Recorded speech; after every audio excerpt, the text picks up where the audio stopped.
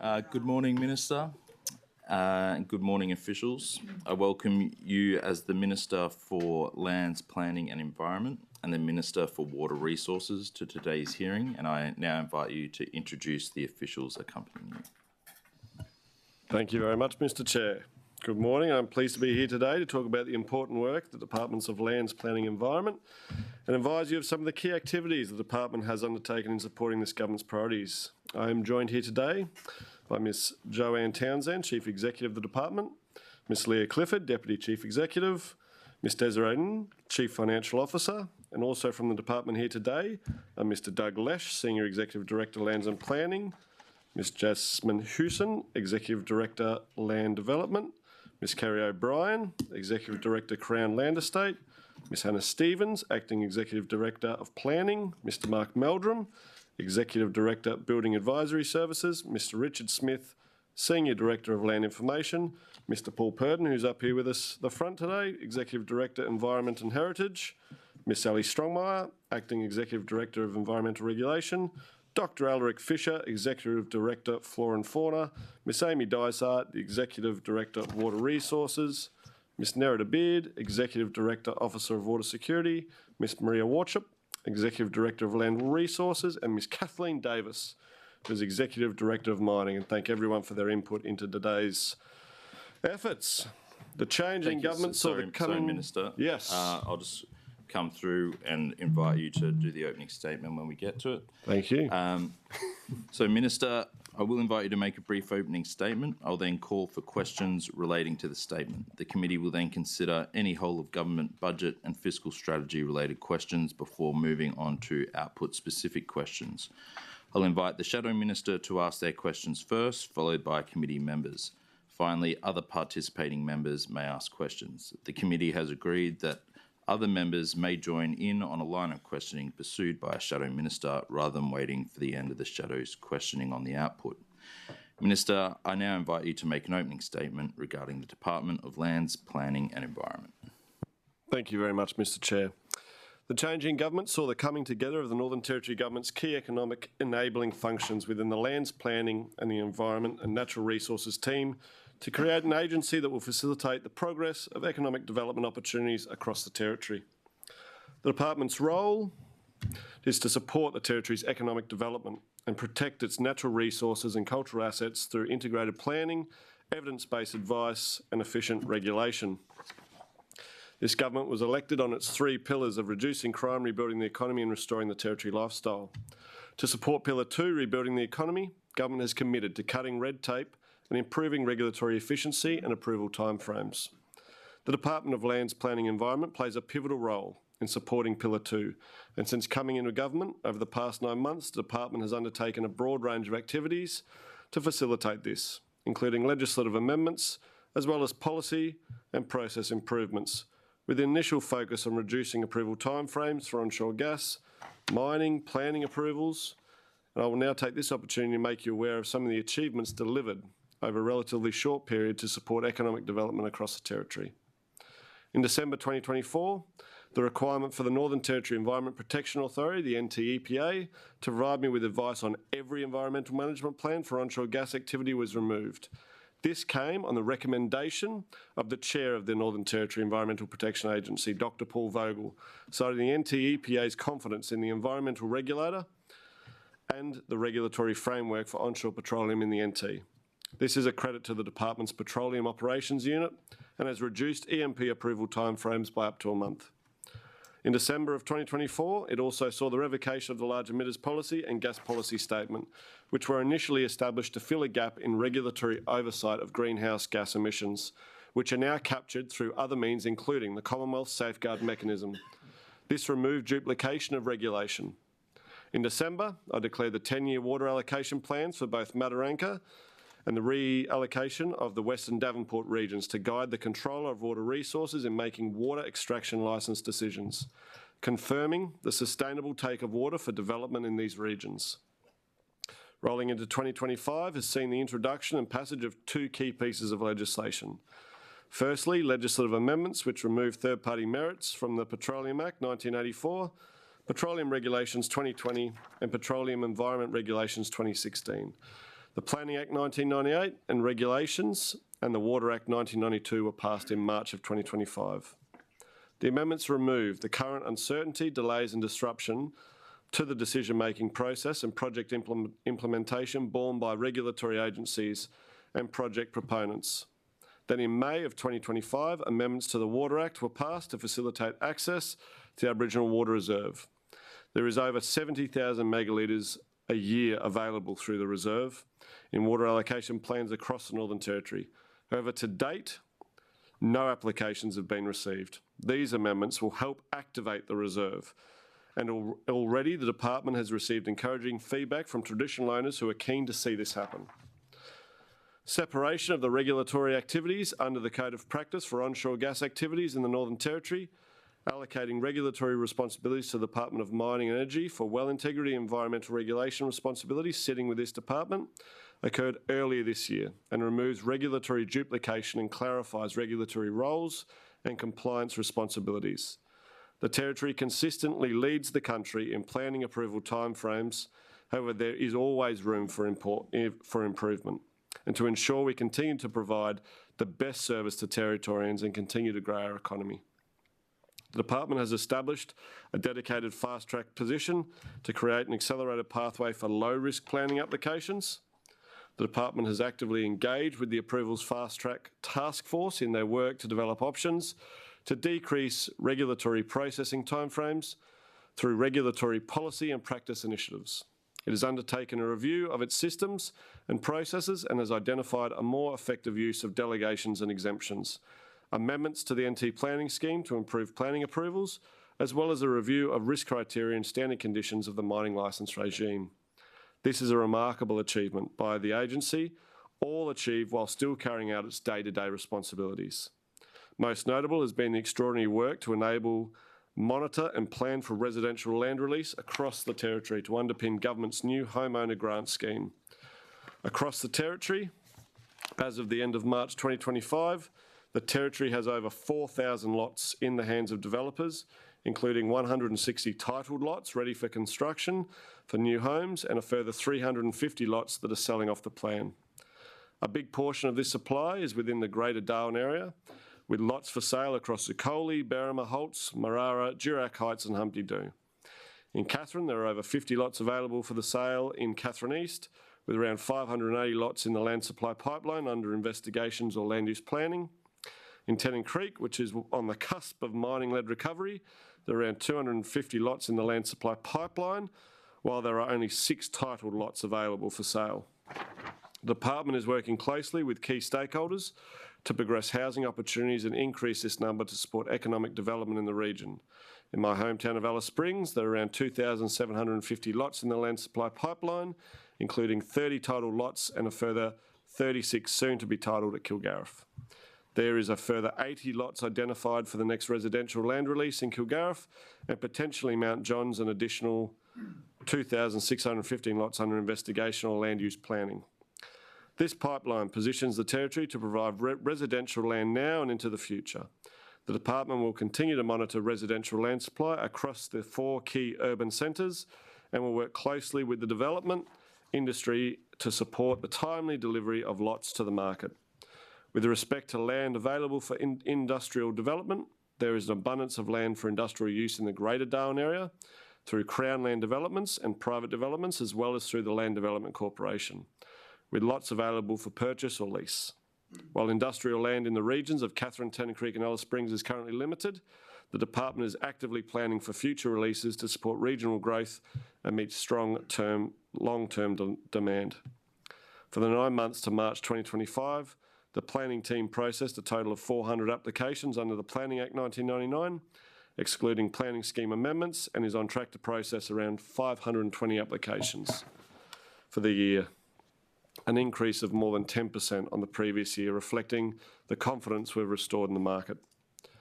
While I'm talking about planning, I would like to take the opportunity to thank Dr. David Ritchie, who has been the chairperson of the Northern Territory Planning Commission since 2017. Dr. Ritchie, who will step down from his role at the end of September, has provided the Northern Territory with invaluable leadership and decision-making in guiding the Commission's strategic planning work across the Territory, and I do sincerely thank him for his commitment over many years.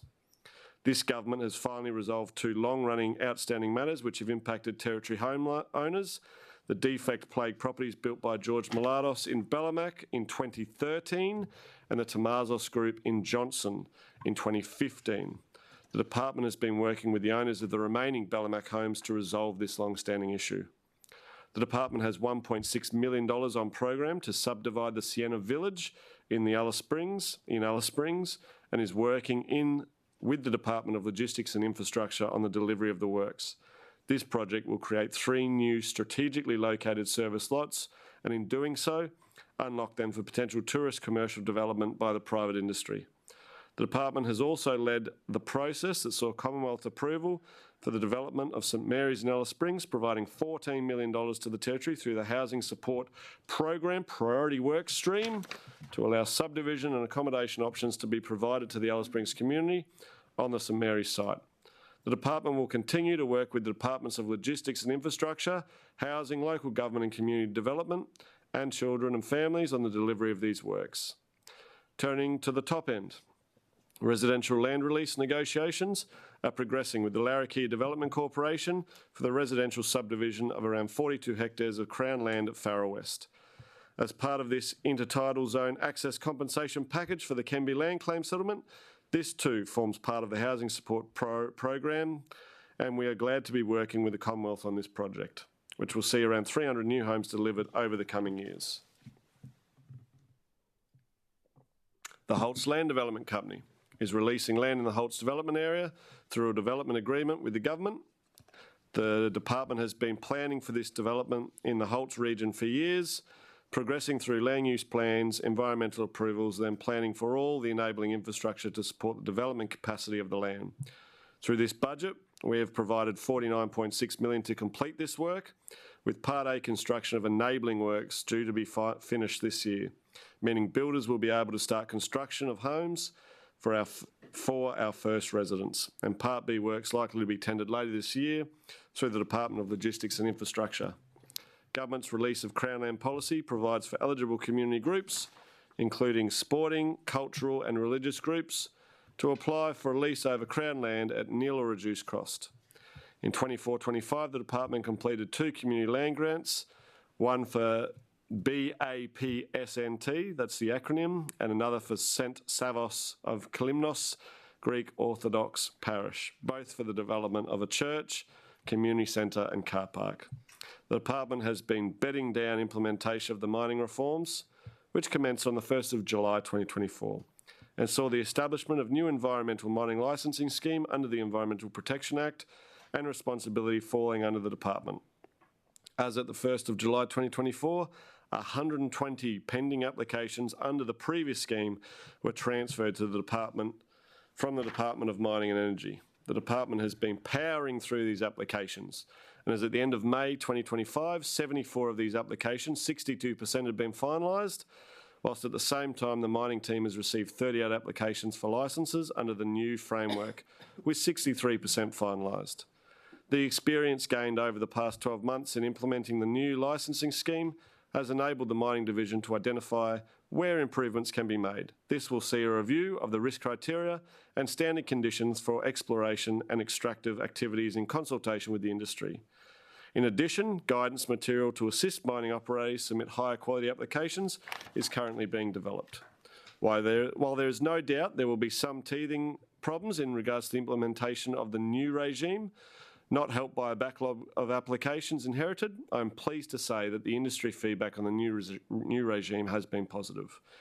With respect to onshore petroleum activities, 51 environmental management plans have been submitted since responsibility for the environmental risks and impacts for onshore petroleum activities were transferred to the Minister for Environment in 2019, resulting in 45 MP approvals over that period, with 4 still under assessment. While the community focus is on the approval of EMPs, the department is also very active in the compliance and enforcement space, with 24 site inspections conducted across 9 active petroleum sites in the first 9 months of this year. This ensures that proponents are complying with their approved EMPs and the very stringent requirements applicable to onshore gas activities in place. Development of the unconventional gas resources in the Beetaloo subbasins is an essential element in achieving this government's goal of rebuilding the Northern Territory economy. The department will continue to play a key role in ensuring that this resource is developed safely and that interest holders comply with all regulatory requirements, whilst also making sure that regulation is not unnecessarily burdensome for industry. And there is a clear and efficient process for the assessment and approval of proposed activities. This government understands that there will always be concern in the community about the potential impacts of gas development, and we recognise the need to ensure our groundwaters and rivers are protected from harm, and I am confident that there is a robust regulatory regime in place, largely administrated by my department, to ensure that. Additionally, the budget includes $2 million per annum ongoing to implement a long-term regional environmental monitoring program in the Beetaloo region. This work will largely be undertaken by Charles Darwin University, overseen by the department, with the information it generates made transparently and available to the public. The potential risks posed by onshore gas development were exhaustively examined by their inquiry, which was finalised in March 2018. That inquiry produced a large number of very detailed recommendations, and there has been a huge amount of work to implement these, which has given the robust regulatory system we have today. From the great work done by the Department of the Beetaloo Strategic Regional Environmental and Baseline Assessment, commonly known as the SREBA, we also have a very good understanding of the environmental baseline in the Beetaloo. This means we can confidently allocate water to the gas industry and other users to secure economic growth without any environmental harm. It is important to recognise that it is 7 years since the inquiry report was handed down, and we now have a modern regulatory system and a strong compliance framework, along with 7 years of experience in supporting the safe development of the industry, including assessment and approval of 45 environmental management plans. This government is committed to the principles underlying the inquiry's report and recommendations, and to ensuring the gas industry develops in a safe and responsible way. That does not mean that we will adhere to the letter of every single inquiry recommendation, some of which were overlay, prescriptive, or are now outdated, especially where these pose impediments to industry that are disproportionate to risk. I have touched on some of the regulatory efficiencies that we have already achieved earlier in my speech. The department undertakes programs that monitor and protect our land, water and biodiversity, and it regulates environmental and natural resource matters across the territory, playing a key role in facilitating government's goal of balancing development objectives with its environmental management obligations. Of interest is the role the department plays in managing the territory's flora and fauna, including threatened species. A particular problematic threat to many threatened animal species across the territory is predation by feral cats, and my department has a long-term program to develop effective cat control in the McDonald Ranges near Alice Springs to protect species like the critically endangered central rock rat. This work has been boosted recently by Commonwealth Government funding for the McDonald Ranges Priority Place project, which is addressing the key threats of feral cats, large herbivores, wildfire and bufflegrass. I was fortunate to have the opportunity recently to visit the flora and fauna team in the field in the Westmacs, where there is a trial of the new Felixer cat traps. These devices use a sophisticated array of sensors and AI to detect cats walking nearby and spray them with a lethal gel. The cats then, which are fastidious groomers, groom it off their fur, and obviously that gets rid of the cats. The Flora and Fauna Division, working with parks and Aboriginal rangers, is testing these devices as an additional tool to add to aerial poison baiting in the war on cats.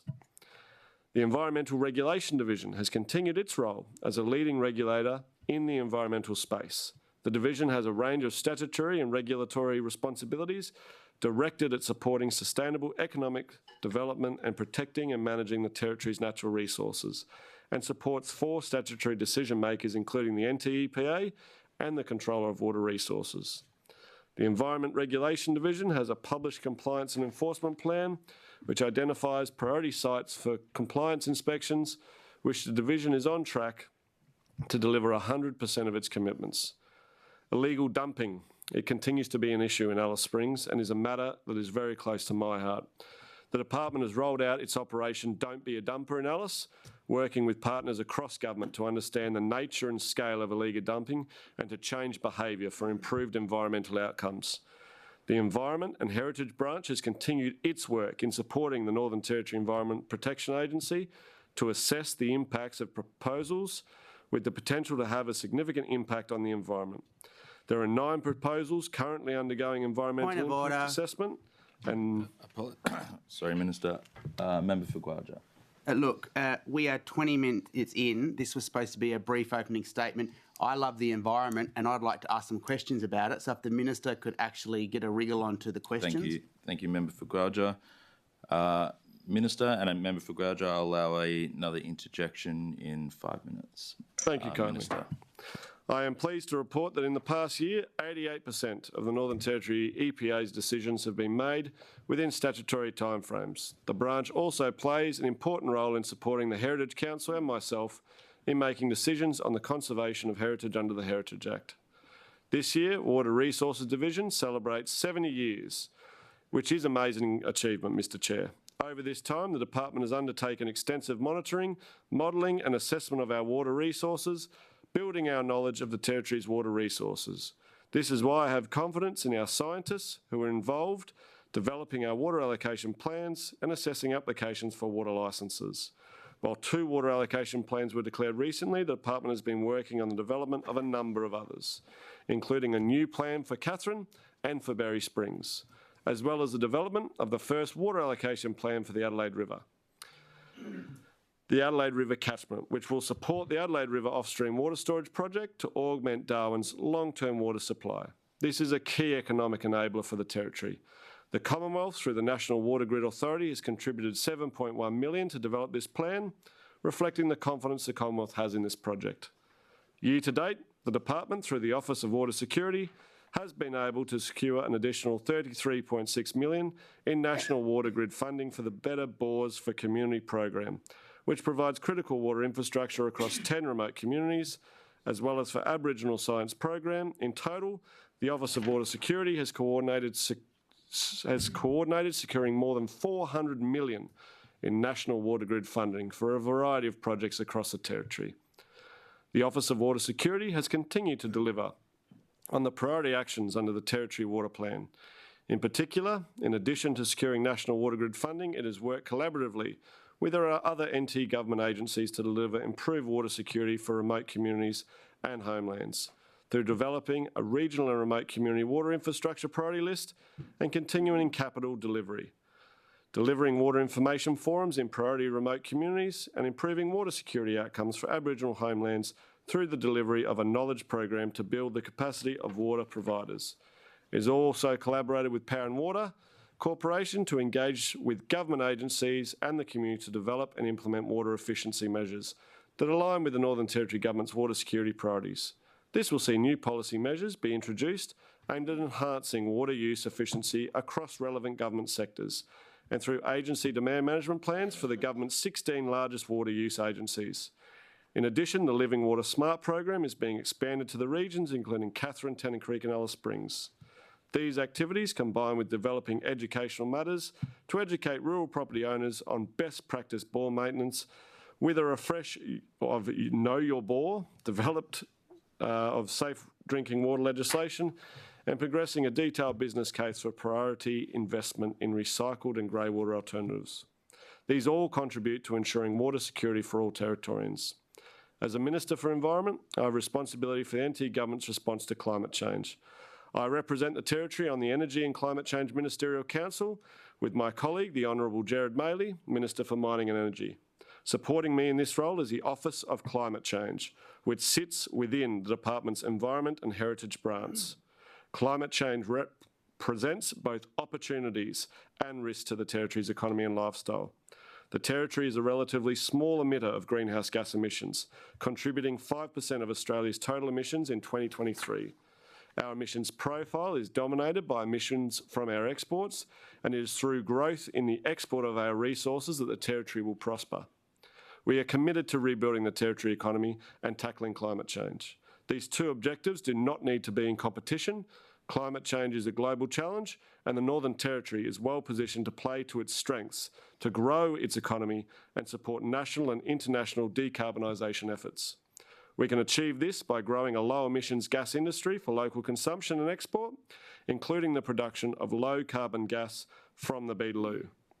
By increasing gas production and supporting large-scale solar generation, we can ensure a stable and well-managed energy transition in the Territory and Australia by integrating renewables with gas to optimise energy reliability and affordability. We can reduce the emissions intensity of our resource exports by supporting projects and technologies that deliver emissions abatement at scale, such as electrification, carbon capture and storage technology, and the beneficial use of appraisal gas. We can benefit from our natural advantages by generating renewable energy for local use and export. And our proximity to suitable geological reservoirs provides a unique opportunity to import carbon for permanent underground storage, offering an international solution to nations with limited abatement options. And by growing the extraction and processing of critical minerals, we can supply the raw materials required to support the energy transition. Our largest emitters have their own commitments and obligations to reduce their emissions and are well progressed in their planning to meet these commitments. Our role as a government is to facilitate their plans by setting a supportive policy and regulatory environment that provides certainty and doesn't duplicate other regulation. This is why government rescinded the large emitters policy, which duplicated Commonwealth regulatory requirements. The Territory's largest emitters are obligated under the Commonwealth Safeguard Mechanism to reduce their emissions over the time to net zero by 2050. This includes stringent requirements on gas production in the Beetaloo to be net zero from entry into the Safeguard Mechanism. The Department provides support to land managers to reduce emissions from their activities and encourages engagement in carbon markets. In the 2024-25, the Department provided $160,000 to the NT Cattlemen's Association to assist pastoralists to manage emissions and $140,000 to the Indigenous Carbon Industry Network to support expansion of Indigenous engagement in the carbon market. The Department is engaging in a range of work to assess the risks of a changing climate to the Territory, including coordinating a first-pass climate risk assessment for the Northern Territory, undertaking an assessment of climate risks to the operation of the Department, and contributing to the National Climate Risk Assessment being led by the Australian Climate Service and a national adaptation planning process led by the Australian Government's Climate Change Department. This has also included working with the Bureau of Meteorology to explore future water security climate risks, which will inform more detailed work on climate risk and adaptation for water security in the NT. The findings of the NT risk assessment will be considered against the outcomes of the National Climate Risk Assessment and the National Adaptation Plan once they are finalised to inform government's response to managing and adapting to the impacts of climate change. I have directed the Department to provide advice to me on the whole of government climate policy position that aligns with government's priorities of rebuilding the economy and restoring the Territory lifestyle. This government made an election commitment to tackling gamba grass in the top end and buffel grass in Central Australia. We all acknowledge that gamba grass is a highly invasive species that creates high fuel loads and increases the frequency and intensity of wildfires across the top end. While its eradication across the Darwin region is not achievable, this government is investing in managing gamba in this area. In the 25-26 budget, we are committing over $400,000 to gamba grass mitigation programs, which include the Gamba Action Program and compliance activities in the Darwin Emergency Response Area, capturing the urban and urban fringe of the Greater Darwin region, and saw more than 950 properties inspected last season. In addition, we're investing $150,000 per annum over 3 years for the new Litchfield Neighbours project, which will focus on implementing a gamba management program for the Kamali region that complements current management activities occurring in Litchfield National Park by Parks and Wildlife within the Department of Tourism and Hospitality. A further $150,000 per annum. Thank you, Member for Guyula. Mr. Chair, the Minister has spoken in here longer than he's ever spoken in Parliament on the environment. We need to get to questions. Thank you, this is Member half for an hour. I will. Thank you. Minister, do you think, 5 minutes, will you be able to conclude in the next 5? Certainly, Mr. Chair. Thank you, Minister. Thank you very much. A further $150,000 per annum over 5 years will be allocated to support CSIRO's research into biocontrol agents for gamba grass to develop effective landscape-style biocontrol solutions. We also recognise that buffel grass has long been a grass of controversy. It is highly valued by pastoralists as a grazing fodder, and we continue to work with all relevant stakeholders to ensure the management of the risk into the future. This government has committed to working with property owners to control buffel and reduce its fire risk, but it is equally committed to working with pastoralists to ensure it can continue to be used as a feedstock where needed. The Buffel Grass Weed Advisory Committee is currently preparing a draft weed management plan, which will be made available for public consultation in the near future. The department is working with the Buffel Grass Weed Advisory Committee, otherwise known as the WAC, to develop a weed management plan with landholders and land managers to actively improve on-the-ground management. $750,000, Mr Chair, per annum ongoing has been allocated to the management of buffel grass, including $150,000 to support private and public land managers in actively improving buffel grass management through the purchase of herbicides and spray equipment. As a key landholder, the department invests a further $1.5 million annually on fire and weed management, primarily gamba grass and more recently buffel grass on vacant Crown land. One of our election commitments was to terminate the grant funding arrangements in place with the Environmental Defender's Office, which occurred in December 2024. Given the change in focus of this government, the funding arrangements for the Environment Centre NT and the Arid Lands Environment Centre were also terminated early this year, and the funding has gone towards on-the-ground initiatives, activities to support positive environmental outcomes. In April 2025, I was very pleased to announce that Landcare NT would receive $150,000 per annum under a 5-year funding agreement commencing in 2025-26. This will enable Landcare to coordinate and support 25 Landcare community groups to take on-the-ground action to address weeds, litter, soil erosion, water management, fire mitigation and feral animal management, for the benefit of our environment. We recognise the Darwin Harbour is highly valued by our community for its significant natural, cultural and social values, and we are also working with the harbour to ensure we have a healthy and productive harbour for future generations. The department is also actively involved in ensuring the protection of the harbour through the Department of Mangrove Management Plan, a wastewater management framework and biodiversity indicators from Darwin Harbour, supported by Integrated Marine Monitoring and Research Program. The Department of Lands and Planning and Environment is one of the government's key economic enablers. Across the agency, it is an important assessment role that is proposed developments and ensures that developments can proceed with appropriate mitigation of risk to the environment. Wrapping up, Mr Chair, I'm very proud of the work that has been undertaken by the department in a very short space of time and look forward to working closely with the department in the future to meet this government's commitments. I welcome the opportunity to discuss these highlights in more detail with the Estimates Committee and welcome any questions. Thank you, Mr Chair. Thank you, Minister. I'll now hand over to the Shadow Minister. So are there any questions relating to the statement? Member for Guyula. Thank you, Mr Chair. Minister, you spoke about in your opening statement the Northern Territory Government's commitment and working through around emissions and emissions targets. I am just trying to clarify, Minister, I understand that there is a position of the CLP to abandon the net zero emissions target and withdraw from the Paris Agreement, a position that's been communicated to Territorians by the CLP Senator Jacinta Price. Is that the Northern Territory Government's position, or are you committed to reducing emissions? Our position on net zero emissions has not changed since the position we took to the election. If there's any other information that you're aware of that's been officially produced, I'd be happy to receive it. So, through the Chair, is it the CLP government's position, in line with the CLP, that you will abandon net zero emissions targets and withdraw from the Paris Agreement?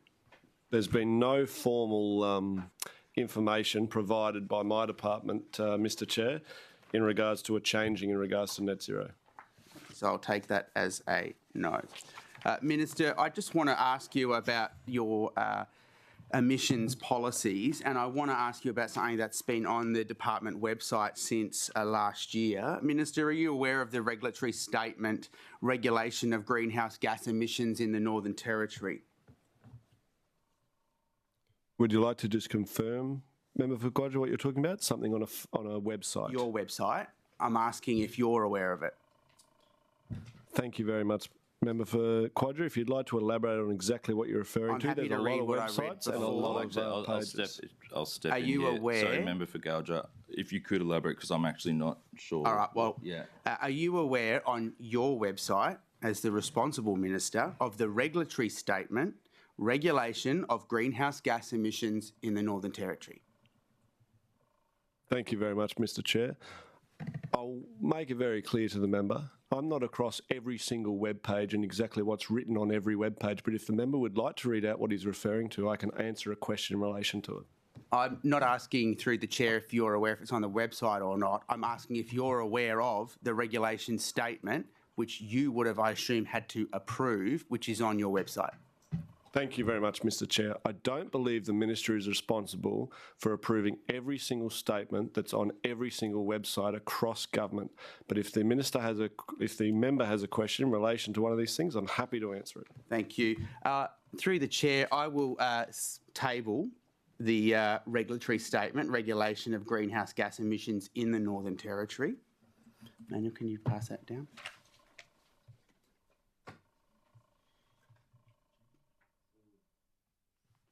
The member for Goyja has tabled documents. I will allocate table paper number 9.1. So, Minister, this regulation of greenhouse gas emissions in the Northern Territory has removed the NT-EPA greenhouse gas assessment guidance surreptitiously. This guidance requires an assessment of carbon emissions. So, Minister, did you approve this regulatory statement?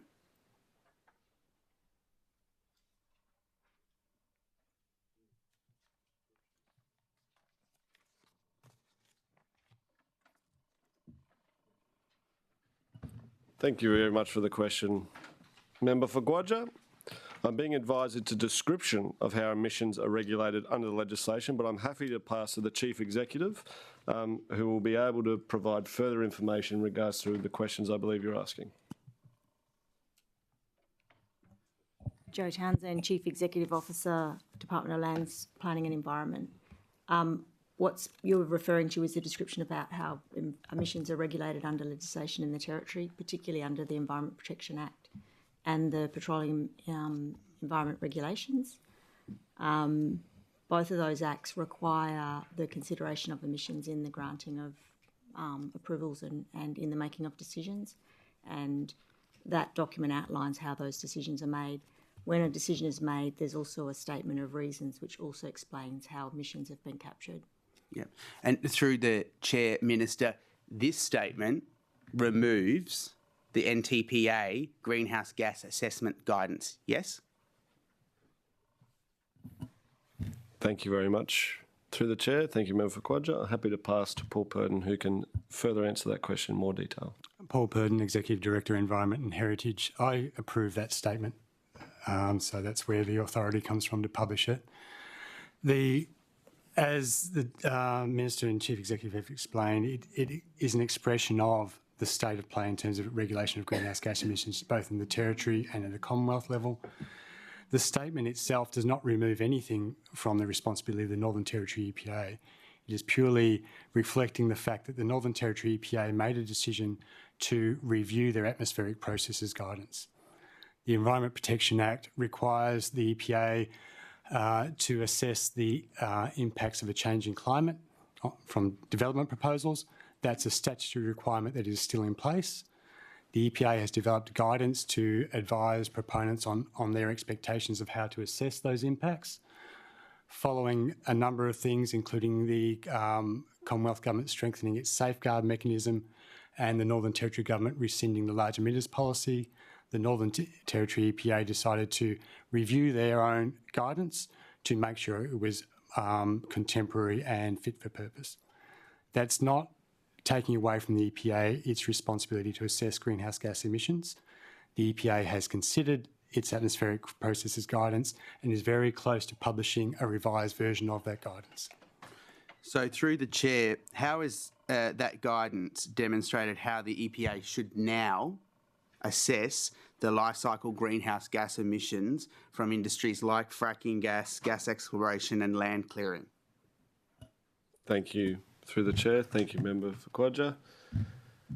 Happy to pass to Paul Purdon. Paul Purdon, Executive Director, Environment and Heritage. As I just explained, the EPA is about to release a revised version of that guidance. So the EPA would be using their revised version of that guidance to inform how it assesses greenhouse gas emissions. And through the chair, when can Territorians expect a revised guidance to be publicly released? Thank you, Mr. Chair. Thank you, Member for Quadra. I'll pass to Paul Purdon. Paul Purdon, Executive Director, Environment and Heritage.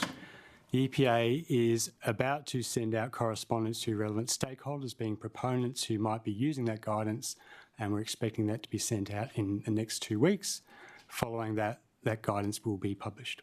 Right, and through the chair, just to understand, when you talk about the NT-EPA reviewing the guidance, was that their decision or was that a recommendation from the department to review or revise that? Well, thank you, Mr. Chair. Thank you, Member for Quadra. That's the NT-EPA who have decided to do that. Pardon? It's the NT-EPA who have decided to do that. Okay, and through the chair, what consultation has been done about the withdrawal of the guidance? Once again, I think we're talking, thank you very much, Mr. Chair, thank you very much, Member for Quadra. We're talking about guidance in regard to this. The Northern Territory Environmental Protection Agency are working amongst the legislation, the framework, which is put in front of them to ensure the environment is protected. That's what they're there to do. They're ensuring that everything that they do, I guess, is in line with the current regulations and approval processes. There's been a change in regards to those large emitters policy, and they are now rewriting their guidance framework, as Mr. Paul Purdon has outlined, in regards to that. So through the chair, this obviously might sound like a small change, but it's a huge policy change in terms of how and what is measured in terms of emissions. So again, is there going to be an opportunity for the public and for our environmental groups to have input into this work that is being undertaken? Thank you very much, Mr. Chair. Thank you, Member for Quadra. I think it's really important that the committee understand why that was removed is because it was duplication. Previously, when that was put in place, the Commonwealth safeguards weren't in place. They are now in place. They're an overarching set of rules and regulations in regards to emissions, which large companies must comply with. There was duplication there. We've removed the duplication, and now the NT-EPA are ensuring that their rules and regulations are in line with that. So through the chair, has the EPA consulted the gas industry on this? Thank you very much, Mr. Chair. Thank you, Member for Quadra. I can pass to Paul Purdon, but really that's a question for the EPA to answer. Mr. Paul Purdon, I believe, does sit on the EPA, so I'll pass to him for any further advice he'd like to give. Paul Purdon, Executive Director, Environment and Heritage. I don't sit on the EPA. I'm a public servant, but I do support the Northern Territory EPA in its role. The EPA has elected not to consult on their review of that guidance. Their understanding of where the guidance needed to go to, given the change in government policy and the changes in the Commonwealth safeguard, seem fairly clear to them. They haven't consulted with the gas industry, they haven't consulted with environment groups or any other stakeholders. So just through the chair and through the minister, they haven't, you're saying the NT-EPA are not consulting with anyone about this huge policy shift and the guidance? That is correct. They are not consulting with anyone, and I don't see it as a huge policy shift. This is guidance to support how the EPA administers legislation. The legislation is unchanged. Through the chair, I disagree. This is obviously going to be how, through the chair to the minister, through to you, this is going to be how they measure emissions, correct? Incorrect. It's not how they measure emissions. It is setting the expectations for proponents on whether they need to consider greenhouse gas emissions when they are going through an impact assessment process. Right. So it's changing the way in which they need to consider how they measure. I think, member, it'd be worth waiting to see the revised guidance when it comes out and then pose some questions to the EPA, because I think you'll find there is not as much change as you might be suggesting. Right. So Minister, through the chair, just to understand, there's obviously a lot of work happening at the moment around the emissions, and you've spoken about it in your opening statement. However, there have been significant commitments that you have said are under review and that are being reformed. Your government last year in August, the then shadow Environment Minister Joe Hersey said the CLP was committed to a target of 43% in reductions for emissions by 2030. Are you aware of that, and is that still the position of the Northern Territory CLP government? I will, sorry, Member for Guyula, I've ruled multiple times in favour of all sides that we won't be going to past parliaments. I'll allow you to rephrase the question though. Sure. I will, through the chair, table a letter of correspondence from the member for Katherine, and I would like to seek confirmation from the Minister what the Northern Territory CLP government's commitment is on a target of emissions, reduction of emissions by 2030. I note the member for Guyula has tabled table paper number 9.2.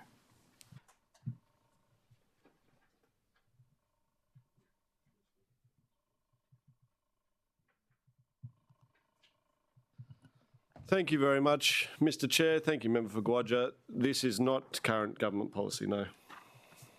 Through the chair. So what is the Northern Territory CLP government's commitment and target to reduce emissions? Thank you very much, Mr. Chair. Thank you, Member for Guyula. It's so important that when we talk about emissions and when we look at what we are trying to achieve, we look holistically. Obviously, we know that the Northern Territory is an emerging player in this space across the Northern Territory. And we need to ensure that the energy we have here in the Northern Territory can power not only our own country, as we are seeing a gas shortage on the East Coast, but also energy shortages around the world. I will say loudly and very clearly, I would love to see Northern Territory Gas supporting a move away from coal on the eastern states. We have many other states around Australia. Victoria is a classic example where I believe 60% of their energy production still comes from coal, Mr. Chair. This is something that, as a Northern Territory, we can assist other states and other countries around the world moving away from this form of burning energy, which then means that it's dirtier, it produces more emissions than burning gas. Sorry, Minister. Member for Nightcliff. I just want a standing order for a misleading statement. There actually is no... Microphone, please. Sorry, thank you. There actually is no gas shortage in Australia. That's a misleading and incorrect statement. We export 70% of our gas. There's no shortage. Can I put that as a standing order to a... What's misleading? It's misleading. The facts of that, I'm not getting into any argument of it. It's a fact. Okay. Whether or not, well, I note it, and Minister, over to you. Thank you very much, Mr. Chair. Our government will continue to ensure that we're improving efficiencies across government, across industry, to ensure that we, as a whole, are making sure that Territorians have cheap and reliable energy to ensure that we can keep the lights on, and we'll continue to support other initiatives, such as I spoke about in my opening statement about the Savannah burning, where they're essentially ensuring that they're creating carbon credits, which other companies can then purchase to offset their own emissions. This is what we want to see if there's going to be an industry that's going to be created and the Territory can benefit from that. These are all the sorts of things that our government is supporting in relation to greenhouse gas emissions. So, through the chair, the Minister still has not actually answered the very simple question is, what is the Northern Territory CLP government's target for reduction of emissions in the Northern Territory? It's very simple. There has to be a number that the government are aspiring to achieve. Thank you very much, Mr. Chair. Thank you, Member for Guyula. I believe what the Member for Guyula is after an energy-related topic, but like I've said, our department, we work across departments to ensure that where we can improve efficiencies and reduce the amount of CO2 with which we're emitting, we're doing so. This comes where I'll be able to speak about later, moving towards electric vehicles, improving other efficiencies. That is what we are doing. We're ensuring that we have, as far as the energy space is concerned, affordable electricity, keep the lights on for all Territorians, and we'll continue to do that. Through the chair, Minister, we have had every other minister, you're the last minister to appear before estimates. Every other minister's been able to answer a very simple question, which is what is the aspired outcome or target that the government wants to reach on a particular policy setting or an agenda. You're saying today that there is no particular aspiration or target when it comes to reducing emissions in the Northern Territory. Surely there must be data being kept, whether it's in the Department of the Environment or across government somewhere. How do you know what you're working towards if you don't have a goal? What is the reduction in emissions target? Thank you, Mr Chair. Thank you, Member for Quadra. Prior to the election, our government spoke of its commitment to net zero and is growing our economy in a way that supports the broader decarbonisation objectives. The department has an important role to play in regards to climate change and regulatory decisions. So this is, again, speaking to the broader piece of the puzzle. Projects are assessed and approved under the Environmental Protection Act, must consider climate change, Mr Speaker, including greenhouse gas emissions and climate impacts. Greenhouse gas emissions are also regulated under petroleum regulations. I've spoken to all this before.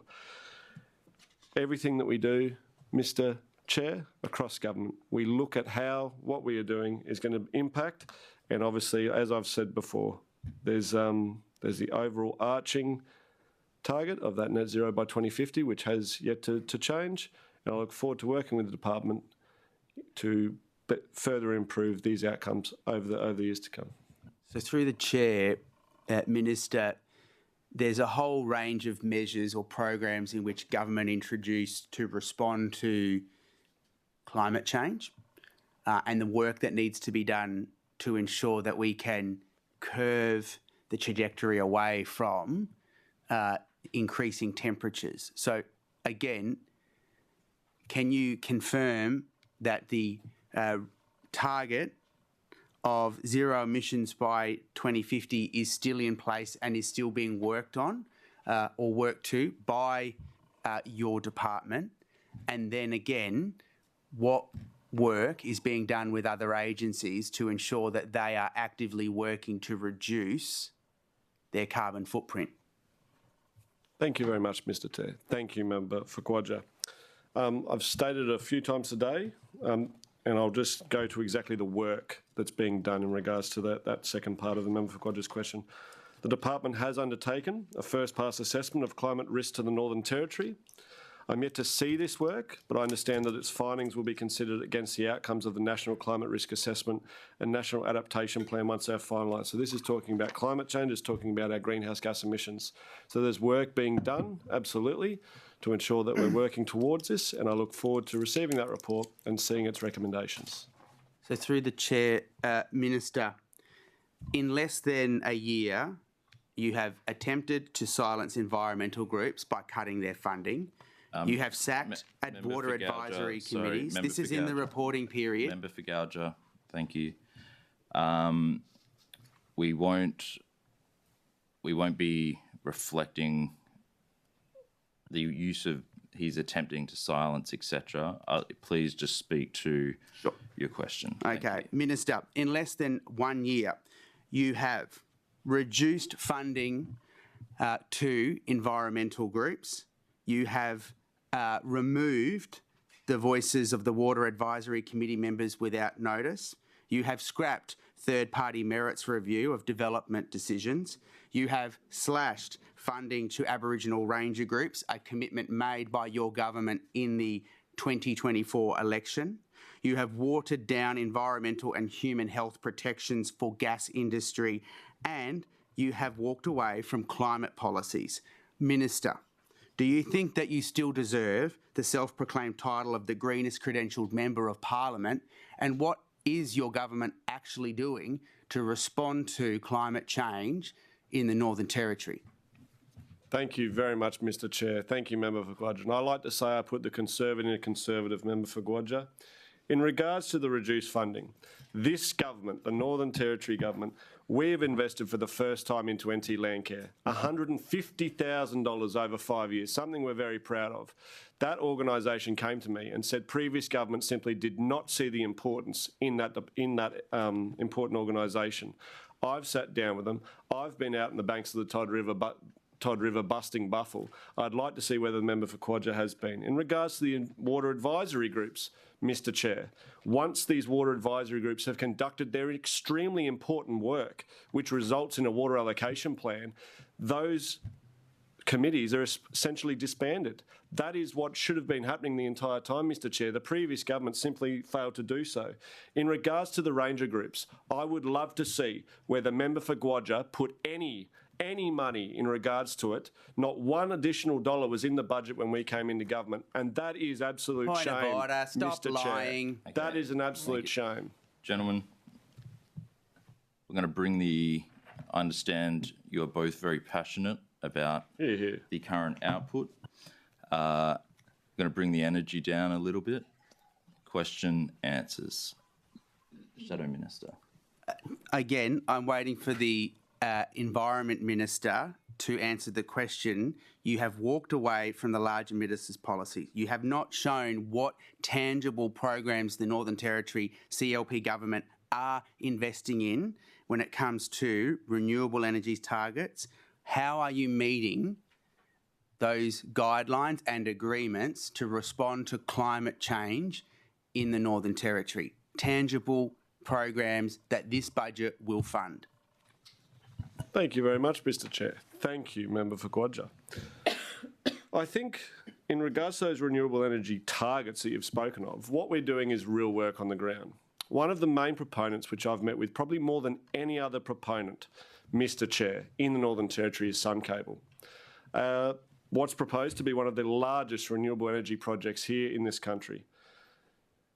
I don't know whether you've ever heard of ghost bats, Mr Chair, but I tell you what, I hear about ghost bats just about every week. Large renewable energy project trying to get their power up here to Darwin so that we can all power our future industries off renewable energy.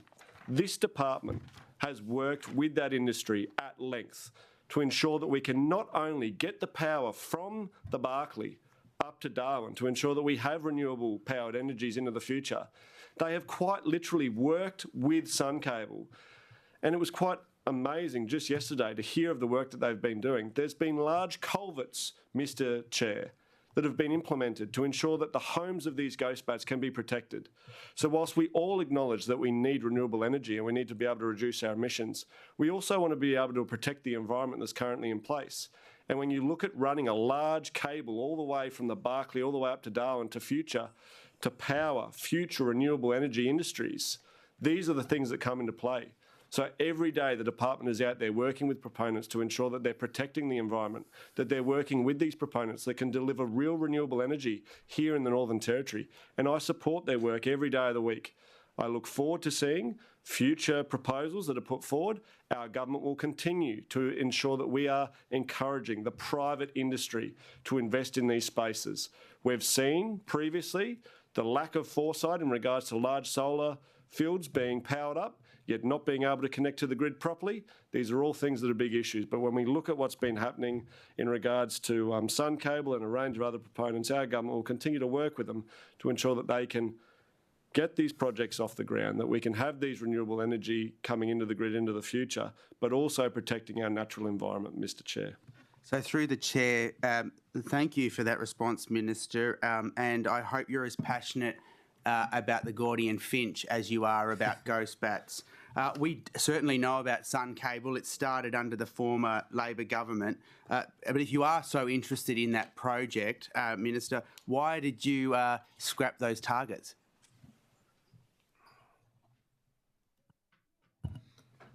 Thank you very much, Mr Chair. I believe it was the Minister for Energy that spoke about those targets in which he made the announcement. So you're, through the chair, you're not denying that there's been a removal of that target? Thank you very much, Mr Chair. Thank you, Member for Quadja. I've sat in this chamber for many years, and if I'm allowed to elaborate, Mr Chair, for but a moment, and spoken in regards to where we were at in regards to reaching our those previous targets that were set by the previous government. We were not on target to meet those.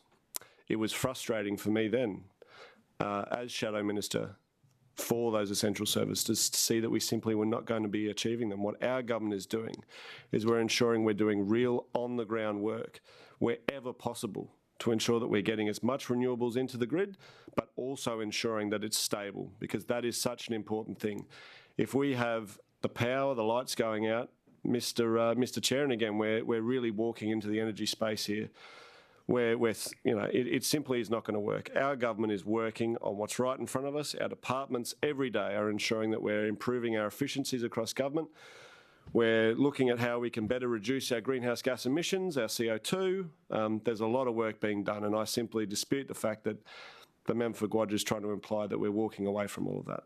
So through the chair, I just want to confirm, you've said that this was a decision of the Energy Minister.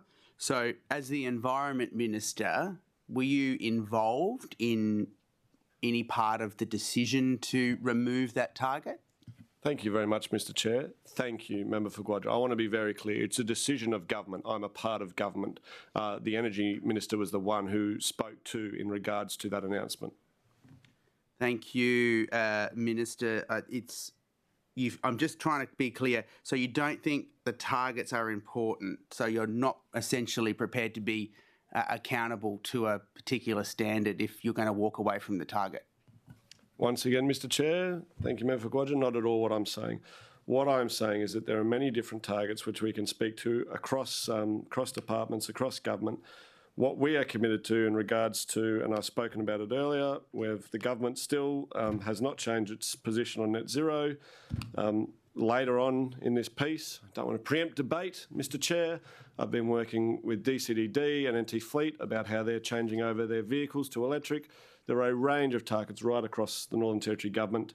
They may not be the ones that Member for Gwadja likes, but at the end of the day, there are many and vast. Thank you. Through the chair, thank you. It just seems that when government doesn't like a target, they just remove it, a bit like the debt ceiling. But through the chair, I'll move on. Minister, you've reduced funding to the Office of Water Security by more than $1.2 million.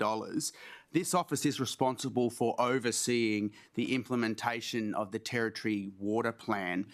Minister, as you should be aware, this plan is the result of extensive consultation across government, community and the private sector, and sets a course for water security across the Territory. Minister, are you walking away from it and relegating Territorians to a chaotic water policy just like the last CLP? Thank you, Mr Chair. Thank you, Member for Gwadja.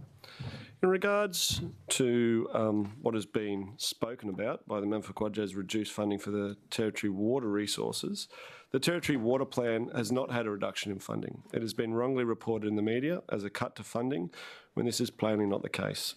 $13.53 million has been provided over 3 years from 23-24 to implement the Territory Water Plan, allocated across NT government agencies responsible for the implementation of individual actions. Of this, the Office of Water Security receives $2.31 million annually to deliver on the coordination of the plan and around half of the planned activities.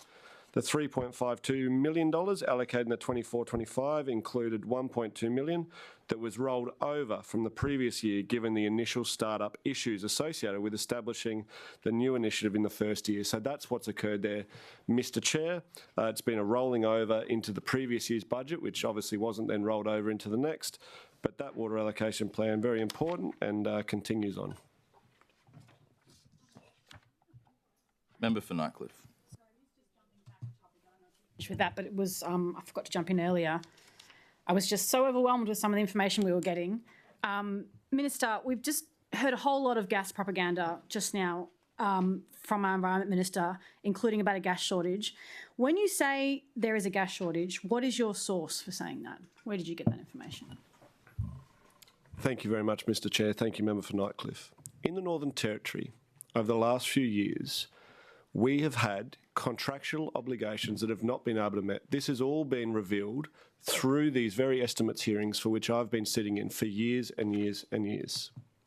The Northern Territory, as a result, has had to go out and buy spot gas because we have not had enough gas to meet our contractual obligations. I hope everyone here is listening and ask the Power and Water Corporation tomorrow all about these very interesting questions. So right now, as Northern Territory, if we don't have enough gas to meet our needs, we are buying gas at the market price. That means everyday Territorians are paying more for their energy through one means or another, whether it be an increase in CSO, whether it be another means. So it's so important that people understand, whilst you might think that there's copious amounts of gas out there, absolutely, there's gas being exported to other nations that need to ensure their energy security.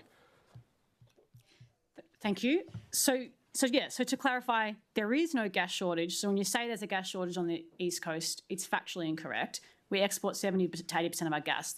If there's any shortage, it's a manufactured one because all governments, apart from WA, failed to make a reservation policy for people. When you talk about gas as a low emissions gas, what is your source for that? Thank you very much, Mr. Chair. Thank you, Member for Nightcliff. Burning natural gas produces less sulphur dioxide, nitrogen oxides and particulate matter compared to coal. This is a commonly known fact. Thank you, Mr. Chair. Thank you. Through the chair, what you didn't mention then was methane, which is 80 times more powerful in terms of damage to the atmosphere and climate than carbon dioxide. The only people who say low emissions gas are the gas industry. So are you just spouting gas propaganda? Thank you very much, Mr. Chair. Thank you, Member for Nightcliff. Absolutely not spruiting a gas propaganda. Here in the Northern Territory, as the Environment Minister, I want to ensure that we're contributing, that we, as a Northern Territory, are working towards ensuring that we can get people off burning dirtier forms of electricity, dirtier forms of energy, and onto cleaner forms. That's what we need to ensure that we're doing right now. I will support any industry to ensure that they're operating in an environmentally regulated way to achieve this. Thank you. Through the chair, you said earlier in your statement that climate change presents opportunity and risks. Which one is greater, the opportunity or the risks? Thank you very much, Mr. Chair. Thank you, Member for Nightcliff. I think all the time when we look right across the Northern Territory, the opportunities are something that I always look to. When we look at the Savannah fire burning exercise that's been happening for some years, I was very glad to be able to speak at their forum just recently. $280 million of carbon credits have been able to be generated as a result of that. That happens, or that has happened, as a result of people putting a price, I guess, on those carbon emissions that are being reduced as a result of those, what they call, I guess, cool burning, I believe. So as we look across the industry, as we look as large industry is trying to reduce their overall emissions, we can support industries like this. We can support traditional owners who are working out in the Savannah fire burning exercise to create carbon credits, which they can then sell to larger corporations. There's many opportunities that are available, absolutely. There's always going to be risks, as we've spoken to. As a territory, as I spoke about earlier, as someone that only emits 5% of the emissions across all of the Australia, we must do our part, but we must also take up the opportunities that present themselves. Thank you. So, through the chair, am I getting this right, that you think the opportunities from climate change outweigh the risks? I'm just trying to clarify. Thank you very much, Mr. Chair. Thank you, Member for Nightcliff. This isn't about asking for an opinion in regards to these answers. What we are working through is there are opportunities and there are risks, as I've outlined. As a government, we will always seek to make sure that we are taking advantage of the opportunities that present themselves in this space. I'm just going to, this is just for all the committee, because we've just had a few instances this morning of it. We won't put words, we can't put words in the minister's mouth. We can ask him a question and we'll get the answer we receive. Also, just because we might, as we go through the outputs, end up going back to this a few times. I can't rule on every private contract regarding fossil fuel and the allocation of it. So I'll just put that out there. So I can't determine supply facts. It's just yeah. But questions, answers. Again, if you have an objection, please through me. Member for Nightcliff.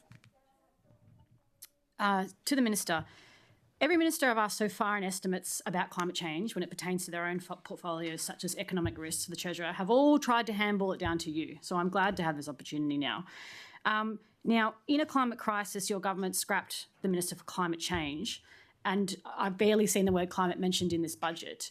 Are you the minister responsible for addressing climate change? I just want to confirm. Thank you very much, Mr. Chair. Thank you, Member for Nightcliff. I would like to read something if I'm able to. I and the government accept the science of climate change. As Environment Minister, I am the Minister responsible for leading the Northern Territory Government's response to climate change. The Office of the Climate Change, as there's been many references to over these estimates, is in the Department of Environment and Heritage and branch, and it supports me in my role by coordinating and leading climate change policy and actions across departments. This government's approach to climate change is one that aligns with our very clear priorities of rebuilding the economy and restoring the Northern Territory lifestyle. Prior to the election, as I've said many times here today, the government spoke of its commitment to net zero and to growing our economy in ways that support broader decarbonisation objectives. The department has an important role in considering climate change in regulatory decisions. Projects assessed and approved under the Environmental Protection Act 2019 must consider climate change, including greenhouse gas emissions and climate impacts. Greenhouse gas emissions are also regulated under the Petroleum Environment Regulations, and the work the department is doing on a new environmental code of practice includes emissions management requirements, water allocation plans, and therefore decisions on the extraction of water are informed by climate science. The department is also responsible for the planning and environmental approvals that enable projects that reduce emissions, such as renewable energy projects and NT-based carbon capture facilities. I've been listening all week, and I know you've been very keen, Member for Nightcliff, to find out about our climate change policies. Thank you very much, Minister. You have been listening. So, Minister, through the chair, what is climate change and what causes it? If you can say a brief, in a nutshell. I will. Sorry, committee. We can't ask opinions. It's not an opinion. It's totally informs the policy as someone responsible for climate change. You could rephrase it, and you could ask potentially, does the department have a definition? Please try to rephrase it so it's not a opinion. Does the minister have a definition of climate change and what causes it? Just checking what Google says. No, well, in all seriousness, Mr. Chair, if the member for Nightcliff wants a definition, she can go to the dictionary and seek one. I mean, this is the whole point, isn't it? If you have any questions related to the budget, I'm happy to answer. The question was, what is the Northern Territory Government and you as the minister's definition of climate change? That's what we're asking. Okay, thank you, Member for Guyula. Thank you, Member for Nightcliff and Minister. The Minister is allowed to answer his question. Minister. Thought you would have known it.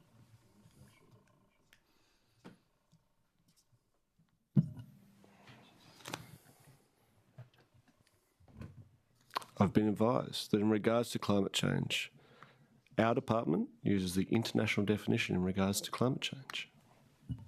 And what would that be?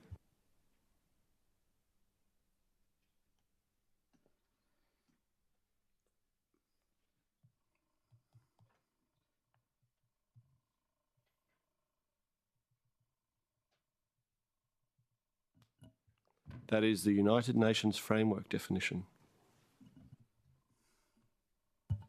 Okay, so off the cuff, the minister responsible for climate change can't really give me a definition of what climate change is. That's what I'm hearing. Member for Nightcliff. Member for Nightcliff, I did just rule. We can't surmise. We can't take what the minister has said and do our own summary. He's given the answer. If it's not the answer you were looking for, yeah. Sure, but thank please, you. Member All right, for well, Nightcliff. the second part of that was, apart from this, the international definition, which you've, what causes climate change? As what is the, okay, from the department, can you tell me what your definition is of what causes climate change? It's pretty simple.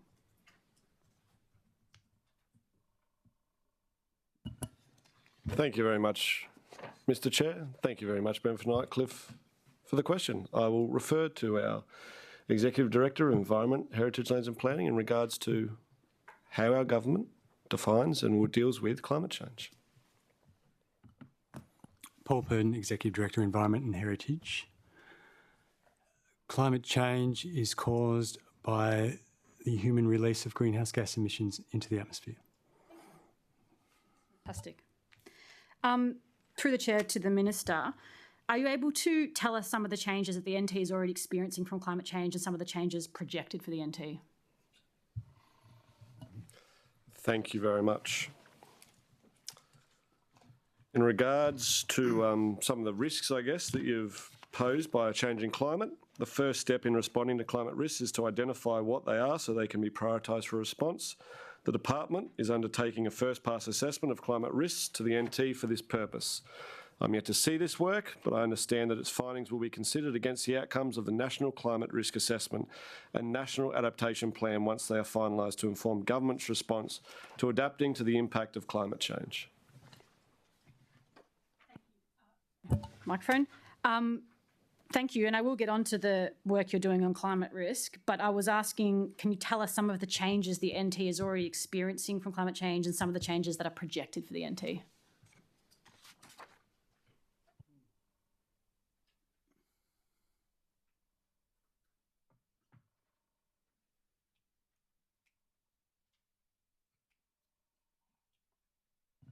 Thank you very much, Mr. Chair. Thank you, Member for Nightcliff. In regards to the existing things that we're experiencing in regards to this, it's been widely reported on an increase in temperatures, an increase in sea levels and an increase in severity of extreme events, something which I guess has been impacting many people when we look at insurances. Thank you very much, Minister. And through the chair, thank you. I'm glad to see you could put some through. Just to add, we've got the number of days over 40 will increase from 7 days a year to 43 days a year in Katherine, for those in Katherine, and from approximately 14 days a year to 48 days a year over 40 degrees in Alice Springs. So does the Minister accept the latest science that the NT is at existential risk of extreme compounding and cascading impacts, such as species extinction, increased drought, increased fire severity, increased flooding and significant sea level rise? Thank you very much, Mr. Chair. Thank you, Member for Nightcliff. As a Minister responsible for the Department of Environment, we are working through how our government can obviously respond to climate change and how we can ensure that we are doing our bit to offset this. I think it's so important when we have these discussions that we talk about these things. Every single one of us in our daily lives can impact how we all impact on the environment and reduce our overall carbon emissions. I've spoken at great length, Mr. Chair, and I love to talk about the fact that I love to ride my electric bike and deliver all my mail personally. This reduces the amount of stamps that I have to produce or buy. It reduces the amount of things. It's so important. Through the chair. Is there a point of order? Yeah, the point of order is answers are to be concise and on the topic. I didn't ask about his electric bike. Can I ask the question again just to get an answer? Is that okay? I will. So the Minister wasn't speaking very long. I will let you restate the question. To restate the question, Minister, does the Minister accept the latest science that the NT is at a risk of extreme and compounding impacts such as, specifically, species extinctions, increased drought, increased fire severity, increased flooding and significant sea level rise? Thank you very much, Mr. Chair. Thank you, Member for Nightcliff. In regards to the what the Member for Nightcliff has just asked, I guess it's a leading question. What we are doing as a government is ensuring that we are doing our part in offsetting, in working towards a day where we have less emissions than we do now, acknowledging, and this is so important when we talk about these things, as an emerging as an emerging territory in this space, we need to also be able to take advantage of the opportunities that the natural resources we have provides. That means taking advantage of things like the Beetaloo Basin, which can provide cheap and affordable energy for people right across the country. So that's what's really important. I think what frustrates me when we have these conversations is that it's an either or for some people. We will be continuing to ensure that anyone that comes to Northern Territory that wants to operate here does so among the environmental frameworks, the strong regulation that's been put in place. And I look forward to answering any further questions. Thank you. I'll rephrase again because I believe this is a yes or no. I don't need to hear about the member for Beetaloo. Nightcliff, I've ruled multiple times we can't tell ministers yes or no or the way we want an answer. So I just have to, all right, I'll have to be satisfied with the complete lack of answer on that one. In this year, I can continue. I will call a break shortly, but I'll just check your. I've got a question on the climate change. Yeah, happy for a break, happy to pass. Okay. Well, we'll break now. So the time is 10:22. We'll break for 10 minutes and reconvene at 10:32.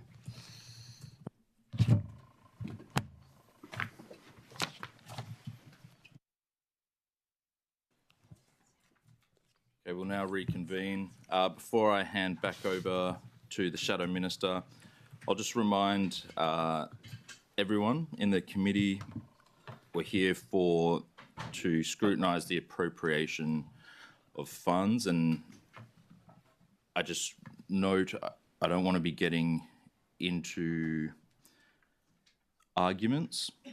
As per Standing Order 109, that really is for the floor of Parliament to be contesting that direction. So if we would just please try to keep it to figures and questions of government. Shadow Minister. Thank you, Mr. Chair. Minister, following on from the questioning from the member for Nightcliff around climate change, we've had multiple ministers this week, when asked this question, refer to you. Where in the Territory budget is the money that is being invested to respond to climate change? You've said already in your opening statement that you believe flooding and increased temperatures, we're seeing temperatures in Alice Springs of 100 days over 40 degrees. We're having extensive flooding in areas throughout the top end. Where in the budget is there a budget allocation to respond to climate change and to address climate change? Thank you very much, Mr. Chair. Thank you, Member for Quadja. In regards to the Office of Climate Change, which is responsible for this, there's $2,674,000. Thank you. Through the Chair. And what will that $2 million be spent on in response to climate change?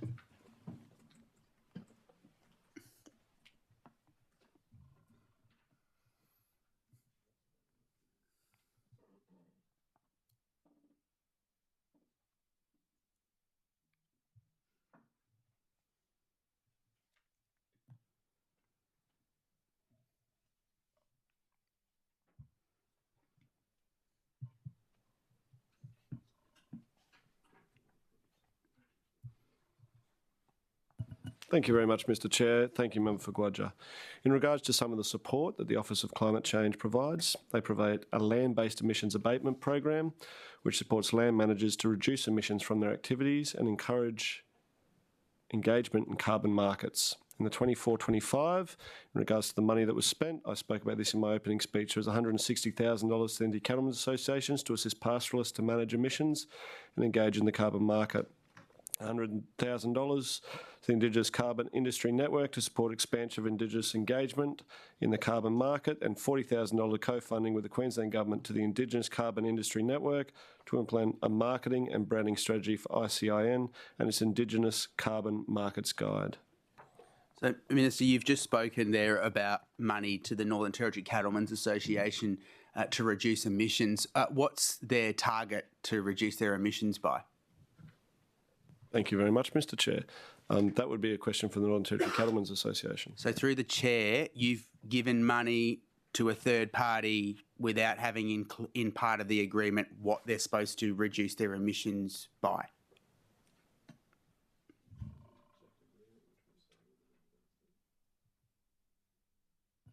Thank you very much, Mr. Chair. Thank you, Member for Quadra. Happy to swing to Chief Executive and her assistants to speak more about this this money and where it goes.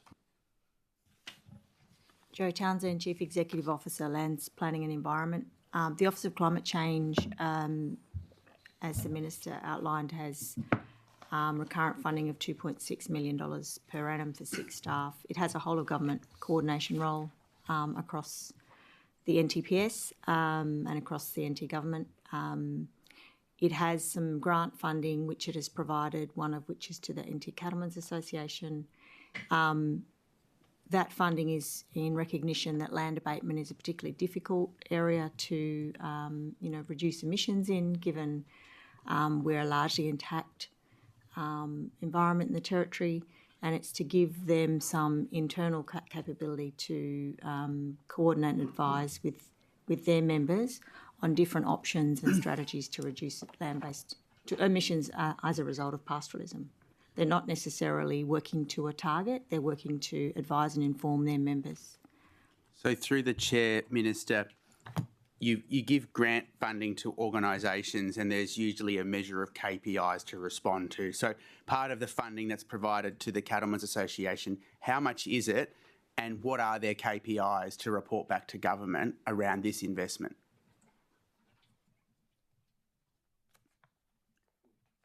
Thank you very much, Mr. Chair. Thank you, Member for Quadra. The KPIs are in the agreement. We don't have the agreement in front of us right here. Are you able to provide what those KPIs are? Happy to take that question on notice and get back. Thank you, Minister. Member for Guyula, please restate the question for the record. Thank you, Minister. You have spoken about providing funding to the Northern Territory Cattlemen's Association in relation to reducing emissions. Can you provide to the committee what those KPIs are and how much that grant funding is? Minister, do you accept the question? I just want to confirm, Mr. Chair, the $160,000 to the NT Cattlemen's Association is to assist pastoralists to manage emissions and engage in the carbon market. That's what the funding's for. And you'll take those KPIs on notice? Do you take the KPI question on notice, Minister? Yes, thank you, Mr. Chair. Yeah. The question asked by the member for Guyula of the Minister has been allocated the number 9.1. Member for Guyula. Thank you. So just through the chair, following on from the member for Nightcliffe's questions around climate change, we had the Housing Minister this week, we've had the Treasurer this week, all talk about natural disasters. What is the department doing to ensure that when we are further building new developments or whether we are seeing communities which experience annual events as a result of climate change, to look at helping that community reduce the impacts of climate change, given that most people who feel climate change at the moment are in remote parts of the Northern Territory? Thank you very much, Mr. Chair. Thank you, Member for Quadra. I would argue everyone is impacted by it. Absolutely. What we speak about here is an adaptation plan. So obviously, the Northern Territory here, as I spoke about, obviously emits 5% of Australia's emissions, and Australia emits a reduced figure when we talk about global emissions. But what we need to do here in the Northern Territory is look at how we are adapting to climate change, how we can ensure that when we build a house that's above flood levels, when we're looking at all these things, we can work with agencies to ensure that all these risks are... you'll never be able to mitigate all the risks in regards to this, but making sure that we're working to reduce the risks. So, Minister, through the chair, will you, as the Environment Minister and Planning Minister, look to introduce caveats or legislation which puts restrictions on what people can build in particular areas of the Northern Territory as a result to respond to climate change? Thank you very much, Mr Chair. Thank you very much, Member Quadra. What we'll be doing is supporting other agencies to introduce risk assessments into their planning and delivery. So obviously, as the Minister responsible for planning, lands and planning, that's what, and obviously environment, that's what we can do to support other agencies.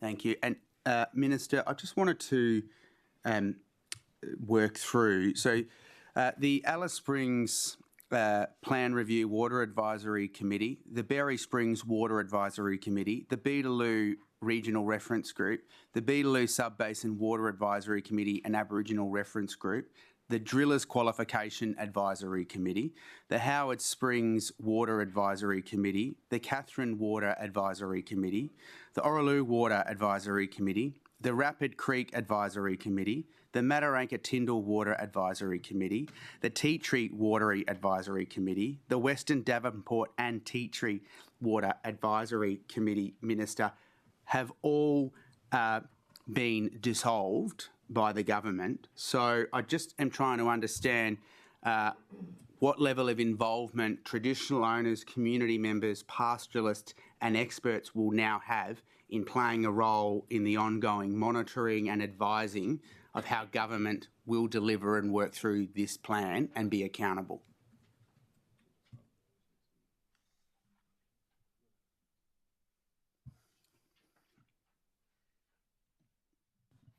In regards to many of the committees you've spoken about, when I came to government, obviously there were many committees that were simply not meeting. There were many meeting committees that had achieved their outcome in regards to those water allocation plans. That's why they were essentially disbanded. In regards to the committees themselves, there's been a review right across government undertaken to review all committees. Any that were deemed to be not active, they are the ones that we've disbanded. And as I said, when a water allocation plan is essentially put in place, well, then the work of that committee is done. And I have thanked them myself. I've signed many letters to members of those authorities to thank them for their important work that they've done to ensure that that water allocation plan could be put forward. So, Minister, just wanting to be clear, the Driller Qualification Advisory Committee is the body, or was the body in the Northern Territory established under the Water Act to advise the water controller resources on matters related to driller licensing. It also provided expertise on granting, renewing and varying drilling licenses. The committee comprised of members with extremely diverse and high qualifications and experience in hydrology, groundwater engineering, drilling operations and drilling service users, Minister. So why get rid of the Driller Qualification Advisory Committee just as Beetaloo is commencing? Thank you very much. I'll pass to the Chief Executive, Joanne Townsend, to provide further information in regards to these committees. Jo Townsend, Chief Executive Officer, Environment, Lands Planning and Environment. The Drillers Qualification Advisory Committee is established or was established under the Water Act. You're quite correct. It only met where there was some advice required on the very special parts of drilling licensing requirements. In actual fact, it hadn't met in the last 3 years at least, from my memory, probably longer. And that's because nationally there's a national driller qualification framework, which has well and truly superseded that, the DQAC, which is why we felt we could disband it. As I said, there's a national framework for the accreditation of drillers in Australia that we would use as an alternate. So through the Chair, Minister, it wasn't deemed or considered to keep this committee in place as the Beetaloo was coming on? Thank you very much, Mr Chair. Thank you, Member Quadra. As we've spoken about here today, if those committees were deemed not to be active, that is the decision that's been made in review to those committees. Sure. So, Minister, we are talking here about the Western Davenport and Tea Tree and the Mataranka Water Advisory Committee. Minister, these committees were unfortunately rescinded or abolished right before Christmas. I think it was 7 days before Christmas. Minister, was the Mataranka Advisory Committee involved in the Mataranka water allocation plan and were they asked to approve it?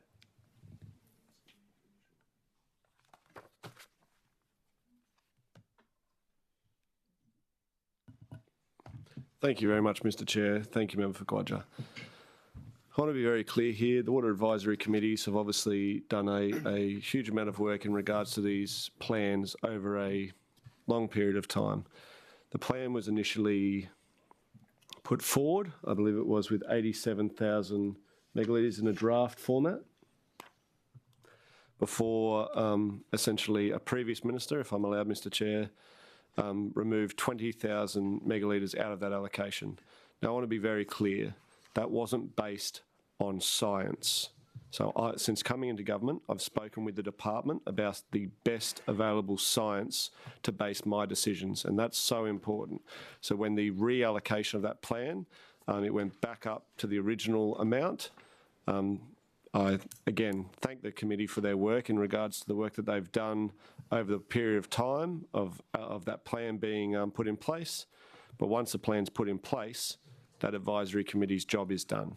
So, Minister, through the chair, was the Mataranka Water Advisory Committee members consulted, and did they see the final water allocation plan before you signed off on it?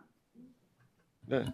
Thank you very much, Mr Chair. Thank you, Member for Guyula. In regards to the Mataranka plan, all the minutes of their meetings are public. My information is that absolutely they are integral in putting forward and contributing to that plan.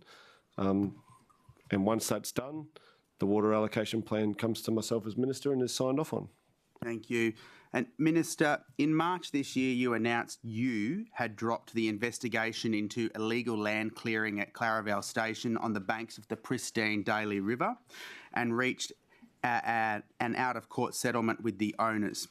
Was this the first ever prosecution for illegal land clearing in the Territory, with the owners admitting to land clearing without a permit? On his own land, under planning. Yep. Thank you very much, Mr Chair. Thank you, Member for Guyula. Yes, under the Planning Act, in regards to this, I do want to speak about Claravale Station because it's really important for the committee to understand what has occurred here. Since coming into government, there have been a number of messes that we've been left with that we've had to work through and deal with. In regards to Claravale Station, there was currently legal proceedings underway in regards to a section of land that had been cleared well away from the Daly River. The land that had been cleared beside the Daly River, which featured on a number of news articles, was cleared lawfully. I want to be very clear in regards to that. Through being the Environment Minister, the direction to the department was to get the best absolute outcome here in regards to the environment. Through those negotiations, an outcome was able to be reached where 1.5 kilometres, 250 metres wide, was able to be put aside under a covenant in gross. This is land that was formerly owned by the proponent, so that can be protected from now until all time. This is something that we've been able to achieve as a result of those discussions in regards to that proponent. So it was an outcome, and I was briefed in regards to if we'd sought to take this all the way, the outcome was highly likely to be a fine for the proponents. So at the end of the day, as the Minister for Environment, I'm seeking to get the best outcome here for the environment. And I can say here before the committee that ensuring that 1.5 kilometres, 250 metres wide, protected along that Daly River was the best outcome we could achieve for the environment and the best outcome. And it will come at great cost to that proponent, who will now have to go back and survey and revegetate that land. And I think it's really important. Some people in the media have claimed that they've got away scot-free. I absolutely dispute those claims. There is a huge amount of work now that they will have to undergo to ensure that that area, in regards to the agreement, are all met. So yes, absolutely. Legal proceedings were taken place. There was an agreement reached so that we could get the best outcome here. So through the chair, Minister, it was found to be a legal activity that had occurred. How did you reach the view that it should be settled rather than prosecuted? So just to be very clear, the advice I'm getting is that obviously this was all alleged. They've never admitted to unpermitted clearing, and when contesting that charge, I think what's really important to obviously get through here is obviously through any legal proceedings. The lawyers are the ones that win in all of this. We want to ensure that a strong message is sent. Do not clear without a permit here in the Northern Territory. I believe that message has been sent loudly and clearly. Through the negotiations in regards to this, there was an outcome that was able to be reached so that a section along a river that was legally cleared could be protected under a covenant in grace. And I believe, from speaking with many people, that was the outcome that, that the community wanted to see. So just to be clear through the chair, you're suggesting that they didn't admit that they had cleared land without a permit?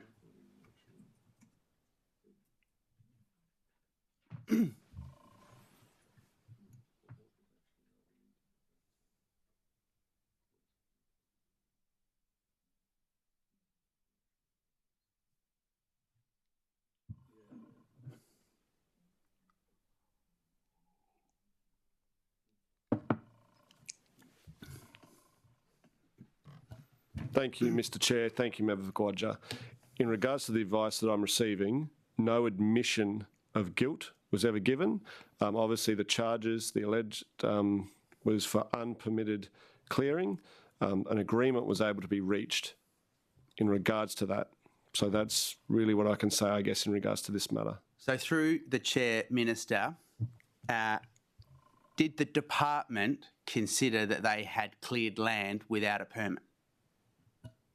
Thank you very much, Mr Chair. Thank you, Member for Guyula. For any legal proceedings to be undertaken by the previous minister, you'd have to ask what they were going off. Obviously, those legal proceedings were underfoot. I received a briefing in regards to that, and the direction was given to the department. Through the chair, what's happened in regards to that, yeah. Through the chair, I don't accept that because you're sitting there with your department officials who would have had to provide something to the minister at the time, which is within the reporting period, whether or not it was recommended or to take action or not. So is it the department's view that land was cleared without a permit?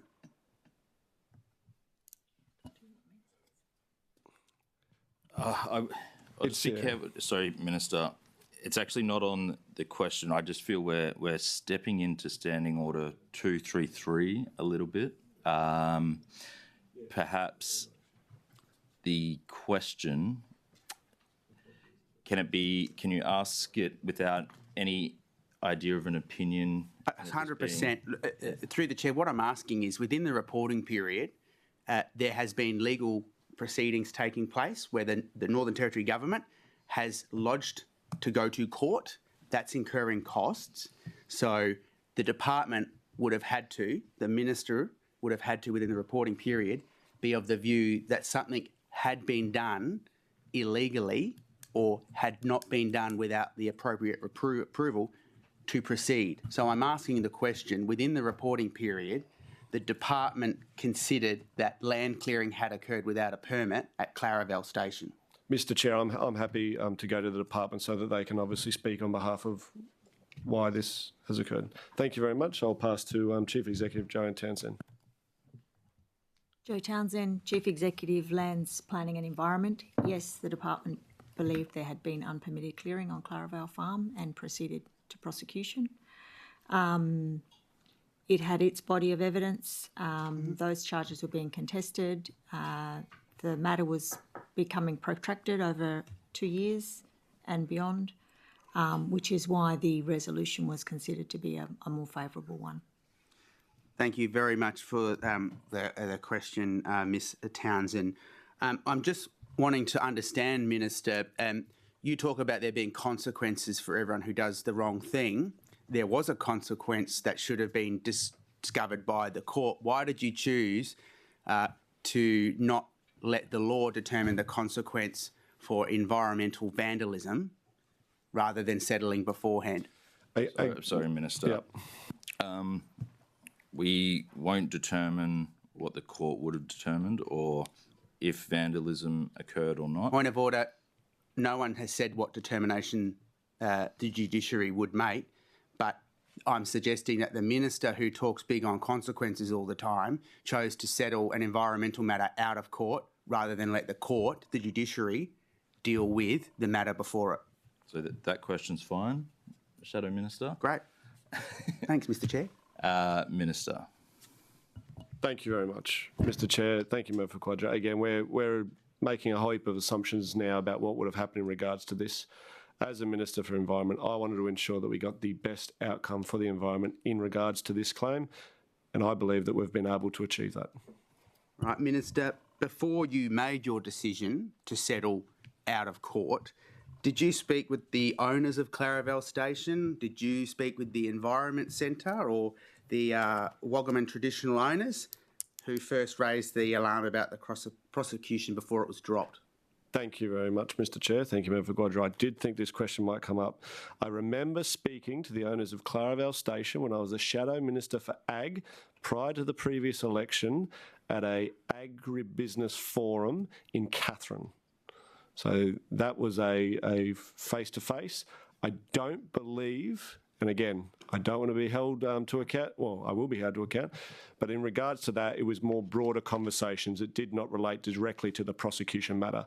Yeah, it was some time ago, but thank you. And you, just through the chair, so you didn't meet with the Environment Centre of the Northern Territory or the traditional owners before making that decision? Once again, I have met with the Environment Centre. I've got a long list of people I've met with in regards to Through the chair, this. that's great, but I'm asking about this particular issue. Cannot recall, Member for Quadra, whether this was raised or not. I think the member for Nightcliffe's got land clearing question. Member for Nightcliff, I will just remind the Committee on Standing Order 210, and that is any reflection that could adversely reflect on individuals or other separate organisations. Member for Nightcliff. Gee, you're a good Thank chair. you, Chair. Just on this line of this topic of land clearing, Minister, through the Chair, how many hectares of native vegetation were cleared in the Territory in the past year, and what funding is allocated to collect this data?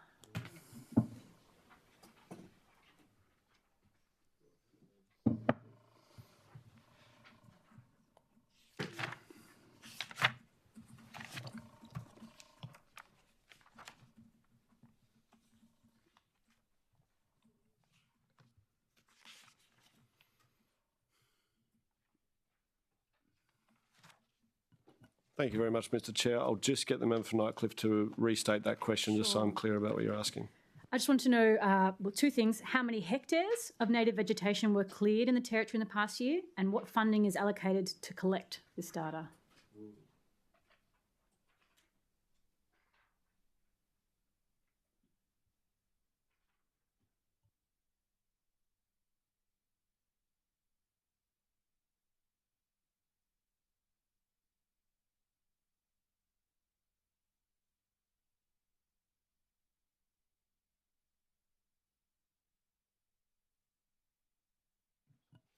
Thank you very much, Member for Nightcliff. I do have some parcels of land that have been cleared in the reporting period, and I will speak to them. In the Douglas Daily, there were 796 hectares cleared. In Lilian, there was 0.35 a hectare clear. Tawu, 0.025 a hectare cleared. In Ali Karung, for horticulture purposes, there was 162 hectares cleared. And then in Glide and Dundee Downs, for improved pasture, there was 8 hectares cleared. There were also 3 land clearing applications on zoned land that were approved by the DCA between the 1st of July 2025 and the 31st of March. They were 158 hectares, 0.37 hectares out of Howard Springs, and another 1.5 hectares out of Howard Springs. That's the information I have to hand. Thank you, Minister. And through the Chair, would that be, are you confident, or is that the total amount that's cleared in this reporting period? Under the Planning Act, Member for Nightcliff, and I do just also want to note, because it's been something that's been pointed to me. Right across the Northern Territory, less than 1% of the land mass is cleared here. So it's something that still very underutilised or, still heavily vegetated. Thank you. The second part of the question was, how do you collect that data on the land? Like, what sort of funding is put aside to collect data on land clearing? Flora and fauna? No, just flora and fauna budget, I guess. Land assessment staff in the rangeland division. We've got flora and fauna providing advice. Rangelands and flora and fauna. Thank you. I've been advised that we both have the people in the Department of Flora and Fauna and in the rangelands that deal with land clearing across the Northern Territory. Okay. What through the chair, what remote sensing and satellite monitoring systems does the Territory use to detect land clearing, and how much does that cost? Thank you very much. Seeing as that's a very technical question, Mr. Chair, I will pass over to my Chief Executive, who I believe has someone from one of those departments who can better explain some of the work for which the department does in this space. Thank you, Minister. And if we could also have any new official introduced by yourself. And I'll just ask any officials to introduce themselves to the Hansard before presenting. Thank you. Minister, back to you. Thank you. I'll pass to Chief Executive Joanne Townsend, who will introduce Maria Walkup. Maria Walkup is the Executive Director of Land Assessment Branch, which has both has the remote sensing expertise in the department, but also in the NT government, and is where the processing and land clearing under the Planning Act and formally under the Pastoral Land Act occurs. Maria Walkup, Executive Director, Rangelands. So we have the remote sensing unit within the Rangelands Division. We work with the Department of Environment and Science in Queensland, and they have a Sentinel satellite program. We use that information to, I guess, have annual reports of what land clearing has occurred across the Territory. Okay.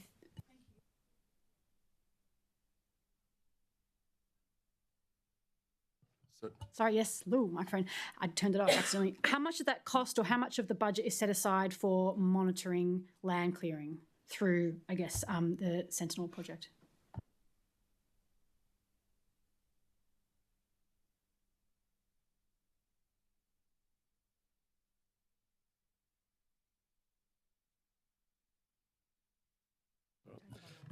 Thank you very much, Mr. Chair. Thank you, Member for Nightcliff. I guess the department works through their relevant agencies to ensure that there's all this information that the member has asked for is collected. I don't have an exact figure here today. Minister, would you be happy to take that on notice? I believe we are, Mr. Chair. Okay. Would you like it on notice, Member for Nightcliff? Yes, thank you. Please restate the question for the record. How much is spent on monitoring the clearing of vegetation through the satellite monitoring and remote sensing? Minister, do you accept the question? Thank you very much, Mr. Chair. Thank you, Member for Nightcliff. I do. Thank you. The question asked by the Member for Nightcliff of the Minister has been allocated the number 9.2. Member for Nightcliff. Thank you very much. Through the Chair, how frequently are land clearing permits inspected for compliance, and what is the budget for these compliance activities? Thank you very much, Mr. Chair. Very technical question. I will pass to CEO Joanne Townsend, who I'm sure will pass on to Maria for the answer.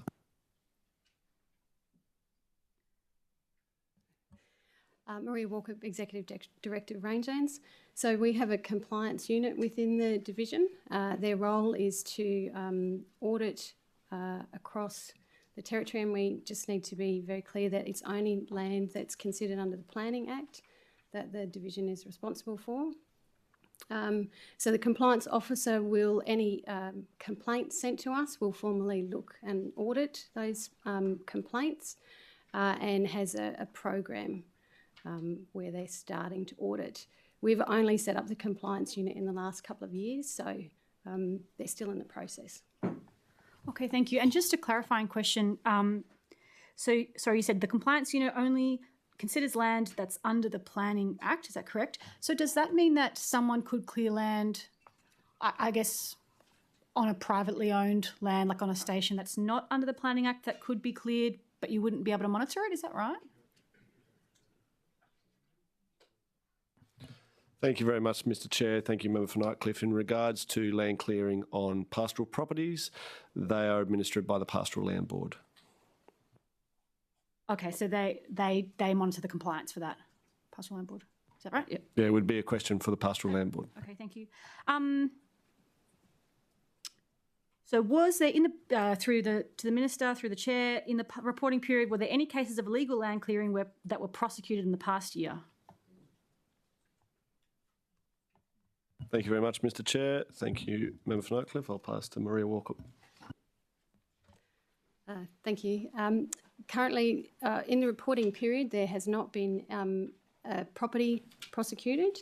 There are a number of properties under investigation. Are you able to tell me how many through the Minister, through the Chair? Thank you, Mr Chair. Thank you, Member for Nightcliff. Maria Walker, Executive Director, Rangelands. There are 2 properties currently being investigated. I'm guessing we're not allowed to know who they are. Okay. Yeah. Just a genuine question. Yeah. Sorry, another question on this. How many staff are dedicated specifically to investigating illegal land clearing across the Territory? Thank you, Mr Chair. Thank you, Member for Nightcliff. I'll pass to Maria Walker. Again, under the Planning Act, there is 1 officer dedicated to the compliance role, and then we have officers within the remote sensing unit that assist the compliance officer. So that's 1 officer to clarify for the whole of the Northern Territory? No, just to be clear, it's only on planning land, so zoned or unzoned. Gotcha, sorry. All right, thank you. Happy to... Just while we're talking about land clearing, I just wanted to ask a question which I know the Minister is involved in. No question there. But Minister, when you talk about land clearing, it's sometimes often seen as a heavy machinery coming in and clearing a site, but there's also a form of land clearing through invasive species like bufflegrass, which clear out the natural vegetations and create grasslands and savannas, which erodes the environmental area and obviously the quality. So, Minister, I wanted to ask, what's the cost of declining land quality and the increasing expenses for parks to prevent bufflegrass invasion? Thank you very much, Mr Chair. Thank you, Member for Quadra. I believe that would be a question for parks. Thank you. So through the Chair, this is an environmental weed that has been declared a weed by the previous government. It's still declared a weed in this government. So what money in the budget is being invested to respond to the declaration of bufflegrass being a weed and to minimise its spread? Thank you very much, Mr Chair. Thank you, Member for Quadra. You're absolutely right. The previous government did declare bufflegrass a weed and did not do any of the necessary work around it before declaring it. What our government are doing is we're working with the current Weeds Advisory Committee in regards to bufflegrass to do that important work. That involves mapping the spread of bufflegrass. We've also put in place an officer, I believe I met him earlier this year, named Max. There's $750,000 from memory in the budget to deal with bufflegrass. So our government are getting on with, I guess, doing the hard work that previously had not been done in regards to this space and working with that Weeds Advisory Council, who are now formulating a management plan in this space. So through the Chair, will you make the mapping of bufflegrass public? Thank you very much, Mr Chair. Thank you, Member for Quadra. The advice that I'm having is that, yes, that will be made public. And has the department done any work with Bushfires NT to assess the impact of burning bufflegrass for fuel reduction, particularly whether it furthers the spread of buffle?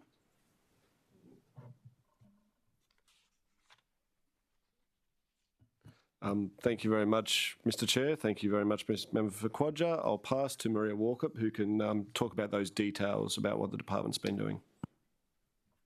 Thank you, Minister. Maria Walkup, Executive Director, Rangelands. So as the Minister said, we have a new team of staff in Alice Springs. The Minister had met Max, but we actually have another staff member, Amber, and one that's about to come on board any day soon. So there'll be a team of 3 people solely dedicated to buffel. They are working with both bushfires, with transport, to look at reducing the impact of fire on from a buffel perspective, and they're also talking to transport about reducing spread of buffel through transport corridors. Right. So, through the chair, what is the assessed risk of a catastrophic buffel grass fire impacting Alice Springs rural areas, remote communities and homelands? Thank you very much, Mr Chair. Thank you, Member Quadra, for the question. I guess this is all the important work that the Weeds Advisory Council are looking at. They're looking at the impacts and how that can form the basis for their management plan into the future. Sure. So, Minister, just wanting to understand, has the Northern Territory Department conducted modelling to understand this risk, and if not, why? So, for example, South Australia have done modelling which demonstrated the significant risks to Port Augusta. Thank you very much, Mr Chair. Thank you very much, Member Quadra. I guess when we're talking about fuel loads, we are getting towards the work that Bushfires NT do. In regards to our department, we're working through that Weeds Advisory Committee and the management plan in regards to taking all these things into consideration. Thank you, Minister. So, Minister, just wanted to also ask how many environmental approvals were granted in the last 12 months, and how many of those included greenhouse gas conditions?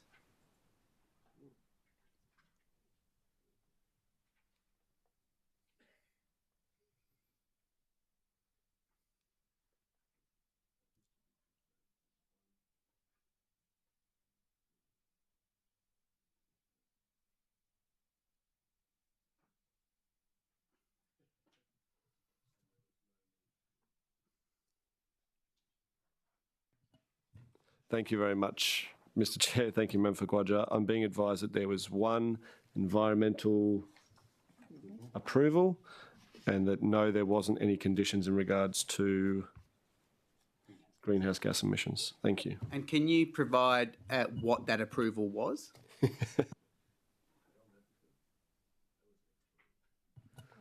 That was Equatorial Launch. Thank you. Happy to speak about that more if you'd like to. I'm sure you would. Yeah, committee. Sorry, member for Gouger. We will let the Shadow Minister and Minister have their questions. Shadow Minister. Okay, thank you. Minister, how many environmental compliance audits have been carried out in the last reporting period?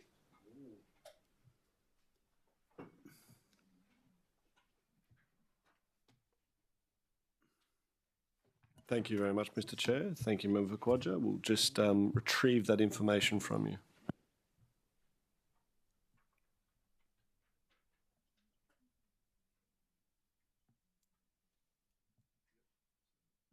Member Quadra, can you just confirm under which bit of legislation and exactly what you're looking for there? The department's just wanting to... Sure, thank you, Minister. I want to understand how many environmental compliance audits have been carried out for gas and mining projects in the last year.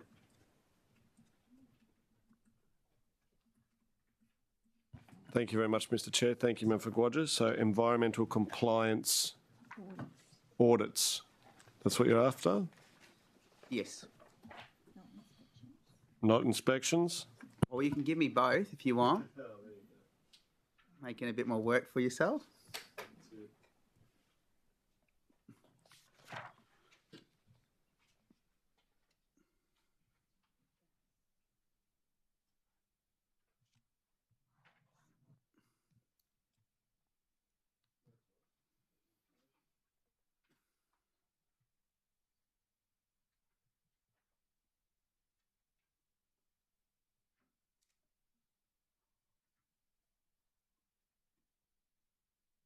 Through the chair, happy to, Minister, to take that on notice if that's easier. No, we'll get the information. Thank you, Mr Chair. Thank you, Member Quadra. We're just working through some of those particulars. So in regards to the reporting period from the 1st of July 24 to the 30th of March 2025, the Petroleum Regulation Team with the department undertook the following. There were a range of actions that were undertaken. They involved 24 site inspections across 9 active petroleum sites. There were 42 annual environmental performance and monitoring reports. So that's under the petroleum. And we're just getting mining. Was there anything further you wanted to ask? Certainly. Of those audits, were there identified breaches or remedy notices issued?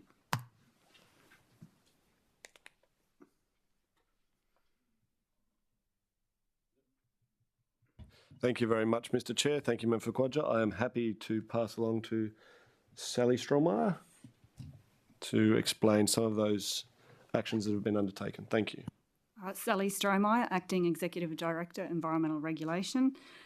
Yes, our compliance team and the Petroleum Regulation team conducts site inspections. During those site inspections, they're checking for ensuring that the controls that are in the Environment Management Plan, whether they're in place or whether there are any non-compliances in that plan. If they do pick up any issues during those site inspections, they notify the interest holder and get them to rectify any non-compliances, or if those controls are not being effective. So through the chair, have there been breaches that were recorded? If so, how many?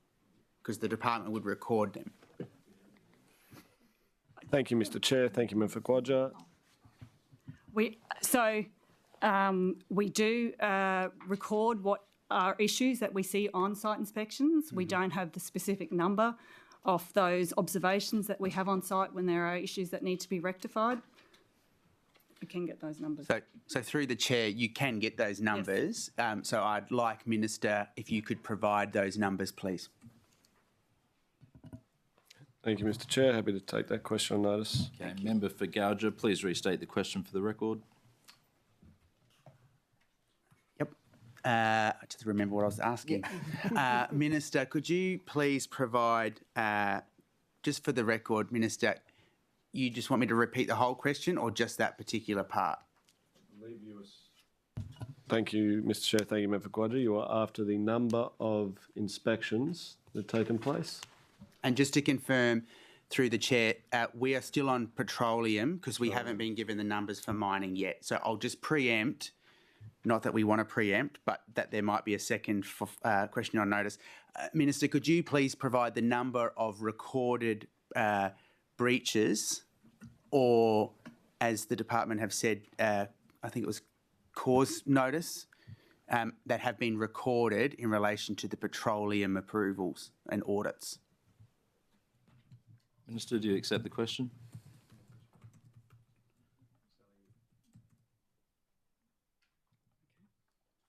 Sally Strohmeyer, Acting Executive Director, Environmental Regulation. In response to specific non-compliances, we have issued in the last, up to this reporting period, 6 warning letters and 1 penalty infringement notice for an unauthorised clearing on a petroleum site. Okay, and through the Minister, I'm not sure if you're able to, if it's within the confidentiality, but how much was the penalty infringement? Sally Strohmeyer, Acting Executive Director. It was approximately $3,200. Okay, thank you. And then, Minister, just to confirm, we're also going to get the numbers for the mining. That was part of the original question.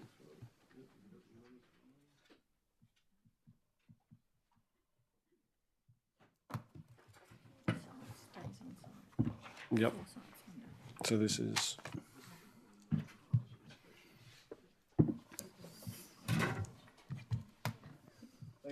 Thank you very much, Mr. Chair. Thank you, Member for Quadra. In regards to the information I've been provided, I have been told there were 95 inspections in regards to mines, and 4 sites are under investigation following compliance inspections. So 4 sites currently under investigation, and no breaches or penalties to date. Correct. Thank you very much, Mr. Chair. Thank you, Member for Quadra. Correct. Member for Gouger, I will just note, Member for Nightcliff has a follow-up. Yeah, sure. Member for Nightcliff. Thank you very much, Chair. Minister, so as reported by the NT Independent in May 2025, the Department for Lands, Planning and Environment recently disclosed that it had resolved 3 incidents relating to activities of Imperial Oil and Gas, a subsidiary of Empire Energy, at its well pads on EP 187. While the details of 2 of these incidents were set out in the regulatory statement and published on DLP's website, the details of the 3rd incident have not been provided to the public. Can you confirm there was so I'm in general looking for the information on that 3rd incident. So perhaps start by if you can confirm if there was an issue with the casing of the well on EP 187. Thank you very much, Mr Chair. Thank you, Member for Nightcliff. In regards to the historical breaches, in regards to what you've spoken about, I'm aware that Departments of Land, Planning and Environment resolved 2 historical breaches. These related to the location of a well pad and the location of a gravel pit. I'm happy to go to the Chief Executive, Ms Joanne Townsend, in relation to any of the other matters that I've not been made aware of. Thank you, Mr. Joe Townsend, Chief Executive Officer, Lands, Planning Environment. You're correct, there were 3 matters raised, 2 of which have been resolved by this department. Identified as a non-compliance with the EMP on the Carpentaria site. 2 matters related to clearing outside of their footprint and were resolved through both remediation action and an infringement notice, which Ms Strohmeyer has referred to already, and there's a regulatory statement published about that and what was done. The 3rd matter related to non-compliance with the EMP for well construction.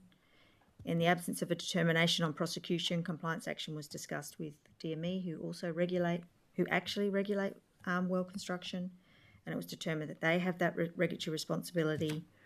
And as a result, it was not in the public interest to continue to pursue that matter for non-compliance, given that that well construction was deemed to be in accordance with their well operations management plan. So sorry, who determines, sorry I just missed that, who determines that it was not in the public interest? That's done at the branch level. And so, thank you. This isn't just new information for me. So I'm just trying to. So it was with the casing of the well. Is that what the issue was? Is that what you said? Our matter was around compliance with an EMP, not around casing. There was no incident with casing. Okay, no incident with casing. Okay. Will the department now release a detailed report to reassure the public that water resources are being adequately protected from the impacts of fracking in this case? The matters that we regulated have been released, publicly disclosed, yes. Okay, but I just understand that on this 3rd incident, there was nothing publicly released about it. Is that right? That's right. Okay. Can any more information about this 3rd incident be released to the public? It is our practice where there's a reportable incident to release and an investigation undertaken by us that's completed, that we would release that to the public. Okay. This is a matter that was regulated by another agency. Okay. Thank you. I'll just gather myself. Thank you. We'll just break. We'll come back to the member for Guyula. What time, well, point of order, what time is the lunch break? 12. I don't have a deputy. And you I need can a hand rest over break. to you if you are well behaved, member for Guyula. Of course I'm going to be well behaved. Okay, member for Guyula. Thank you. Mr Chair, Minister, just wanted to confirm, in the budget there appears to be a reduction of $9.1 million from the early stage planning and environmental assessment for the Middle Arm precinct that has been removed. Can you just confirm whether any components of that project remain funded, and is the Northern Territory Government still committed to that project? Thank you, Mr Deputy Chair. Thank you, Member for Quadri. Can I just confirm what you're referring to in the budget papers? Yeah, so the last budget, the budget that we're exiting now, had funding in there around the early stage planning and environmental assessment for the Middle Arm project.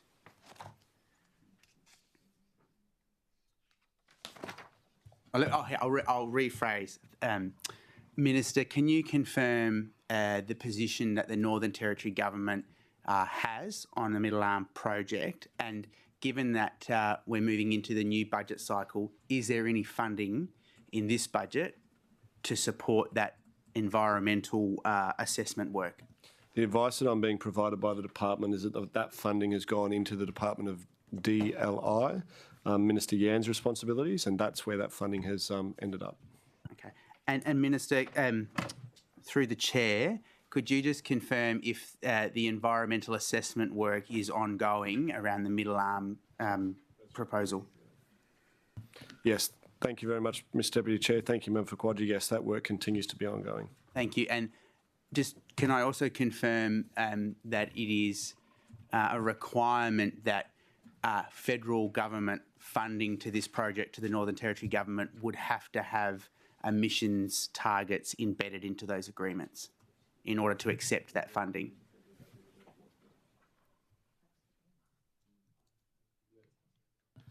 No, that's right. Thank you very much, Mr Deputy. Thank you, Member for Quadri. I guess that's a matter for the federal government about what restrictions they put in regards to that funding. The information that I have is that the environmental studies and impacts are being assessed in regards to Middle Arm. Thank you. Minister, and are they being done internally, or are they being done through an external body? So, Minister, I guess is the NT-EPA doing that environmental work, or is that being outsourced to a third party? I'll pass across to the department to Thank you. explain what's happening in regards to those. Joe Townsend, Chief Executive Officer, Lands Planning and Environment. I think the reduction you're referring to is a reduction in assessment staff that we received some one-off funding of under a previous government to assist with impact assessment work, and that time-limited funding has come to an end, but we continue to have a good, solid team of environmental assessment officers. With respect to Middle Arm, the proponent for the Middle Arm Sustainable Development Precinct is the Department of Logistics and Infrastructure. They are undergoing a strategic environmental assessment right now. The terms of reference for that, and that's under the Environment Protection Act. The terms of reference for that impact assessment have been released, and DLI are working to provide all of that information.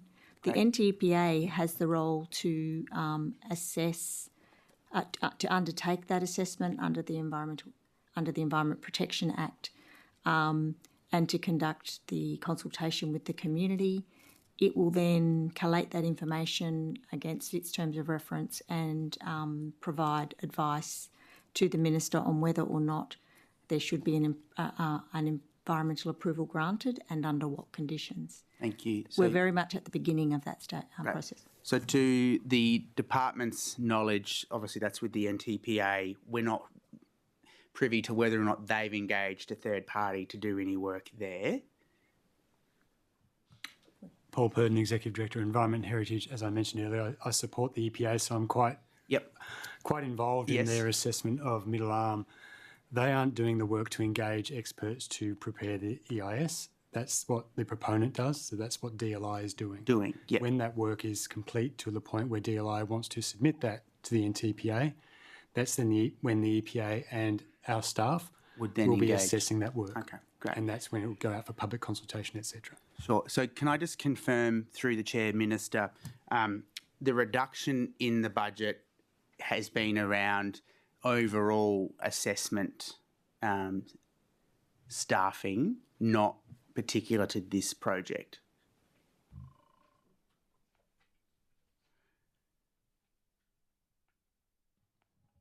I'm Joe Townsend, Chief Executive Officer. If you're referring to a $653,000 reduction in the Environment Assessment Policy area, yes. Thank you. Any further questions, Shadow Minister? Yeah, Member for Nightcliff. And apologies, I just want to go back and clarify, because I didn't quite understand what you said, and I just want to make sure that I've got the answer right. So with those, the three breaches, that third breach, do you mean that what happened was not a reportable offence, or that the department had not yet investigated? I didn't really understand. Thank you very much, Mr Chair. Thank you, Member for Nightcliff. In regards to the third incident for which you're talking about, our department is not responsible. The advice I've received is that the Department of One Energy is responsible.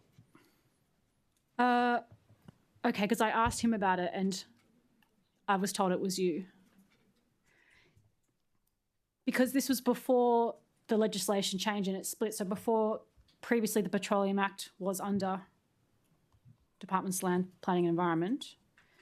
I asked the Minister for Energy and he said that I should ask you. I'll pass to Joanne Townsend, Chief Executive, to confirm. The petroleum environment regulations are the responsibility of Minister Burgoyne. The petroleum regulations, without the environment brackets, are the responsibility of Minister Maley. Okay, but those previous breaches were resolved, as I understand it, by the Department of Lands Planning and Environment. That's what it was. Is that correct? Joe Townsend, Chief Executive Officer, the two matters that were resolved by us were resolved under the Petroleum Environment Regulations. Okay, but they were resolved by you under the Petroleum Regulations? Petroleum Environment Regulations, yes. Oh, but this third one is okay. It's just quite frustrating having asked this to the Minister for Mining and not have gotten an answer and been directed to me this way, and now I don't have another chance to get any answers. Is there anything else that you can make public about this third incident? Because it's a matter that's important to the public. They're concerned about the integrity of fracking, particularly people living in that area, and the public wants some answers around what this incident is and why it's being held back from the public. Thank you very much, Mr Chair. Thank you, Member for Nightcliff. What we can speak to in regards to what we're responsible for in those historical breaches is how the department, and in many cases these have been self-reported incidents and things that have been, they have been dealt with under the regulation. So I want to assure the community that the department is working to ensure that everyone is meeting their requirements, their responsibilities in regards to the regulation and everything that's in place to ensure the safe operation of these proponents. Previously, though, before it was changed, the fracking code of practice has changed, but previously that was under the Environment Minister, correct? Or have I got that wrong? Thank you very much, Member for Nightcliff. Thank you, Mr Chair. I'll pass to Sally, who has further information in regards to that. Thank you, Ms. Stromeyer. Sally Stromeyer, Acting Executive Director. So the Code of Practice for Onshore Petroleum Activities in the NT has recently been split. There is now a Well Integrity Code of Practice, and we're working on an Environmental Code of Practice to make those responsibilities between the two regulators really clear on which regulator is regulating what matter. So previously, the Code of Practice covered both the Department of Lands Planning and Environment and the DME regulator. Okay. Thank you. And I do just want to note, Chair, and to the Member for Nightcliff, I've just been advised that there are questions on notice, I believe, that you've raised in regards to this, and those questions, written questions, are going to be answered. So thank you. Thank you, Mr. Chair. Minister, the glory of being the last minister to appear is everything usually gets handballed to you. Don't I know it, Member for Guyula? Minister, I've never done that. But Minister, I just wanted to ask, we've had the Housing Minister and the Housing Infrastructure Minister, when we've asked questions around subdivisions, refer the questions to you. Can you just provide us with the number of subdivisions that have been approved in the last reporting period and what budget 25-26 will allow to be approved? Or what, I don't want to preempt, but what's your anticipated subdivision approvals for the next financial year? Absolutely, Member for Guyula. Yeah, I guess it's all about that enabling infrastructure that the Department of Lands Planning and Environment is responsible for. We've certainly been working through what funding the Northern Territory Government puts forward, and I want to make this very clear, for that enabling infrastructure. So quite often, obviously, we want a private proponent to come in and develop this land, but that enabling infrastructure, the electricity, the water, the sewerage, in some instances, the government pays for to ensure that we can make these developments occur. Otherwise, they simply would not happen. This then gives a benefit back to the government through obviously electricity, sewerage, and all the rest of it fees. Everyone's working madly to try to see exactly how much money has been set aside in regards to this.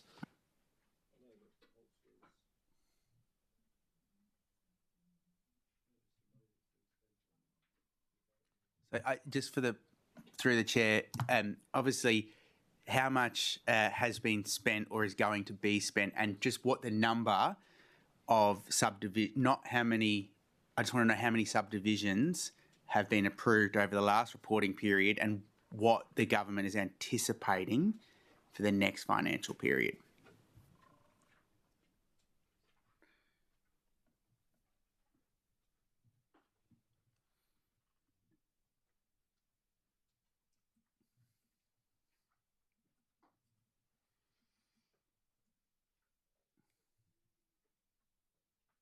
Thank you very much, Mr. Chair. Thank you, Member for Gwadja. I'm just working through those documents.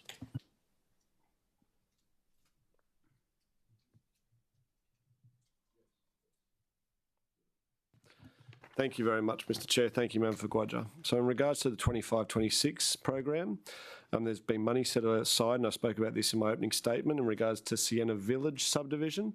So this will put aside 3 lots that essentially the government owned but we couldn't do anything with. So that's to get them ready to be developed. There were also headworks and subdivision works to support the development of Kilgarriff residential land, $11 million. So I do want to also just state for the committee, I obviously have a conflict in regards to the Kilgarriff estate. That's where I live. So I'm always very much aware in regards to decisions that are made in regards to that. Infrastructure to mitigate flooding in Alice Springs, Memphis Gwadja, one that you and I are very passionate about. $9 million set aside there. It's more than $9 million, but just giving a total figure. There's subdivision works to support the release of industrial land in Tennant Creek. There's headworks to support the development of Holtz.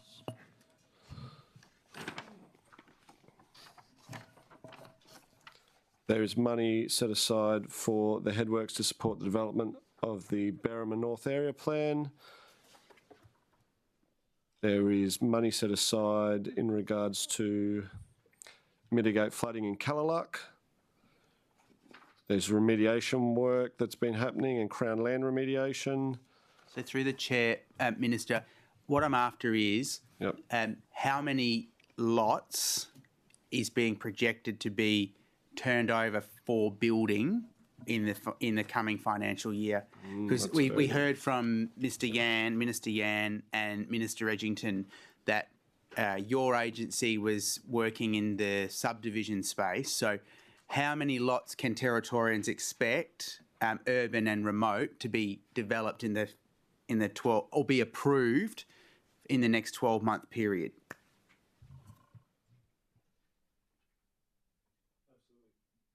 Thank you, Mr. Chair. Thank you, Member for Gwadja. So I have a titled lot forecast. So I do just want to state that this is a forecast. Yep. There's lots out at Zuccoli. We believe 47 lots are due to be titled there. Yep. 23 at Holtz. And that is the figures I have to date. I know that you're chasing more remote figures as well. I'll just see if I can get those numbers as well for you.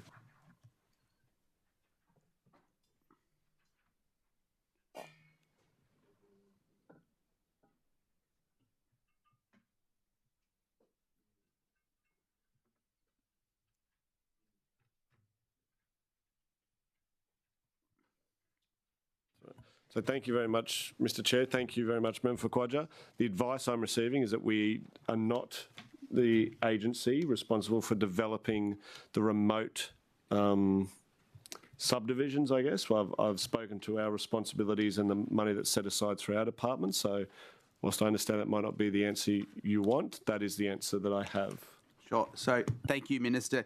Can you confirm in this budget that there is funding and that the projects for the Tennant Creek residential land subdivision will proceed and the Borroloola subdivision works will proceed. Thank you very much, Member for Quadra. I just want to confirm once again the department monitors the take-up of land and land supply modelling for Greater Darwin, Alice Springs, Katherine and Tennant Creek. I've spoken about some of those budget commitments for capital works over the next year. In regards to the Tennant Creek,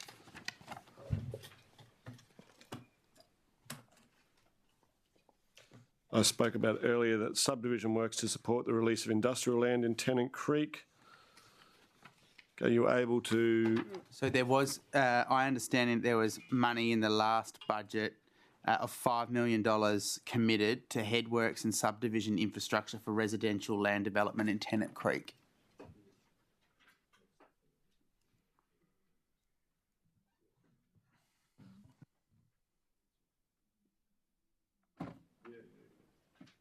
Thank you very much, Member for Quadra. Thank you, Mr Chair. So in regards to Tennant Creek, there was a number of issues that were raised in regards to ILIA negotiations and all the rest.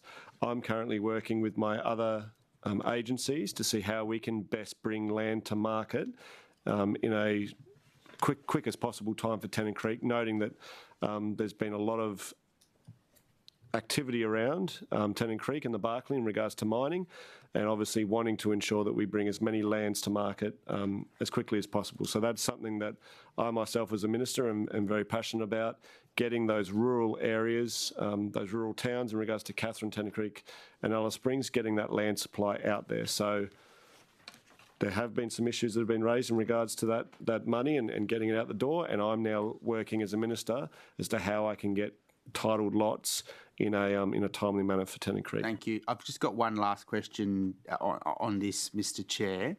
And Minister, you may or may not, you've already declared possible perceived or potential conflict on this, but can you just provide me with the numbers of current vacant lots of land in Alice Springs that are available for development and what will be turned over in the next 12 months?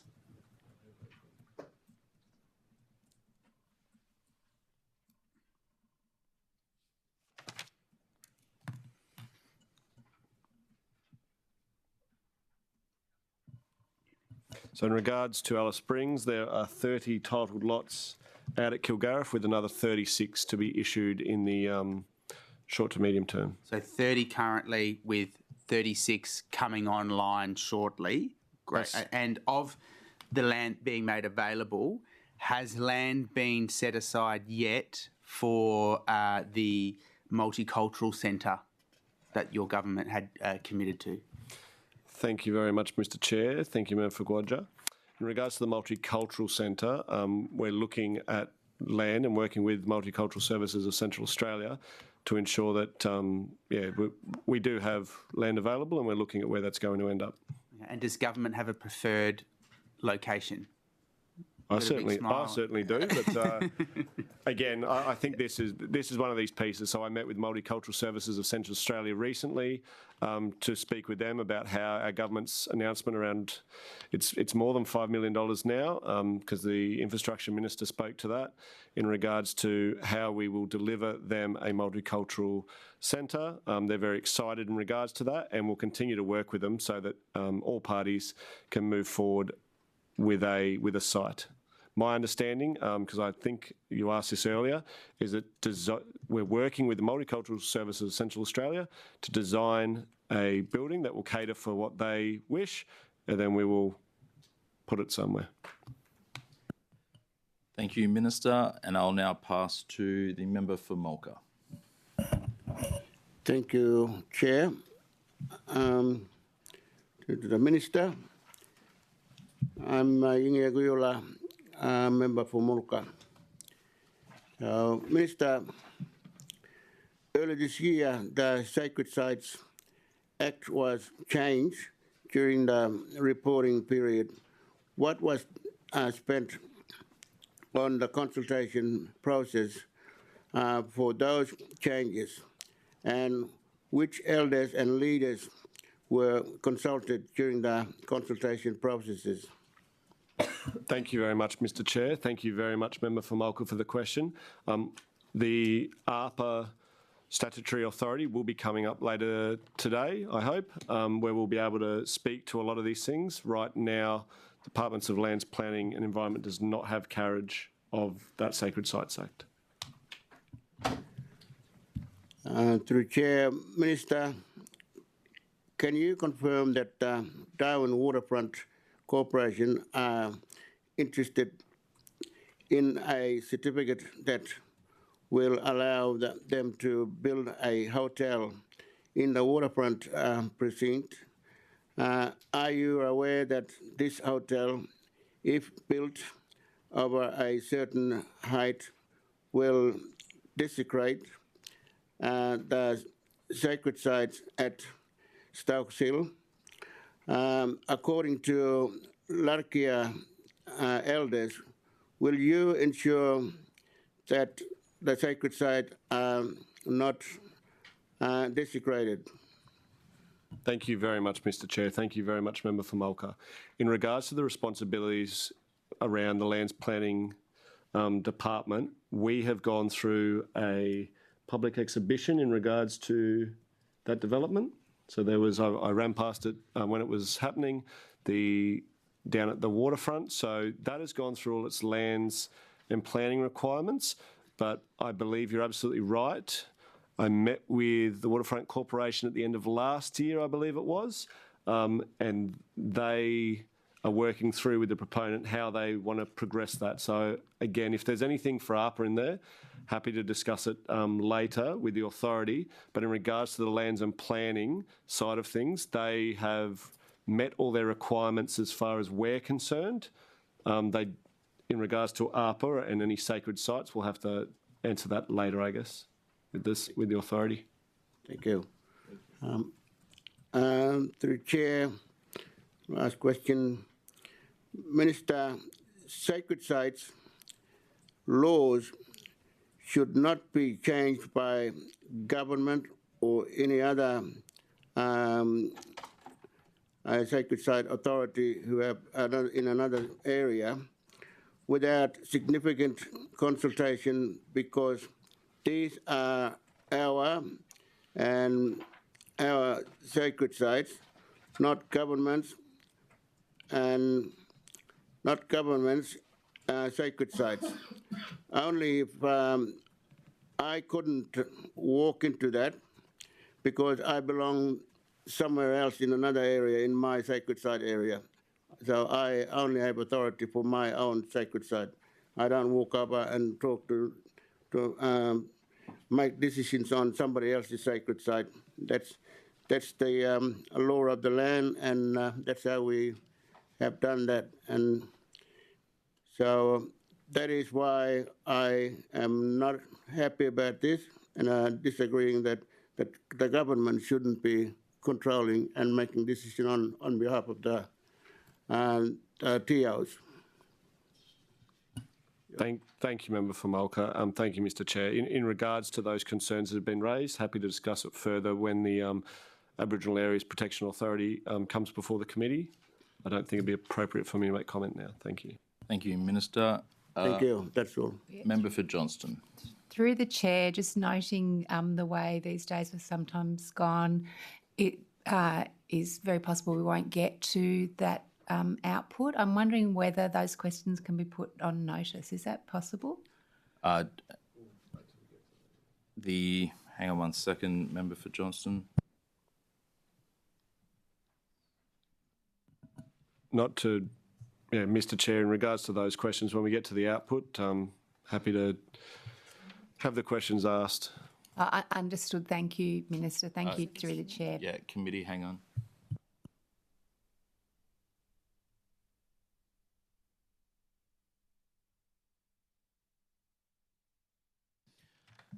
I've just sought advice, Member for Johnston. So we either wait for the output or a written question can be put through.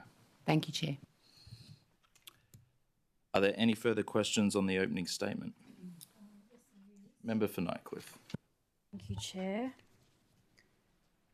So just going back to some other things that you said in your opening statement, the Minister said about climate risk. and climate change in general. So has this government stepped away from or scrapped the Northern Territory climate change response towards 2050? That.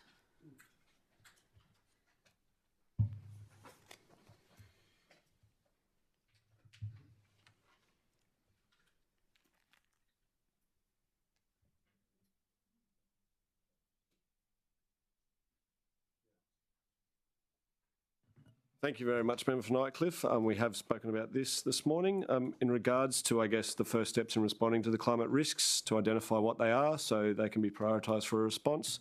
And I've said this a few times, Mr. Chair, but I will say it again. The Department has undertaken a first pass assessment of climate risks to the Northern Territory for this purpose.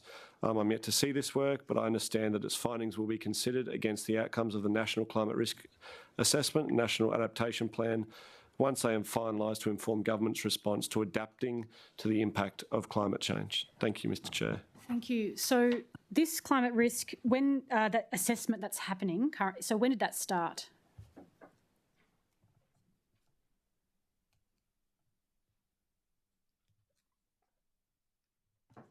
Thank you very much, Member for Nightcliff. Through the Chair, that first pass assessment of climate risks began in the 23-24 financial year. Okay, and when is it due? When are you due to see the findings? Are you able to tell me that? Happy to pass to the department lead on this, Mr. Paul Purden. Paul Purden, Executive Director, Environment and Heritage. We have a report, which is a first pass risk assessment report.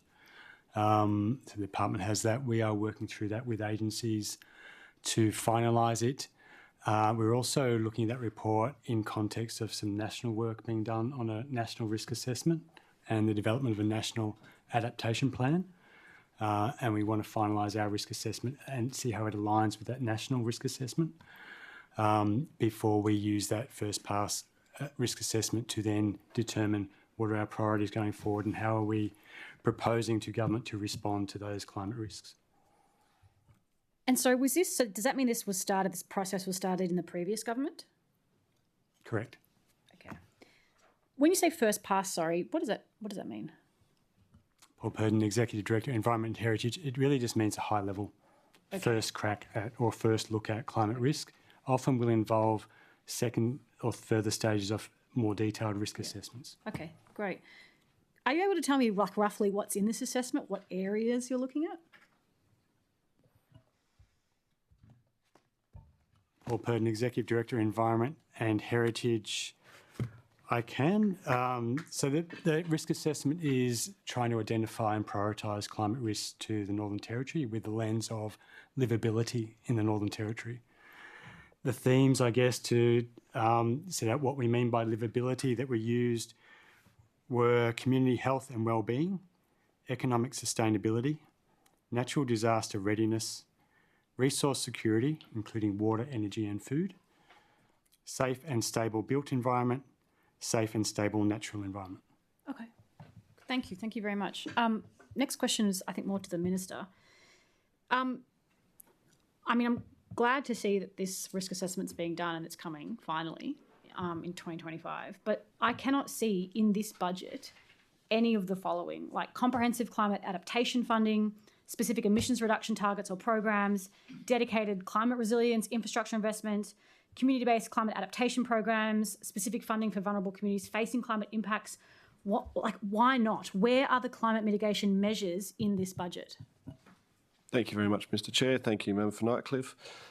As we've spoken about, I guess, we need to first assess those risks, deal with the issues for which we face here in the Northern Territory, and then ensure that our government, through the departments, are dealing with them in the best way possible. Thank you. Through the Chair, there are, though, the climate science is very established. Mitigation and adaptation is something that happens across Australia. There are things you could be doing now, though, correct, to help the community adapt to the risk of climate? Why is there still nothing in this budget? Thank you very much, Mr. Chair. Thank you, Member for Nightcliff. I don't believe there's nothing in this budget. We have the Office of Climate Change who are working with the departments, as we spoke about earlier, on a range of mitigating issues. We'll continue to work as a government to ensure that we are adapting and that we are ensuring that climate change is something that we're looking at as we develop the Northern Territory. Thank you. Yes, I've seen I think it's 2.6, I think, for the Office of Climate Change, which is an unbelievably small amount of money for climate, for the enormity of what the issue is. Minister, are you able to share your department's definition of climate risk adaptation and mitigation? Thank you, through the chair. Thank you, member for Nightcliff. I've just been advised. No, again, can I get that on notice? I'll get it on notice. I don't mind. We're asking for definitions in regards to. I'll just receive some advice in regards to this.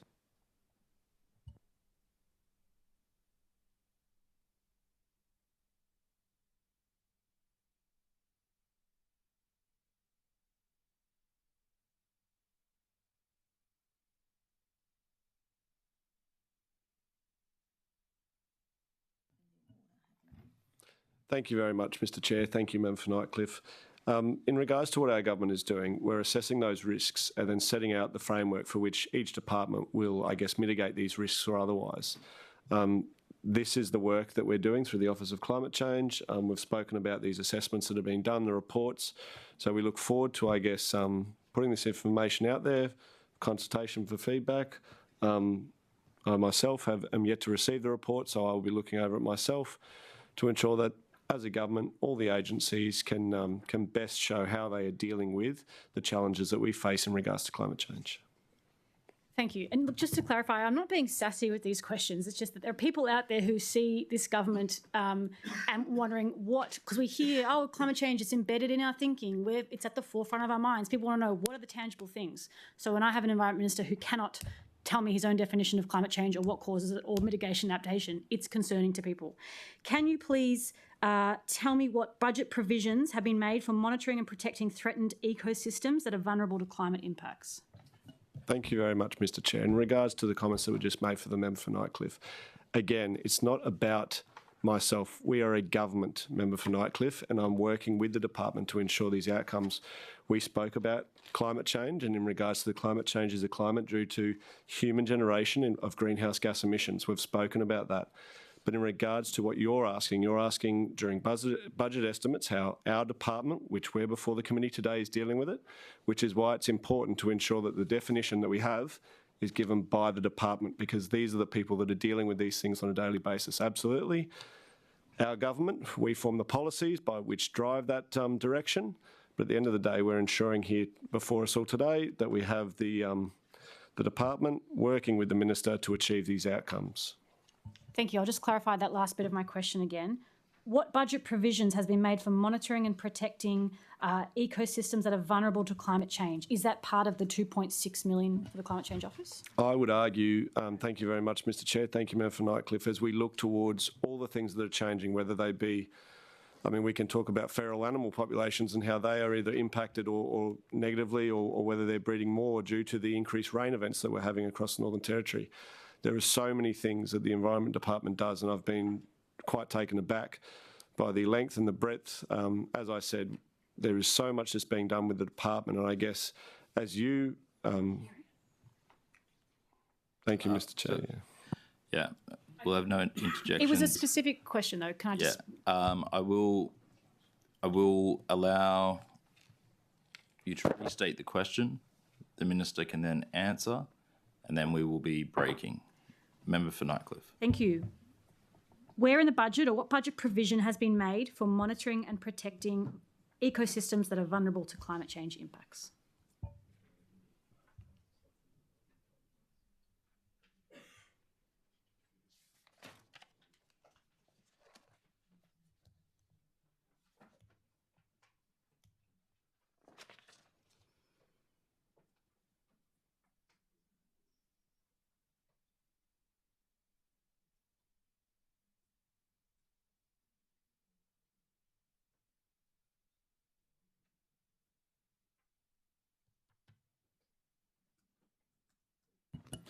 Thank you very much, Mr Chair. Thank you, Member for Nightcliff. I think anyone from the department would make a very strong argument that whether they work in environmental regulation, flora and fauna, water resources or water security, they're looking at the risks of climate change, which is something I spoke to earlier in regards to those water plans, in regards to flora and fauna. We've spoken today about some of the other weeds management and all the rest of it. So all these people that work across departments ensure that when they're out there making decisions, they have obviously climate change as one of those risk factors, which is something that they consider.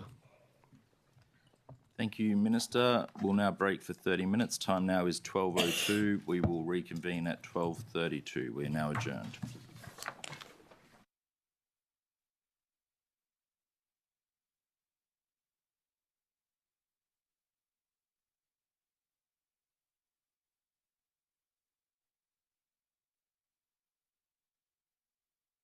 All right, thank you, Minister. Thank you, Committee. We are still on opening statements, but I know the Minister has a question on notice answer. Thank you very much, Chair.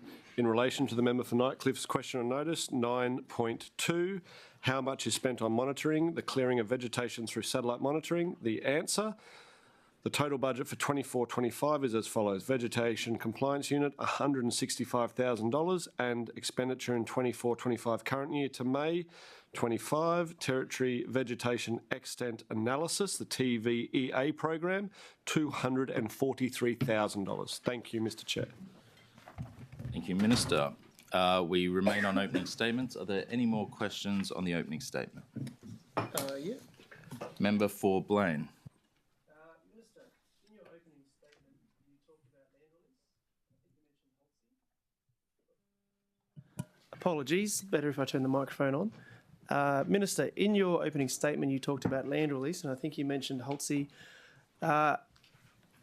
We have a lot of pressures in Palmerston getting land to build on as the Coley's filling up. Are you able to tell us about land release that's coming up around Palmerston where our young families can look to build a house and set down roots? Thank you very much, Member for Blaine. Through the Chair, in regards to land release, absolutely there's been Holtz, which has been widely spoken about, but I think one other item that has been less spoken about is Farrer West. We've been working with the Larrakia Development Corporation to ensure that some 290 lots can be developed there as well. So in regards to land release around Palmerston, there will certainly be a number of additional land available. In regards to Holtz, I have the notes here now. The development yield of that entire subdivision is 543 residential lots over a 7-year period. There'll be a large community purpose lot, 28 public housing are also set to be returned. There's 10% of residential lots are also going to be offered for sale to defence housing families. So we know that there's a lot of families that come up here and obviously end up in defence housing. Developer commenced civil construction works in May 2025 and title lots in the first stage are expected to be available by September 2025. I just have a follow-on question. Thank you, Minister. My follow-on question is related to Palmerston, yes, but also the wider NT. When planning these subdivisions, is urban greenery taken into account? And is there more opportunity, or are there things that you think the department could do to ensure we're getting urban greenery with new subdivisions? Thank you, Mr. Chair. In regards to that, I guess, there's a range of requirements in regards to greenfield, or when I say greenfield sites, in regards to parks and green space. Holtz development, I know from having seen the plans, there is a large open area that will incorporate not only parks, but areas for people to ride their push bikes, something that everyone on the committee knows I'm very passionate about. This is ensuring that whilst these green open spaces are areas that obviously the developer can't necessarily make money out of from selling lots, it is the reason why a lot of people choose to move to these areas. There's been a number of developments across the Northern Territory where parks have been an integral part of the land planning area or the land planning process. So something that certainly as we look to develop future land, parks and green spaces are certainly something which is front of mind. Member for Blaine, did you have a follow-up question? I'll have a follow-up just on that one. When the department engages with the developer, do we currently have guidelines to stipulate block size? So my concern, again, it goes back to urban greenery, and it's in ensuring, even between the open spaces, that we can have greenery and mature greenery in time. So how does the relationship work between the department and a developer to ensure we're getting that urban greenery? Certainly, thank you, Mr. Chair. In regards to, I guess, the urban greenery, it's an integral part of land use planning overall, the design of any urban development and a design of a subdivision. So something that's considered at every stage as people progress through. I'm trying to think whether there's stipulated as to how much green space per new development. I don't believe.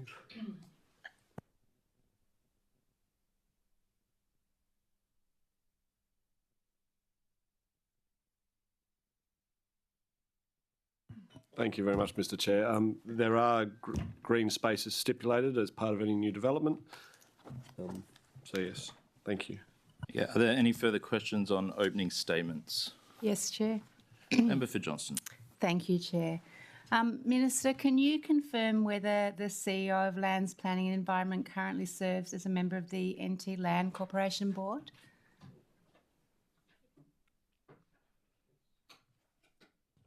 Thank you very much, Member for Johnston. Through the Chair, the answer I've received is a yes. Thank you. And has the CEO submitted a conflict of interest declaration in relation to her position on the NT Land Corporation Board? Thank you very much, Member for Johnston. Through the Chair, yes. Thank you. So in situations involving land owned by the NT Land Corporation, does the CEO recuse herself from related departmental decisions or advice? Thank you very much, Member for Johnston. Thank you. Through the Chair, yes. Thank you. So just in relation to your recent declaration of the Mataranka Water Allocation Plan, are you aware that this plan also includes a water allocation to support development at Larrimah on land owned by the NT Land Corporation?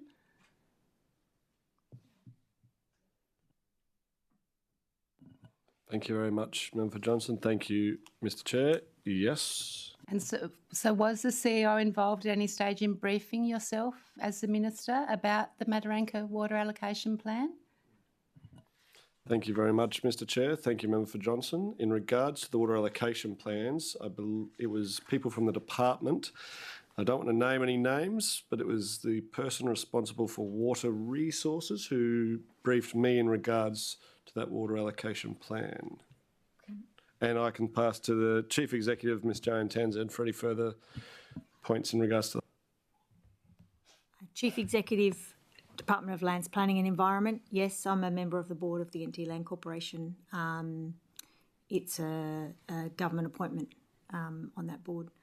The Mataranka Water Allocation Plan is not determining individual licence decisions. It's establishing the sustainable yield of a resource and making and apportioning water to different beneficial uses as required under the Water Act. The Minister makes the decision about the declaration of that plan. Individual decisions around water licences that might be allocated in accordance with that plan and in accordance with other government policy and the legislation is undertaken by the Independent Water Controller, Andrew Johnson. And so, through the Chair, through the Minister, did Ms Townsend or did the CEO provide any advice or recommendations that taking on board what you've just said in relation to the declaration of the Mataranka Water Plan, specifically relating to the allocation of Larrimah? No. Okay, thank you. And I would not have been involved in the water licence decision either for the same reason. Okay, thank you. Thank you, Minister. Member for Nightcliff. Thank you, Chair. Why did, to the Minister, I believe that this department oversees the Nuclear Waste Transport Storage Disposal Act. Why was this act included in the original territory coordinator legislation and then removed? Thank you very much, Member for Nightcliff. Through the chair, I believe I will pass to Mr. Paul Purdon, who can answer your question. Paul Purdon, Executive Director, Environment and Heritage. I think why it was included initially is probably a question for the Department of the Chief Minister, but why it was then removed was through some further consideration of whether that legislation should be listed in that schedule, and the realisation that actually there is nothing in that Act which is basically a prohibition of importing nuclear waste into the Northern Territory. There's nothing in that Act that the Territory Coordinator could use his powers on. So the Territory Coordinator can apply his step-in powers, etc., to statutory processes and decisions. But the Act is just a basic prohibition, so there's no processes and decisions made under it that the Territory Coordinator could apply his powers to. Gotcha. Thank you very much. A follow-up to that then. Does the government support the storage of low, medium or high-level radioactive waste in the NT? Thank you very much, Member for Nightcliff, through the chair. I feel like I know where this question is going. In regards to any medical waste that is obviously produced throughout, we get x-rays, when we go to the hospital and all the rest of it, it all has to be stored somewhere. If there was any proponent that was going to come to the Northern Territory into the future and work in regards to developing a storage site, they would have to meet every single regulation that we have in regards to that, as well as, I believe, national, if it was to be transported from interstate, there are national guidelines about the transportation of that sort of waste across territory and state lines. So it's important that when we talk about these sorts of things, there is a huge amount of regulation that oversees it, and obviously anyone that wanted to do that would have to comply with those regulations. Okay, thank you. So, so just to clarify, that includes, so all three levels of waste would be acceptably, potentially, if they abide by regulations, to be stored in the NT?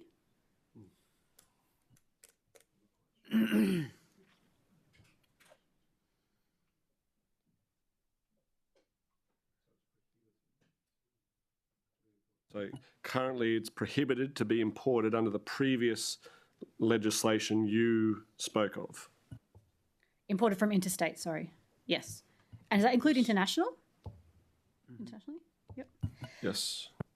But from your previous answer, you would still support the storage in general of, as you mentioned, medical waste. So some level of radioactive waste you would potentially support here? I think it's really important. Thank you, Member for Nightcliff. Thank you through the chair. Any change to legislation that would have to occur to allow that to happen would have to be a decision of government that hasn't yet been made. Okay. I'm just trying to confirm if that's what you're trying to get at.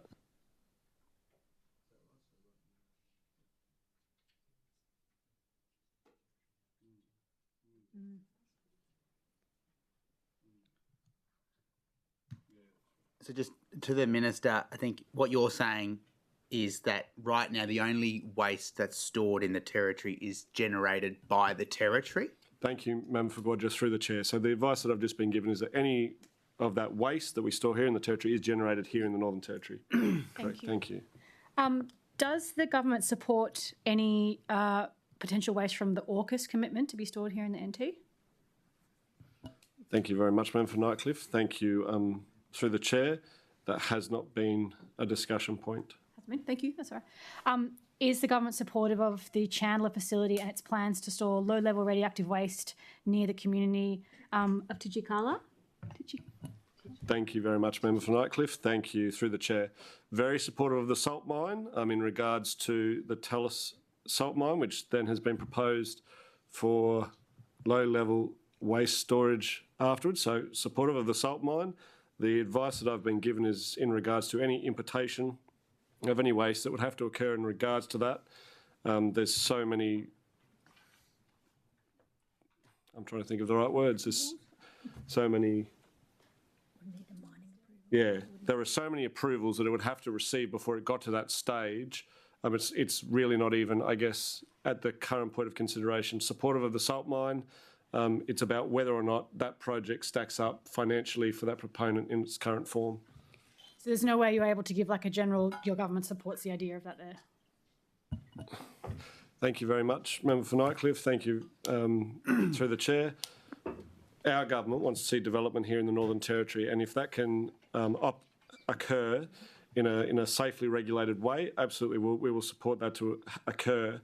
In regards to the Tallis salt mine, I would love to see the salt mine developed near Alice Springs, because I know that will benefit the Central Australian economy. Thank you. Just through the chair, on that question around the Tallis salt mine at Tijikala or nearby Tijikala, just to confirm, if that were to be then proceeding to a waste storage facility, territory legislation would need to be amended to then allow waste into the territory.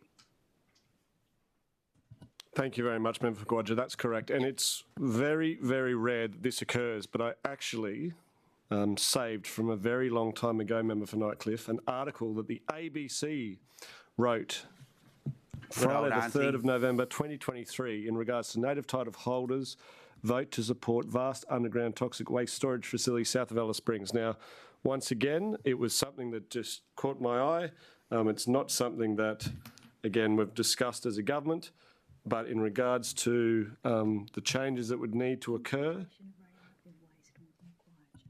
yep, any importation of radioactive waste would require legislative change. And so on that, is the government planning to scrap the Prohibition Act or change it, the act that prohibits the storage, transport and disposal? There have been Sorry, Minister. Yeah. Sorry, Member for Nightcliff. Our questions can't ask the Minister to announce. We can't ask for announcement of policy. Okay. You may ask if he's had any conversations. Member for Nightcliff. Have you had any conversations? Thank you very much, Member for Nightcliff. Through the chair, no. Thank you very much. But you have had conversations. Just, yes. We're all clear now. thank you. Minister, through the chair, how much has been budgeted for cleaning up legacy contamination sites across the territory? Thank you very much, Member for Nightcliff. Through the chair, there are a number of legacy sites across the Northern Territory. Most recently, I just want to get information.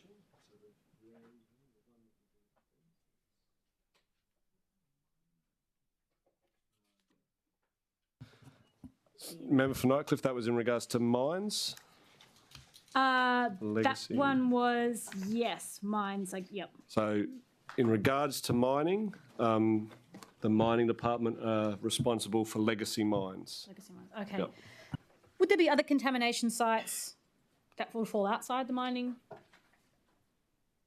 Yes. Yes. Do you have the budget for that?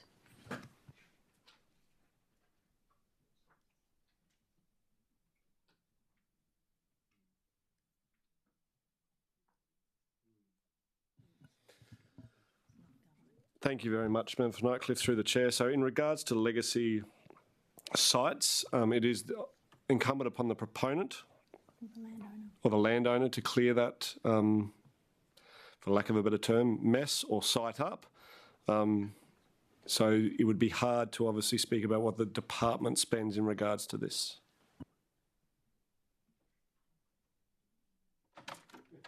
Okay, so there's nothing in the budget then that's left to proponents to do. So there's nothing in the budget that. Absolutely. Thank you, Member for Nightcliff. Thank you. Through the chair, I will pass the Chief Executive, Joanne Townsend, who can extrapolate somewhat on what we do here in the department. Thank you, Minister. Jo Townsend, Chief Executive Officer, Lands Planning and Environment. It's just that the question's got lots of layers. So the Northern Territory does have a very large landmass, and it does have legacy sites, and it has issues with illegal dumping. The Minister referred to the program that's really targeting in Alice Springs. Legacy sites from mines are responsibility of the legacy unit in Department of Mines and Energy. There are other areas where there are legacy issues, and that becomes the responsibility of the landowner. In the case of Crown land, there's quite a significant investment across Crown land to manage land, including illegal dumping. And, if we were releasing land, there would be some remediation responsibilities on us. So it's not a set budget. It aligns to the projects that we're developing. all of the things that we're particularly targeting. And likewise, any other government landowner, parks, transport would be responsible for remediation of sites. Are there any I got one more, Shadow Mr. Minister. Good Chair. Minister, I just wanted to flag, I understand that there was consultancy expenditure for the NT solid waste levy discussion paper, and that's the identification for the case of potential a waste levy in the Northern Territory. Are you able to advise where that work is at?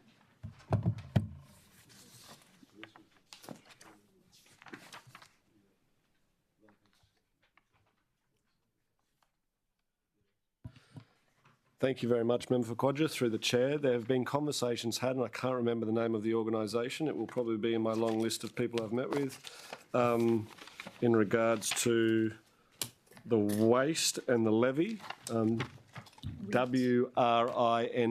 RINT.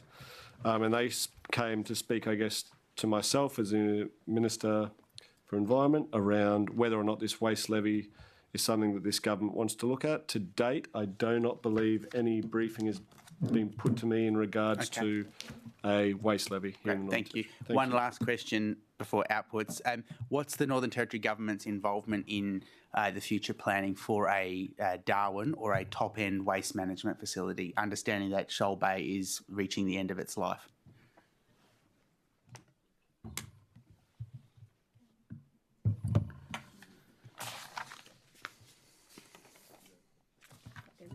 Thank you, Member for Quadra. Through the chair, my understanding is that I've just been told there's roughly about another 30 years in regards to the Shoal Bay facility, but haven't been briefed in regards to that. It's an area we need to look at. Yep, something that the department will be working with relevant stakeholders in regards to. Okay. So just to follow on, when the last cyclone Marcus came through, the Darwin City Council, in conjunction with Palmerston, who use that facility, raised that with natural disasters occurring, the landfill's capacity will dramatically change given the waste or the debris that has to be put in there. Is there money being allocated towards the planning or support for Palmerston, Darwin, Litchfield and the surrounding councils to have a waste management facility fast-tracked?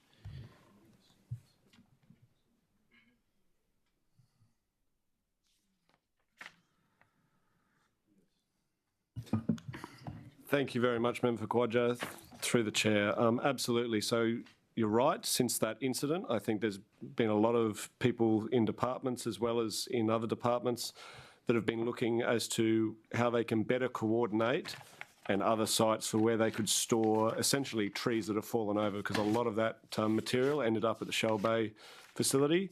Whilst I don't have any sites that have been earmarked as of yet, it is something that's being looked at so that in the event of another cyclone where there's a large amount of green waste that's required to be quickly moved, there can be alternative sites other than the Shoal Bay facility, so we're not essentially filling that site up with green waste trees and other stuff. So no site has been identified yet? Okay. No. Thank you, through the chair. That's all. Thank you. Are there any final questions relating to the opening statement? The committee will now consider the estimates of proposed expenditure contained in the Appropriation Bill 2526 as they relate to the Department of Lands, Planning and Environment. Are there any agency-related whole-of-government questions on budget and fiscal strategies? Is this where we talk Member, about? We're going to one after this. afterwards, yeah, cool. That concludes consideration of agency-related whole-of-government questions on budget and fiscal strategies. Excuse me. We'll now proceed to Output Group 1, Lands and Planning. Output 1.1, Land Development. Are there any questions? Member for Nycliffe. Thank you. I believe this is the right place to ask these. The ABC recently reported that 11 fuel tanks built for the US military to contain 300 million litres of flammable liquid on Darwin Harbour were built illegally without a building permit and are not designed to withstand a Category 3 cyclone. Was the Minister's office aware of the construction of these fuel tanks prior to them being built?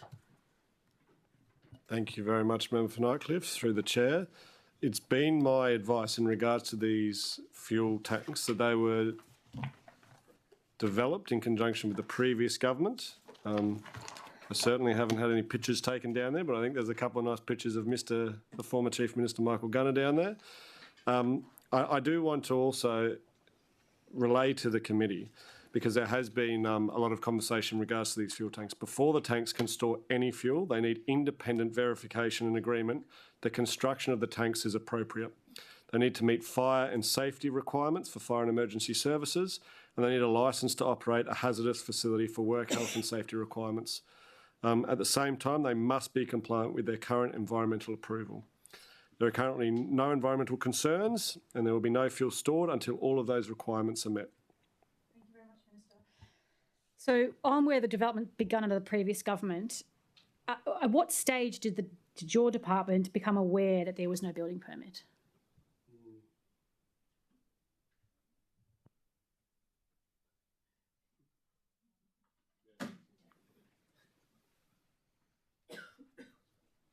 Thank you very much, Member for Nightcliff.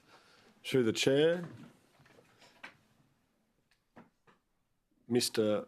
Mark Meldrun is joining us, who's the Executive Director of Land Services and Building Advisory Services. Would you have anything further to add in regards to this? I will pass on to Mr. Meldrun. Thank you. Thank you for your question. We first became aware of the fuel tanks and their building certification in September of 2023. My team had been working with the proponents and their consultants on certification issues. Through the chair, thank you for that. It was reported that the department's Director of Building Control sent a letter to Crowley on February 2024 saying, quote, enforcement measures may need to be applied if the building permit was, quote, not addressed in a timely manner, end quote. Well over a year later, have any enforcement measures been applied, and if not, why not? Thank you very much, Member for Nightcliff. Through the chair, I believe Mr. Meldrum is happy to answer that question. And I will just ask, Mr. Meldrun, please introduce your name just for the Hansard record. Thank you. No worries. Mark Meldrum, Executive Director, Land Services. To your question, Member for Nightcliff, when we were aware that they had constructed without a building permit, we'd had a series of meetings and discussions with them. It does breach the Building Act in that there's a section in the Act, Section 55, where you can't commence works without a building permit. When we started having further discussions with them, they were open to the idea of getting certification. Unfortunately, the legislation didn't permit them to do that because of a requirement that if the building was built after 2016, that you couldn't get retrospective approval. So we've then given them advice on how they might get sort of approval, and that's the requirements that the Minister's outlined as well. So no enforcement action has been taken to date, mainly because they've been cooperating with our sort of inquiries and advice. The other reason is, as the Minister said, there's no fuel in the tanks, and the risk to anyone operating, and it's still a construction site as well, I might add as well. Yeah. Through the chair, I mean, so I hear you say that no enforcement measures have been applied because they've been cooperating so far, but they've still done something illegal. They've still built them. They're completed, I guess, right? Mark Meldrum, they're not completed. They're under construction. Under construction. And just to clarify, at the stage you said September 2023 when the department became aware, how far through construction were they then? Mark Meldrum, I'm not sure what percentage of construction, but the tanks were under construction at that time. There was structures there at least? Like, it wasn't like no shovels had hit the ground or anything? Yeah, Mark Meldrum, yes, the tanks were under construction. They were rising out of the ground, yes. I just guess, and I think I'm speaking for many Territorians here, how is it possible that construction of these giant tanks began and continued without a permit and that no enforceable action has happened so far? Thank you, Member for Nightcliff. Through the chair, I think in regards to this issue, there have been a number of things which absolutely you are left asking yourself, how are we left in this situation? These operations, which occurred under the previous government, are something that we are now trying to deal with to ensure that should these tanks be utilised into the future for their purpose, that they meet the necessary standards. There's been a number of contractors that have been aggrieved throughout this process who have, I'm sure, made comment to various news agencies in regards to this, because there has been a number of changes in regards to project managers, in regards to people that have been working on the site. We're now in a position where the mess has been left to us, and we will ensure that before those tanks are filled with fuel, that we are happy that they have been independently verified as structurally safe to contain the material, the hazardous fuel. Thank you. Because absolutely, we acknowledge that this needs to be done properly from here on out. Thank you, Minister. Through the chair, it was reported that the engineering report showed the tanks had been built to the wrong structural importance level for a hazardous facility, which means that they're not built for a Cat 3 cyclone. How has this come about? How is that possible for someone in the Northern Territory to build something that's not cyclone rated? Absolutely. Thank you very much, Member for Nightcliff. Through the chair, my understanding is that they have been built to code. We're working with essentially the proponent to ensure that these tanks are built and can be certified by a structural engineer. That's what's really important. Obviously, we've had one report that has allegedly been reported on by the ABC. Before the tanks can be commissioned, the department needs to be satisfied that they are built to withstand the significant strains that will be put upon them throughout their life. Thank you. Through the chair, on that, so what must Crowley now do structurally to ensure the tanks can be filled with fuel? Thank you very much, Member for Nightcliff. Thank you very much. Through the chair, in regards to what they must do whatever an independent verification or independent, what's the right word? Certification. An independent certifier deems necessary to bring them up to that standard. So I think that's really important, is that whoever signs off independently on these tanks needs to be satisfied that they will meet the necessary regulations that are put in place here in the Northern Territory. Thank you, Minister.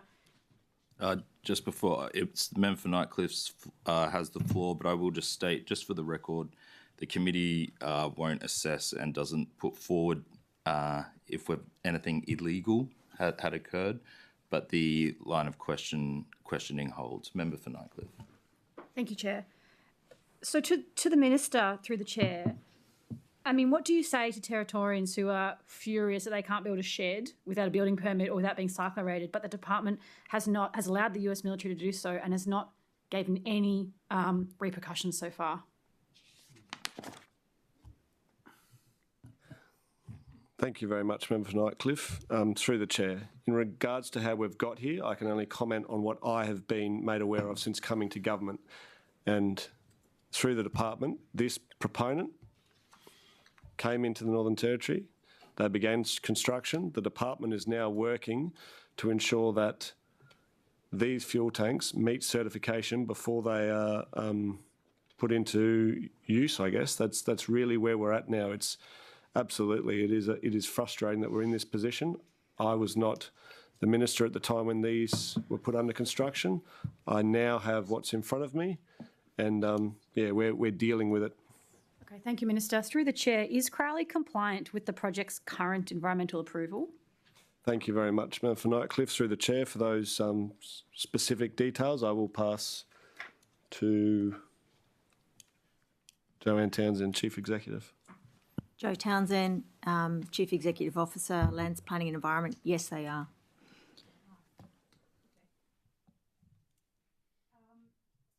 Sorry, there we go. Through the chair, so there was water contamination tests.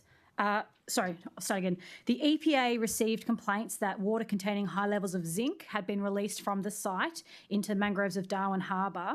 What action was taken to investigate this?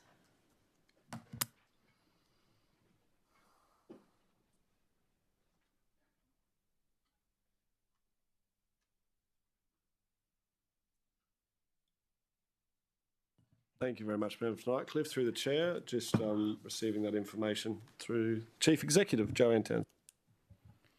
Chief Executive Joe Townsend, that was investigated. It was found to be potable water with no evidence of contamination. Thank you for that. So, what action was taken to come to that outcome? Like, what was the process?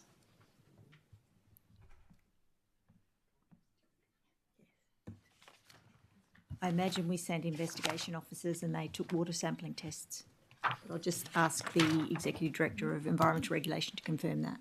Thank you very much, Member for Nightcliff. Through the chair, we were just getting Sally Strongmire to the desk. Thank you.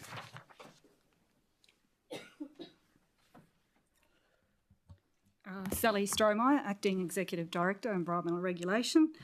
It was reported through our pollution response line, and it was determined that the water that was in the tanks being released was potable water. They were testing the tanks system as part of the testing system.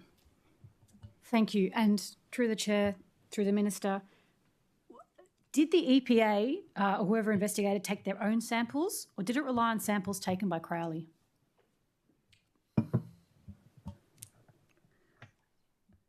Sally Strohmeyer, Acting Executive Director. I haven't got the results in front of me of the samples that were taken, but there was a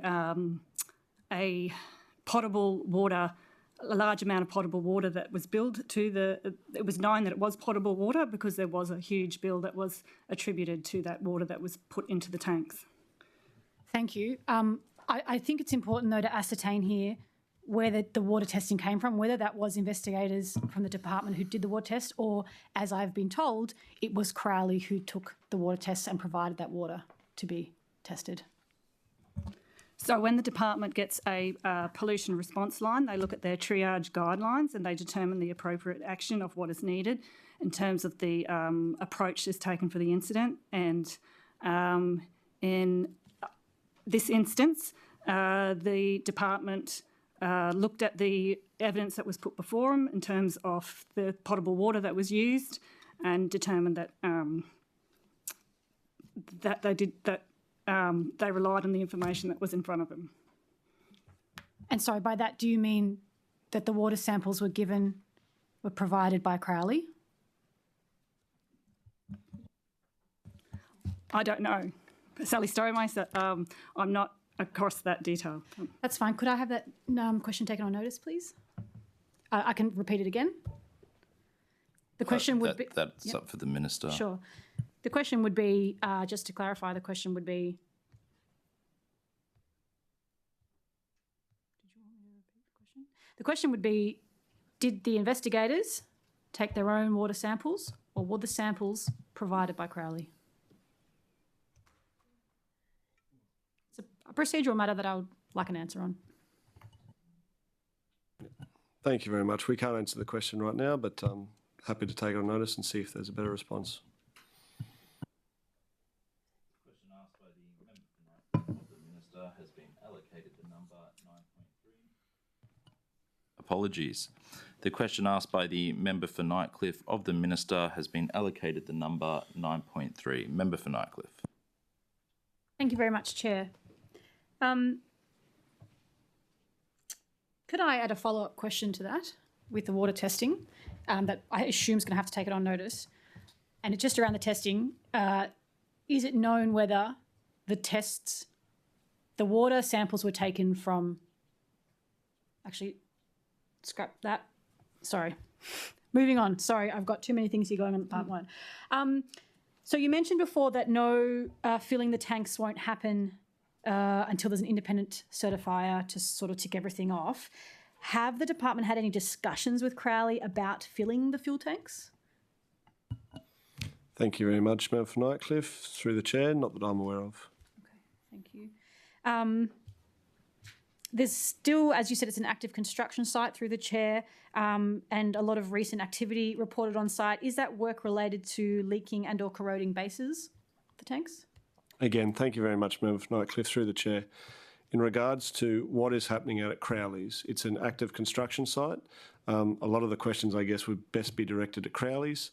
If you want to know about the certification, which is what we're responsible for, happy to answer the questions in regards to that. But until we have an independent verification about the structural integrity, this really is a private proponent building tanks, and our department has been assisting them, I guess, to ensure that they have that necessary certification so that we can or cannot approve those tanks.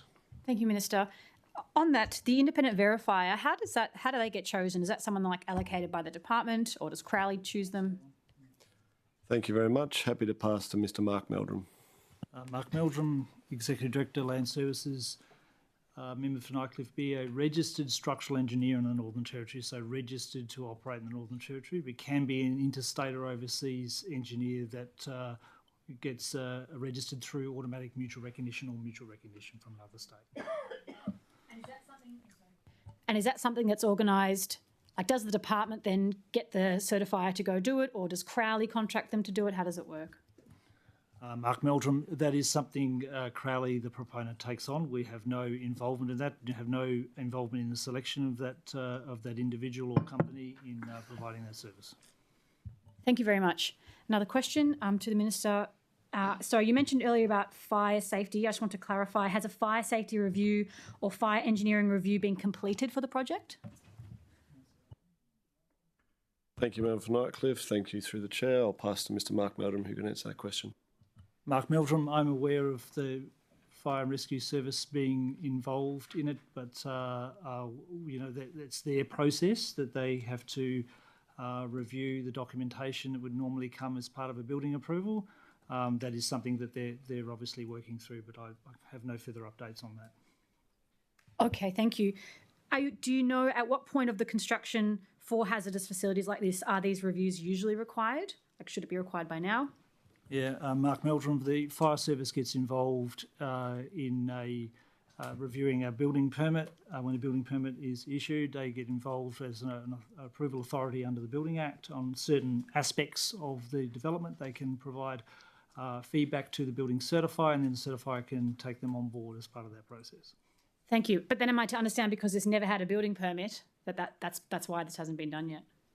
No, it's, as far as I understand, Mark Meldrum, as far as I understand, it's still underway. Okay.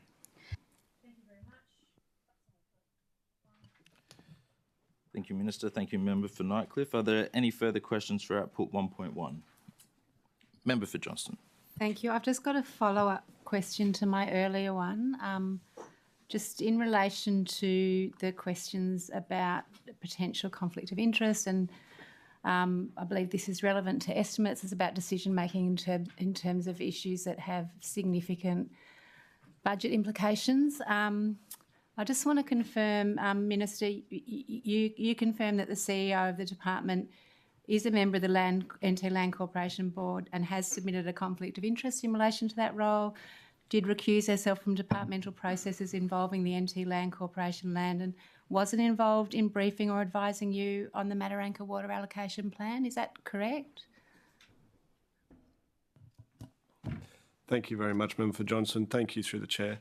There's a vast array of things that are discussed at CE briefings in regards to this. As the Chief Executive outlined, where the Chief Executive has had any conflict of interest, they've been raised. Thank you, Minister. So I've got a copy of a briefing obtained under FOI provided to you recommending the declaration of the Mataranka water allocation plan, which I'm happy to table. The briefing appears to be signed by the CEO on 2nd December 2024. And the memorandum references at paragraph 3 the inclusion of the Larrimah Agricultural Development Precinct. To your understanding, Minister, does the Mataranka water allocation plan provide water that supports the development of the Larrimah Agricultural Precinct?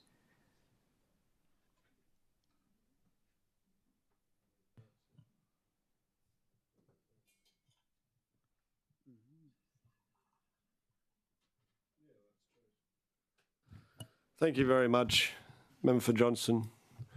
Through the chair. The water allocation plans put forward an estimated sustainable yield in regards to the water that's available for development in those areas. The person who then agrees or approves any use of that water is the independent water controller.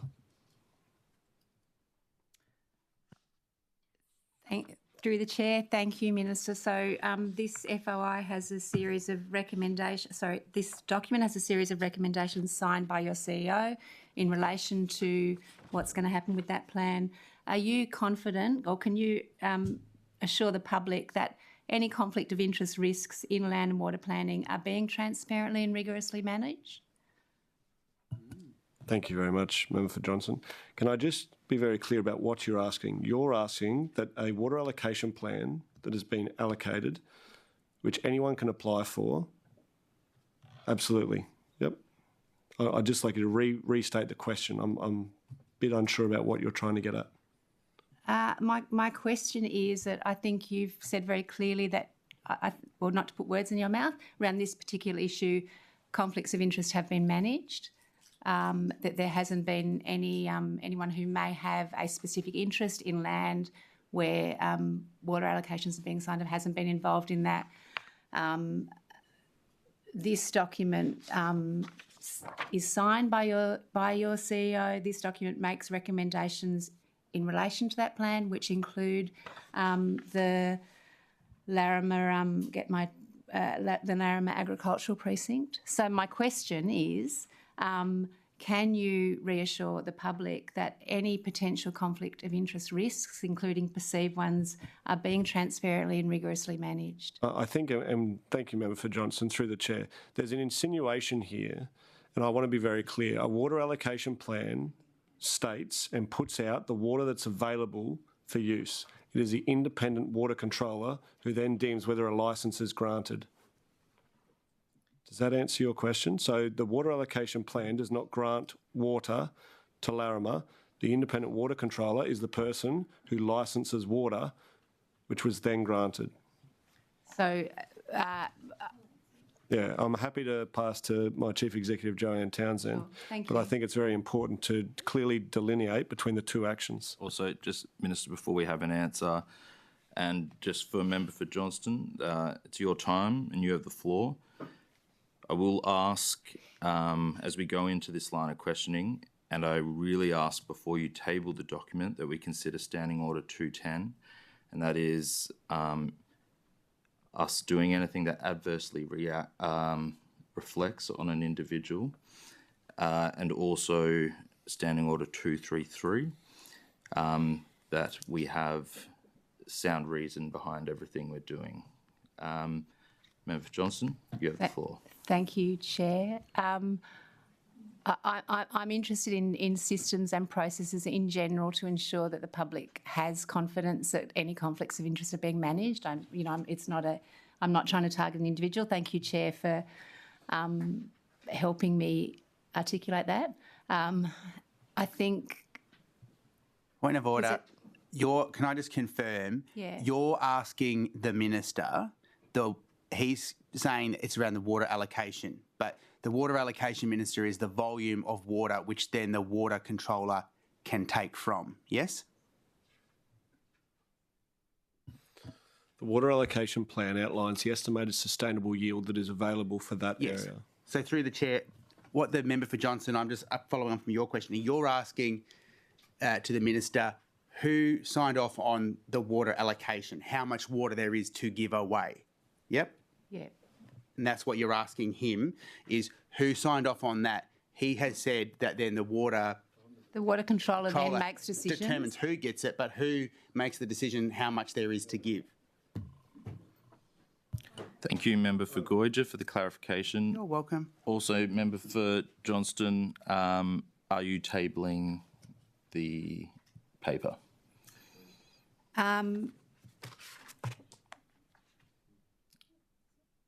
Yeah.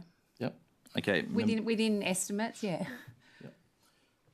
Member for Johnson has table paper number 9.3. I'll now hand the floor back to the Minister. Thank you very much, Mr. Chair. Happy to pass to Chief Executive Joanne Townsend. Joe Townsend, Chief Executive Officer, Lands Planning and Environment. As I said before, yes, I would have signed the brief advising the Minister on the processes that had been followed and the recommendations of both the committee and the department on the drafting of the water allocation plan for Mataranka. That plan, as I said, establishes this estimated sustainable yield and apportions the amount of water that must be retained for environmental uses and the water that can be then applied for under a licence. The Minister makes a decision on the plan, yes. The department will advise him based on science and that community consultation process. But the determination about whether Larrimah Agricultural Precinct or the proponent or anyone applies for that water is on them, and then the decision of that is independently made by the water controller. So what I'd also want to say, because I think, if it's all going to be is that there are also processes that are managed in the department from a conflict perspective, but they're also managed in the NT Land Corp. And so there would have been decisions and discussions in the NT Land Corp board process that I would have also recused myself from, that one in particular. Thank you.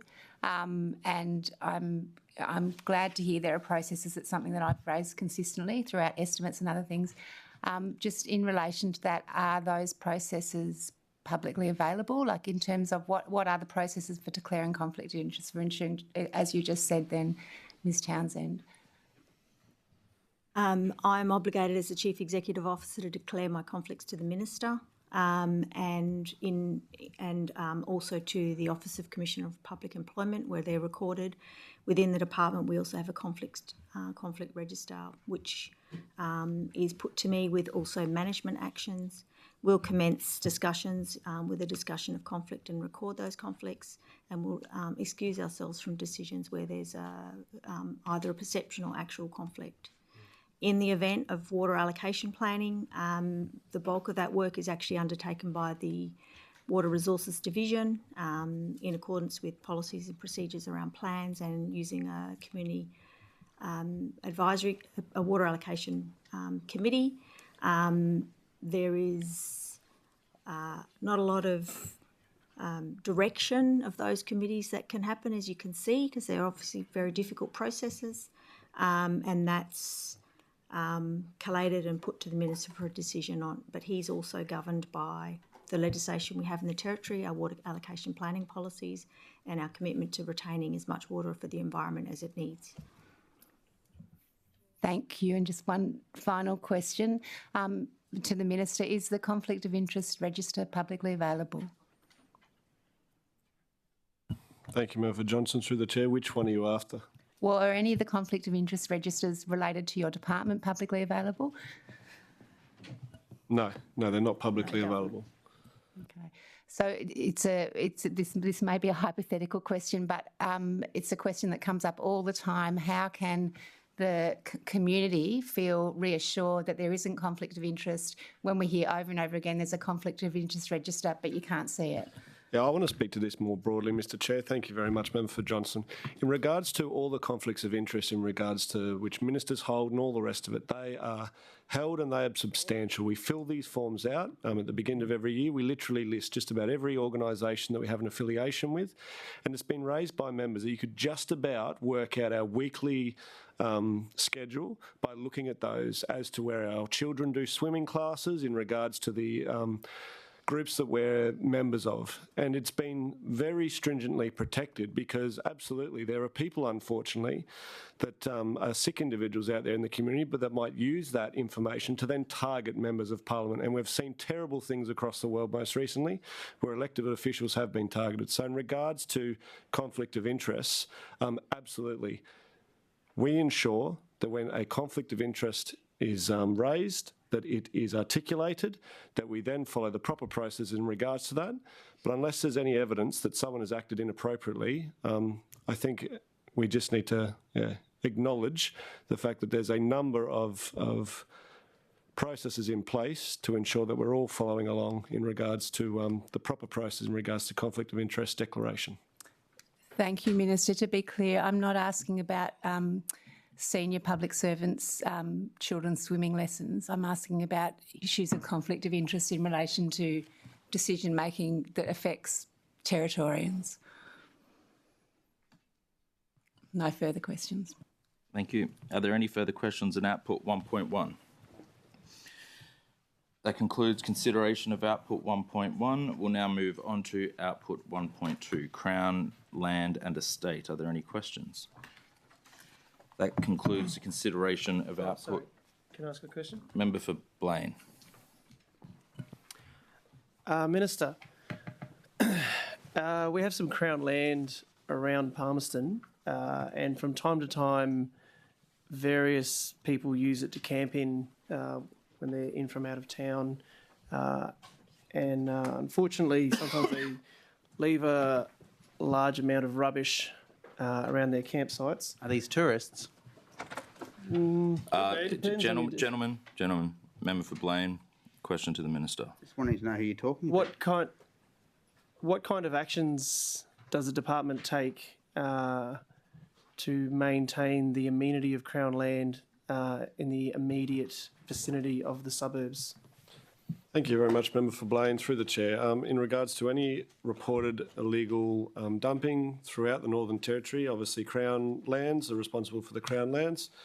Anything that's reported is obviously worked through in regards to whether or not there is sufficient allocation of budget to go out to clean the area.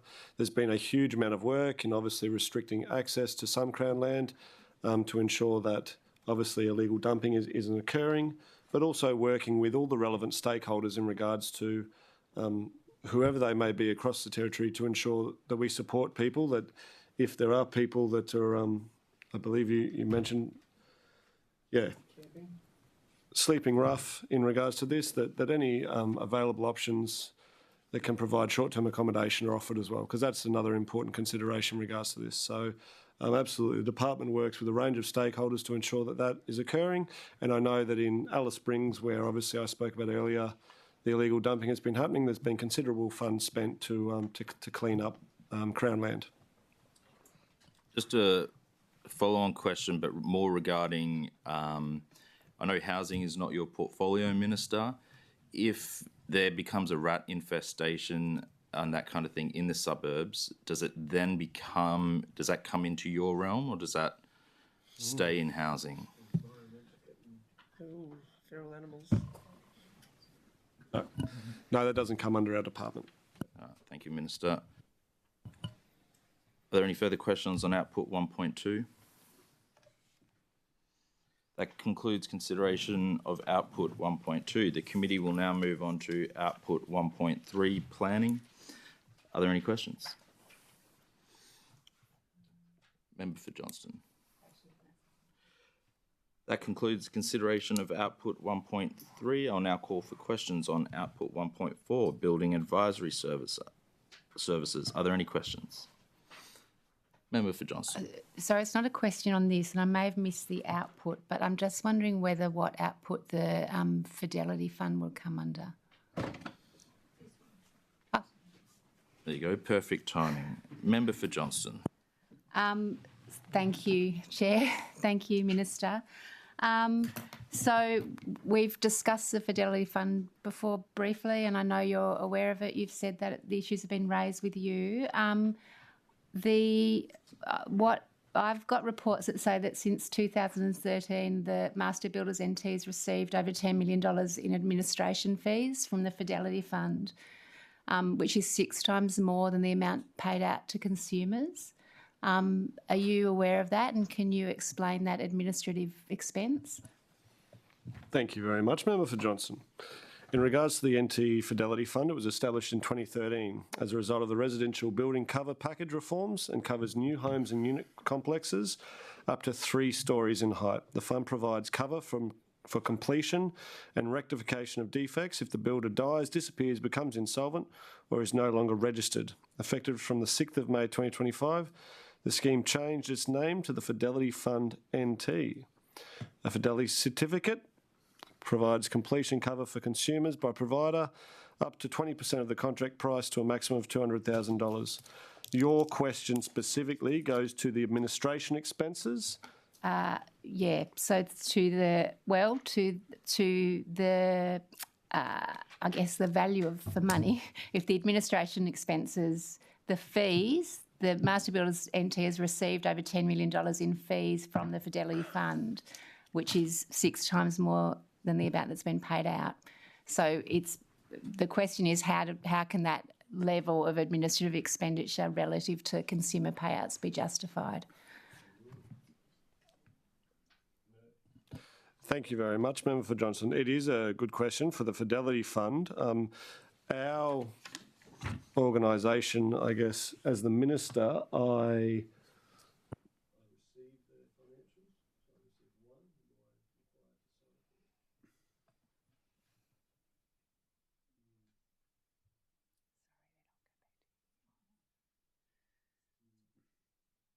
Thank you very much, Member for Johnson. The financial reports are provided to Treasury in regards to this. Happy to answer any other questions. Yeah. So they're provided to you, and then in terms of my question about that disparity, I guess, between the administrative expense and the actual consumer payouts. So I guess in regards to consumer payouts, they only pay out when an issue is obviously taken up. So I sort of covered it a little bit. Whenever a builder dies, disappears, becomes insolvent, or is no longer registered. So in regards to the payouts, they are only able to pay out in the instance that one of those things occurs and then someone lodges a claim in the relevant time period. Does I understand that you've commissioned a report into the Fidelity Fund, is that right? Lots of No, I haven't commissioned a report, Member for Johnson, through the chair, but absolutely. It has been raised with me, as I spoke about in question time with yourself. A number of builders have come to me very concerned, I guess, raising issues with me around the timeliness of receiving their Fidelity funds and the level of cover they can receive. So these are things that I'm working through to ensure that we have, I guess, people who are utilising this fund every single week. Rolling cover is something that's been raised with me to try to explain to you how this works for builders. Every year they apply for a level of cover. They have to put forward all their financials and then they're given a level of cover. So let's say they want to build 6 homes at $500,000 each. They'll need $3 million in cover to be able to cover those homes. Whilst they're building those 6 homes, if yourself or myself was to go to the builder and say, can you build me a new home? They'd say, I'm sorry, I've expended my cover for this year. It's a difficult process because, as you can imagine, we're trying to get as many homes built as we can. So the builder will then have to complete a home, go back to the Fidelity Fund and say, can I get more cover? We would like to see rolling cover. So as soon as they've finished their first home, so essentially they have cover for 6 homes, they've finished their first of 6, they're then able to move on and build another home. So that's like rolling cover. But currently now, if you're covered to build 6 homes for a year at a value of $3 million, that is what builders are being told. And if you want any more, you have to then go back. So there's a number of things that have been raised by builders, number of concerns for which we're working through. Is that limited number of certificates that are issued? Are they called certificates? Insurance coverage. Is that due to a lack of capital reserves? That is what is often highlighted by the Fidelity Fund as the reason for any limit on coverage, yes. And I understand the fund has a capital management plan, and it hasn't provided it despite being requested. What's the government's position on that?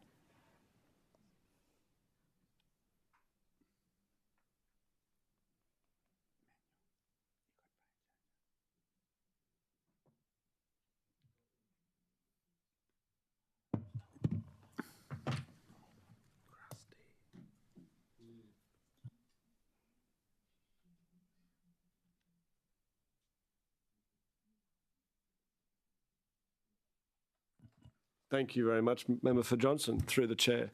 This was an issue that was raised with me since coming to government, something which I have been seeking to rectify. The capital management plans have been requested, and I believe they are going to be uploaded to the interweb. Made public. Do you know what the time frame is for that? I don't remember for Johnson. Okay.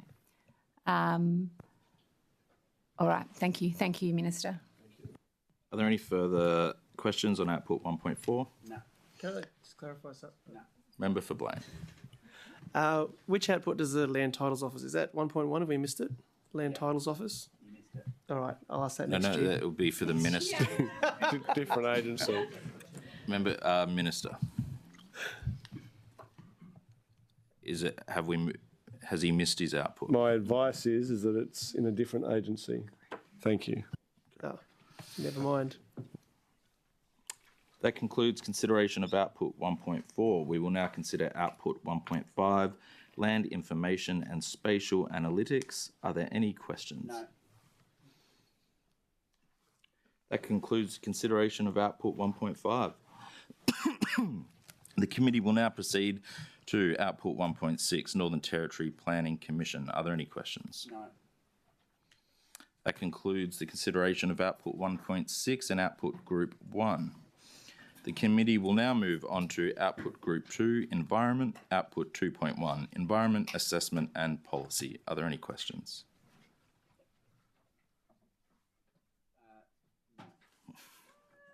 That concludes the consideration of output 2.1.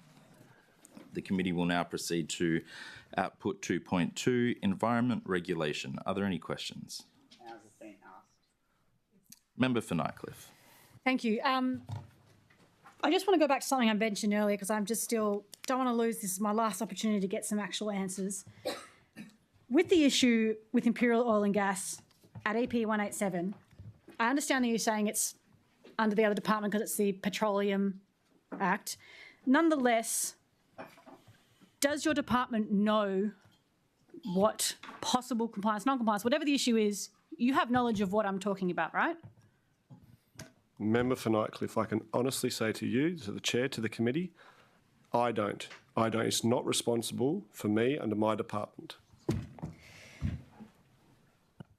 Even though the Department of Lands, Planning and Environment recently disclosed that it had resolved all 3 incidents, it was from your department, no? Yeah, so again, there's been a lot of questions in regards to previous briefings that have been provided to previous ministers.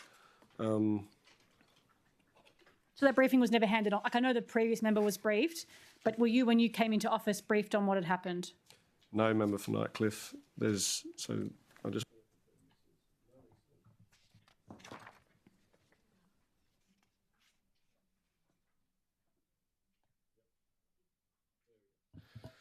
So I do want to, I guess, reassure you that there is a written question for which I believe you've put forward that will be provided back to you.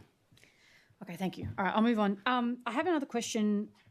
Now, this relates to one of the recommendations from the Pepper inquiry. I believe at the start you said you were going to take some of those and dismiss other ones. 5.5 from the Pepper inquiry recommends that the absence of any treatment and disposal facilities in the NT for wastewater and brines produced by the gas industry be addressed as a matter of priority. So can you please confirm whether wastewater from hydraulic fracturing operations is currently being sent?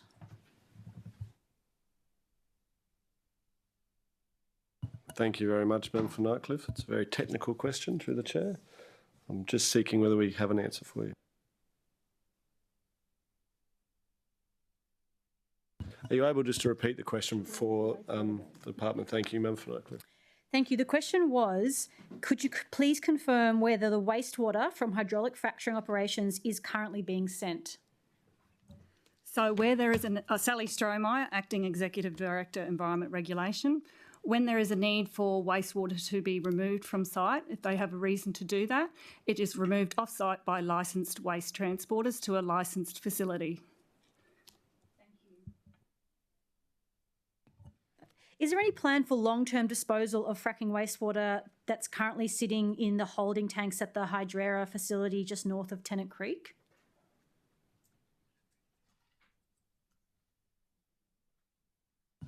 Thank you, Member for Nightcliff. Thank you through the chair. I don't believe we regulate that facility that's Okay. maybe storing. Who, could you tell me who does? Would you know who does, so I can direct my questions to the right?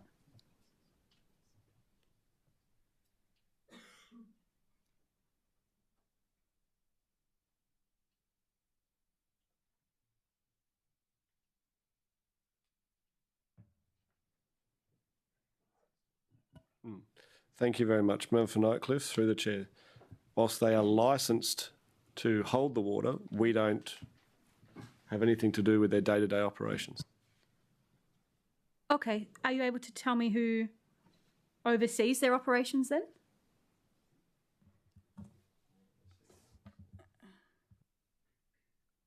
I just want to confirm, Member for Nightcliff, are you asking about the operations of a private company or a private entity? I'm asking about the environmental regulations that oversee the wastewater that is being held at a facility like this.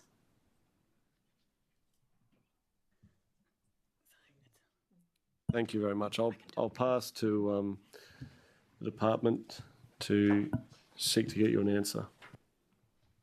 Paul Purdon, Executive Director, Environment and Heritage. That wastewater that you're referring to is a listed waste under the Waste Management and Pollution Control Act, so a different act to the Petroleum Regulations and Act.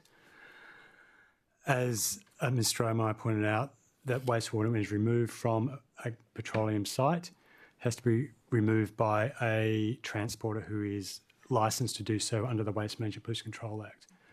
That wastewater is taken to the premises you are talking about. They are licensed to hold and store that wastewater under the Waste Management and Pollution Control Act. What their plans are for future transport, management, control of that wastewater is something that they would be aware of, but we are not aware of. Okay, not aware of. Thank you.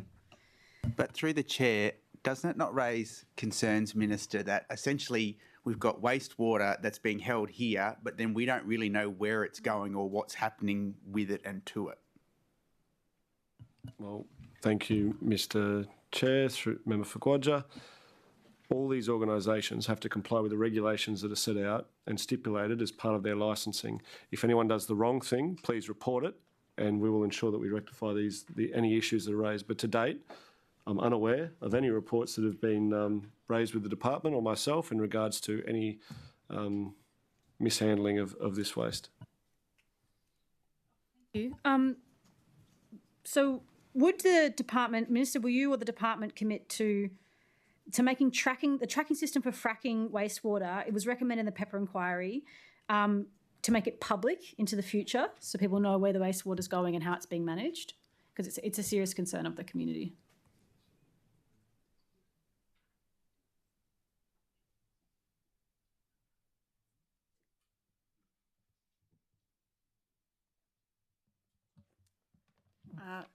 Sally Stromeyer, Acting Executive Director. The tracking system is not currently publicly available. Okay. Will it be at some point? Any plans for that? Or? Thank you, Member for Nightcliff. Through the chair, there's not currently any that I'm aware underway to change that current process. Okay, thank you. And just to clarify on, because now you haven't committed to all the Pepper recommendations, 5.5, the one that I just talked about, the absence of treatment and disposal facilities for NT for wastewater and brines produced by the gas industry to be addressed as a matter of priority. Is that one of the recommendations that you are going to follow or you have cut?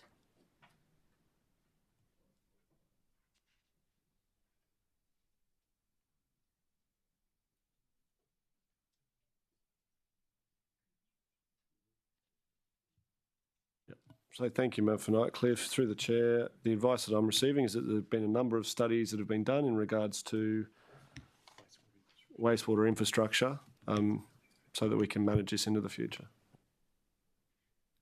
Okay, thank you.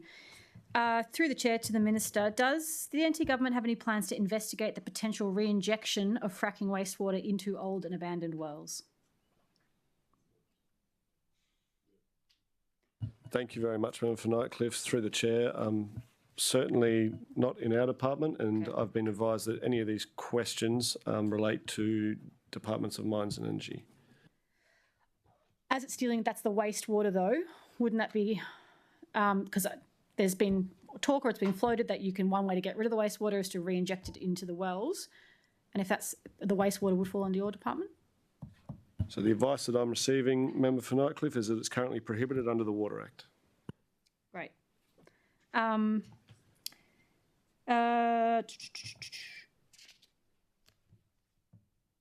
Sorry, do you have any, Shadow Minister, while I look at my notes? What I can, we are due a break, so we'll break here for 10 minutes. Time now is 1:46. 5 minutes? We'll go 10 because we're only having one break in this session. So 1:46 will return at 1:56. We are now adjourned.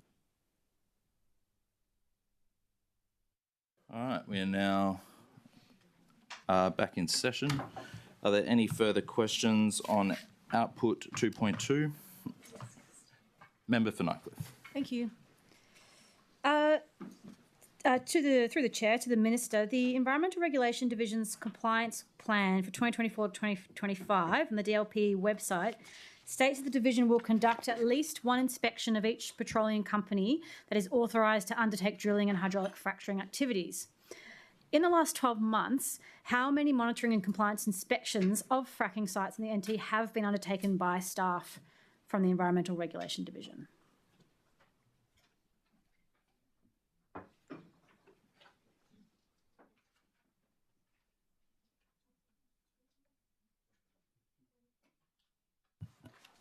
Thank you very much, Member for Nightcliff. Through the chair, I am being informed that it is 24 inspections. Thank you. Do you have an amount of time for when these inspections take place, of how long the inspectors spend at each site? Is this like just trying to get an idea of the process and what they do there? Thank you very much, Member for Nightcliff. Through the chair, I believe Ms Sally Strongmire can further articulate how the department goes about the inspections that are undertaken. Sally Stromire, Acting Executive Director, Environment Regulation. Our compliance team prepares for site inspections well in advance of those inspections. They go through the Environment Management Plan and determine what areas they want to focus on for that inspection. They usually look at the high-risk activities off the petroleum site that they are inspecting. Then they go to site and usually there for at least one day where they go through with the staff on site to check whether those commitments in the EMP are being implemented by the interest holder. Thank you very much. On that, sorry. Through the chair, can I just confirm they, of course, therefore then know that they're going to have an inspection. It's not like it's ad hoc. So you know someone's rocking up for an inspection. Yes, we do plan in advance, but there are on occasions if we do need to go on site unannounced, we can do that. Also. On that was going to be my next question. In the reporting period, how many of these visits were proactive, unannounced inspections versus like organised response visits, perhaps responding to an incident or something like that? All of the inspections were proactive and the interest holder was informed prior. Okay, thank you. And just another question to clarify, when he says the inspection of each petroleum company, does that mean all the company's operations and wells will be visited each year, or does this requirement mean that just by visiting one site of each company does that make sense? It says that you're going to inspect each petroleum company per year. Does that mean that in each company all of their operations and wells will be visited, or is it simply that they can go to one of the sites from one of the companies and that sort of ticks that off? So, Sally Stromire, Acting Executive Director, Environment Regulation. We have 9 active sites, so we ensure we go to those 9 active sites, and we also cover all active interest holders. Okay, thank you.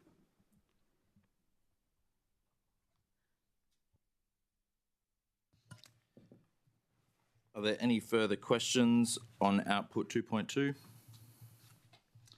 That concludes consideration of output 2.2. I now call for questions on output 2.3, heritage. Are there any questions? Member for Nightcliff. Heritage, yeah. Member for Johnston.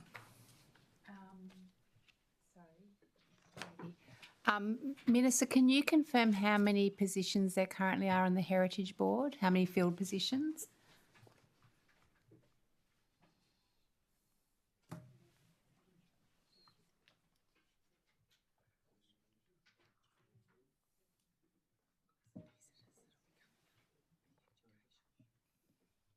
The Heritage Council, excuse me.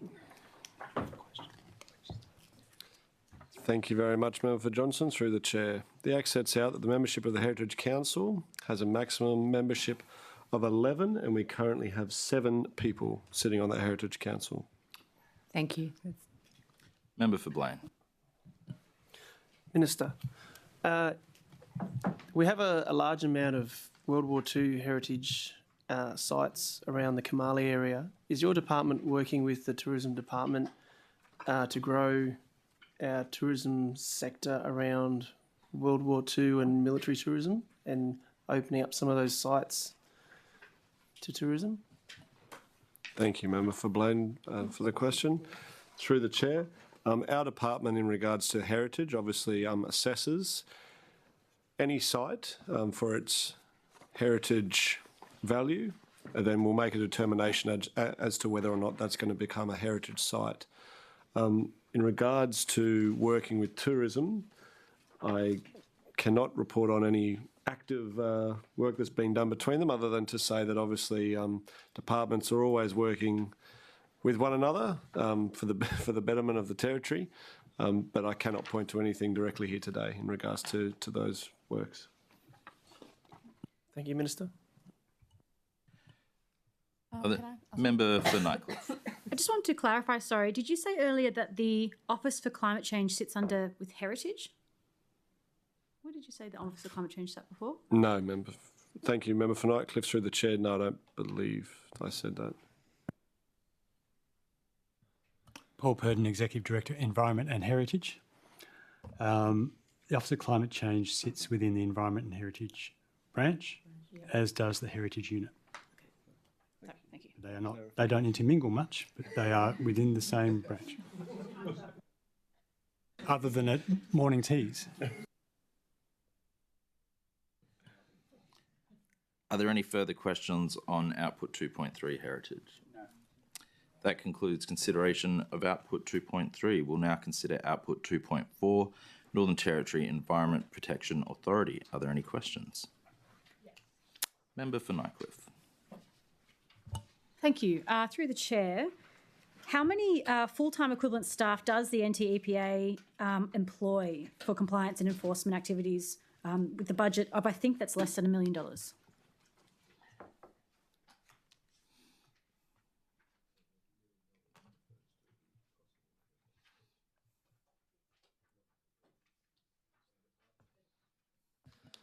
Thank you very much, Member for Nightcliff. Through the Chair, the $1 million refers, I guess, to the cost of running the Northern Territory Environmental Protection Board. They work closely with the Departments of Lands, Planning and Environment in regards to any enforcement undertakings or actions. And I'm happy to pass to Joanne, CEO Joanne Townsend, to extrapolate upon that. Thank you. Jo Townsend, Chief Executive Officer, Environment, Lands, Planning and Environment, and I may need to be assisted by Executive Director Paul Purdon. The way that the NTEPA operates is it's an independent statutory board established under its own legislation and independent of government, but its support staff and services are provided by the agency. So that means there are operational staff in the division led by Sally Strohmeyer who will be doing undertaking enforcement work for them. There'll be assessment support in the division that Paul leads that will be providing them with assessment assistance. They can commission their own independent advice if they choose to. They very rarely do. And then they get corporate support from the organisation in the form of, media advice and booking travel and those kinds of things. They're all provided by the department. Okay, thank you. So but they can't direct. They can't be directed, and they direct those staff individually. Thank you. And so just to clarify, so the NTPA doesn't have any of their own, like, for example, environmental inspectors. That's the departmental staff that they use. Yes. Okay, thank you. How many formal enforcement actions has the NT-EPA taken out in the past in the reporting period?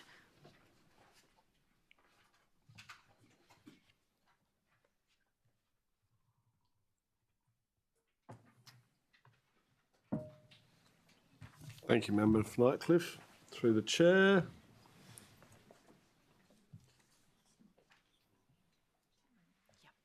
I'm just confirming, can I just confirm what were you seeking in regards to the Environmental Protection Agency? It's how many formal enforcement actions have been taken, including notices, penalties, or prosecutions?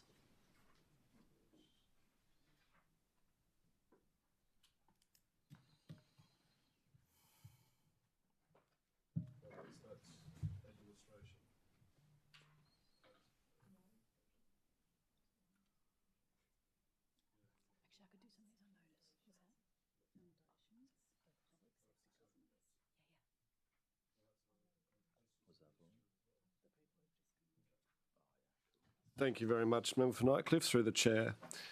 In regards to the NT-EPA, the information I have before me is that there's been one prosecution and one contaminated land audit. Thank you very much. Given the minimal budget allocation, how does the NT-EPA maintain independence from the department in its regulatory decisions? Yeah, absolutely. I will pass to Paul Purdon, Executive Director of Environment and Heritage. Paul Purdon, Executive Director, Environment and Heritage. I think there's two parts to that. One is the comment on the minimal budget. The budget that's allocated to the EPA, as the Minister has and CEO have outlined, is for the EPA themselves. So that's paying them for their time and effort as being members of that authority. Some operational to support their sort of immediate work, including travel, and then the executive support the department provides to them in terms of secretariat type support falls within that budget. The budget that the Environment and Heritage branch has in terms of its environmental impact assessment work, and the Environmental Regulation branch, division has in terms of their compliance enforcement capacity and the support they provide to the EPA in terms of assessing and providing recommendations to the EPA on issuing licences under the Waste Management Pollution Control Act.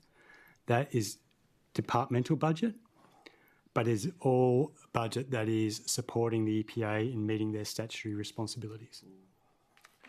Thank you. Are you able to tell me how many environmental incidences or breaches were reported to the NT-EPA in the reporting period?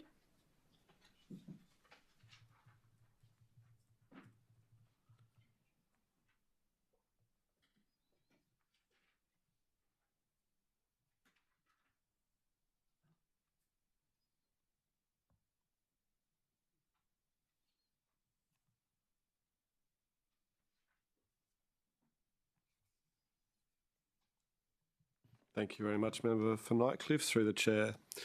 The information I have in front of me reports 391 pollution reports were recorded for this financial year up to the 31st of March.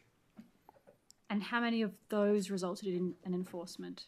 Was that what you said earlier about the two? Yeah, and I do want to, I guess, highlight, Member for Nightcliff, through the chair, some of the most common pollution reports that are captured as part of that 391. 103 or 26% were in regards to noise, of which 20% related to construction activities.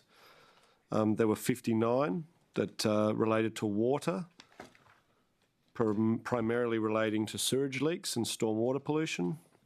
There were 43 recorded illegal dumping, which makes up about 11%. And then there were 36 in regards to air, which can relate to dust, smoke or odour, and 32 or 8% spills. Thank you very much. Thank you. And the Chief Executive would like to clarify some of what I've just said. Thank you. Or add to it. All of what the Minister has just said is correct. The NT-EPA has responsibility for compliance enforcement under the Waste Management Pollution Control Act and also for issuing licences and approvals under that legislation. But the environmental regulation of other matters such as petroleum, mining, land clearing, water, happens through other authorised officers in the department. So the NTEPA has a very important role in impact assessment and to regulate that particular legislation, which is waste and pollution in a general sense. But there is also a lot of other environmental regulation happening across the department under different legislation. Just a brief interruption. On behalf of all the committee, I'd just like to thank the public servants who are currently course members from the Foundations of Public Sector Governance who have joined us today. Thank you for coming in. This course is run by the Office of Commissioner of Public Employment. Thanks for coming and watching, and thank you for your ongoing service to the Northern Territory. Minister. Got a follow-up in this output, or a question in this output. Member for Johnston. Thank you, Chair. Minister, how does the NTEPA assess cumulative environmental impacts of large-scale water extraction projects like Singleton Station development or other major agricultural proposals? Thank you very much, Member for Johnson. In regards, through the Chair, I'll just... So in regards to, obviously, Singleton Station, which you've highlighted, they have been required to produce an EIS, an Environmental Impact Statement, for which the NTEPA is obviously, will be working with them in regard to. This will look at the accumulative impact over a period of time of that water licence and what they may need to do to ensure that they are meeting all those requirements as set out in regards to the NTEPA. So they have the ability to put conditions on a licence. Would you like to add further, Mr. Paul Purdon, in regards to that? Paul Purdon, Executive Director, Environment and Heritage. The requirements to look at cumulative impacts for a particular proposal will be set out in the terms of reference for the assessment of that proposal. But even within the Act, the Environment Protection Act itself, it defines impacts to include cumulative impacts. So it's not something anyone can sort of avoid.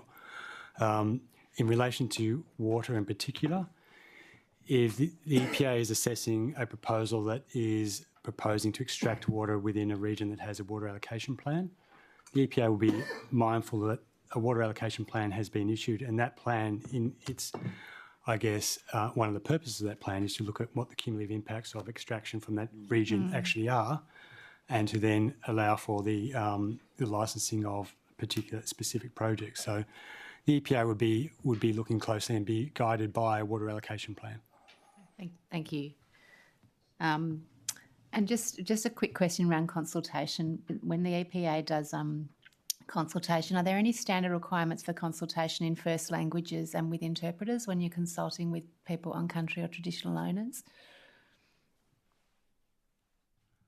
Paul Purdon, Executive Director, Environment and Heritage. The EPA, in running the impact assessment process, doesn't do so much consultation itself. It imposes requirements on a proponent to undertake consultation on their project and to report to the EPA on that consultation process.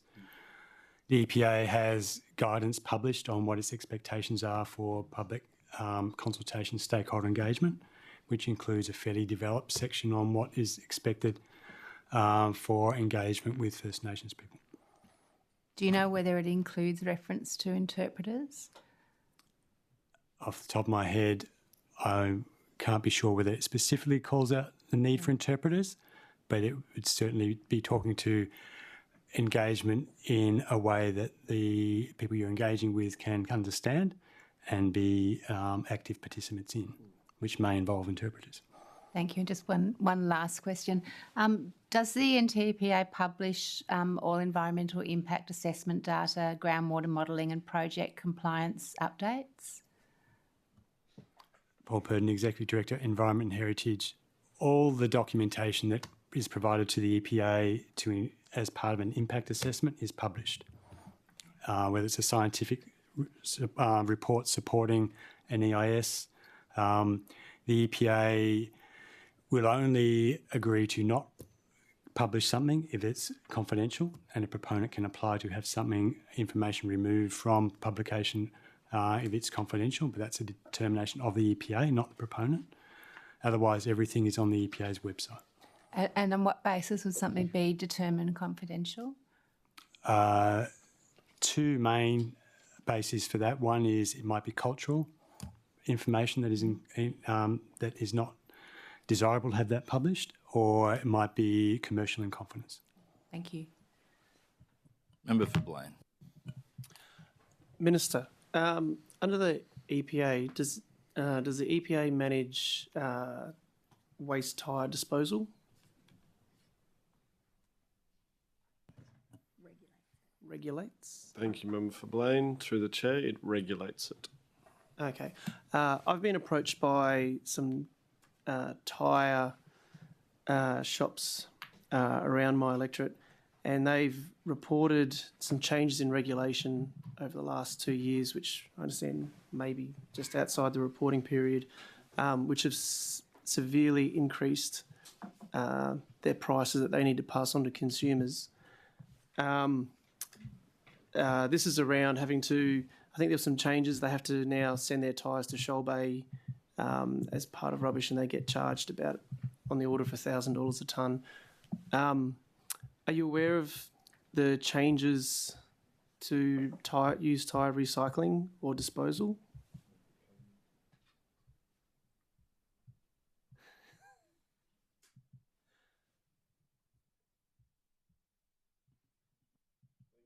Thank you very much, Member for Blaine. Through the chair, in regards to any additional fees that are being charged to tyres, to tyre retailers, to sellers, there are new guidelines that have been put in place, and I guess this is all around ensuring that people are disposing of their used tyres in an appropriate manner. In the past, there have been schemes that have been put in place for which people have then stockpiled tyres thinking that they'd be worth something someday. We want to ensure that any used tyres that are utilised are disposed of in an appropriate manner. So whilst there may be additional costs in regards to that, it's important that we're dealing with our waste in an appropriate manner. And I know that a number of those waste tyres are then put back into things like road surfaces and other issues. So the costs in regards to that are set by the disposal facility. So not necessarily we might say that you have to do this, and then the cost is then incurred when they go to dispose of it at the facility. Thank you, Minister. You started to lead into the next question I have, which is are there any avenues available to recycle the tyres or facilitate the private sector to engage in tyre recycling rather than just taking them to Shoal Bay and taking up space and passing the costs on to the consumers?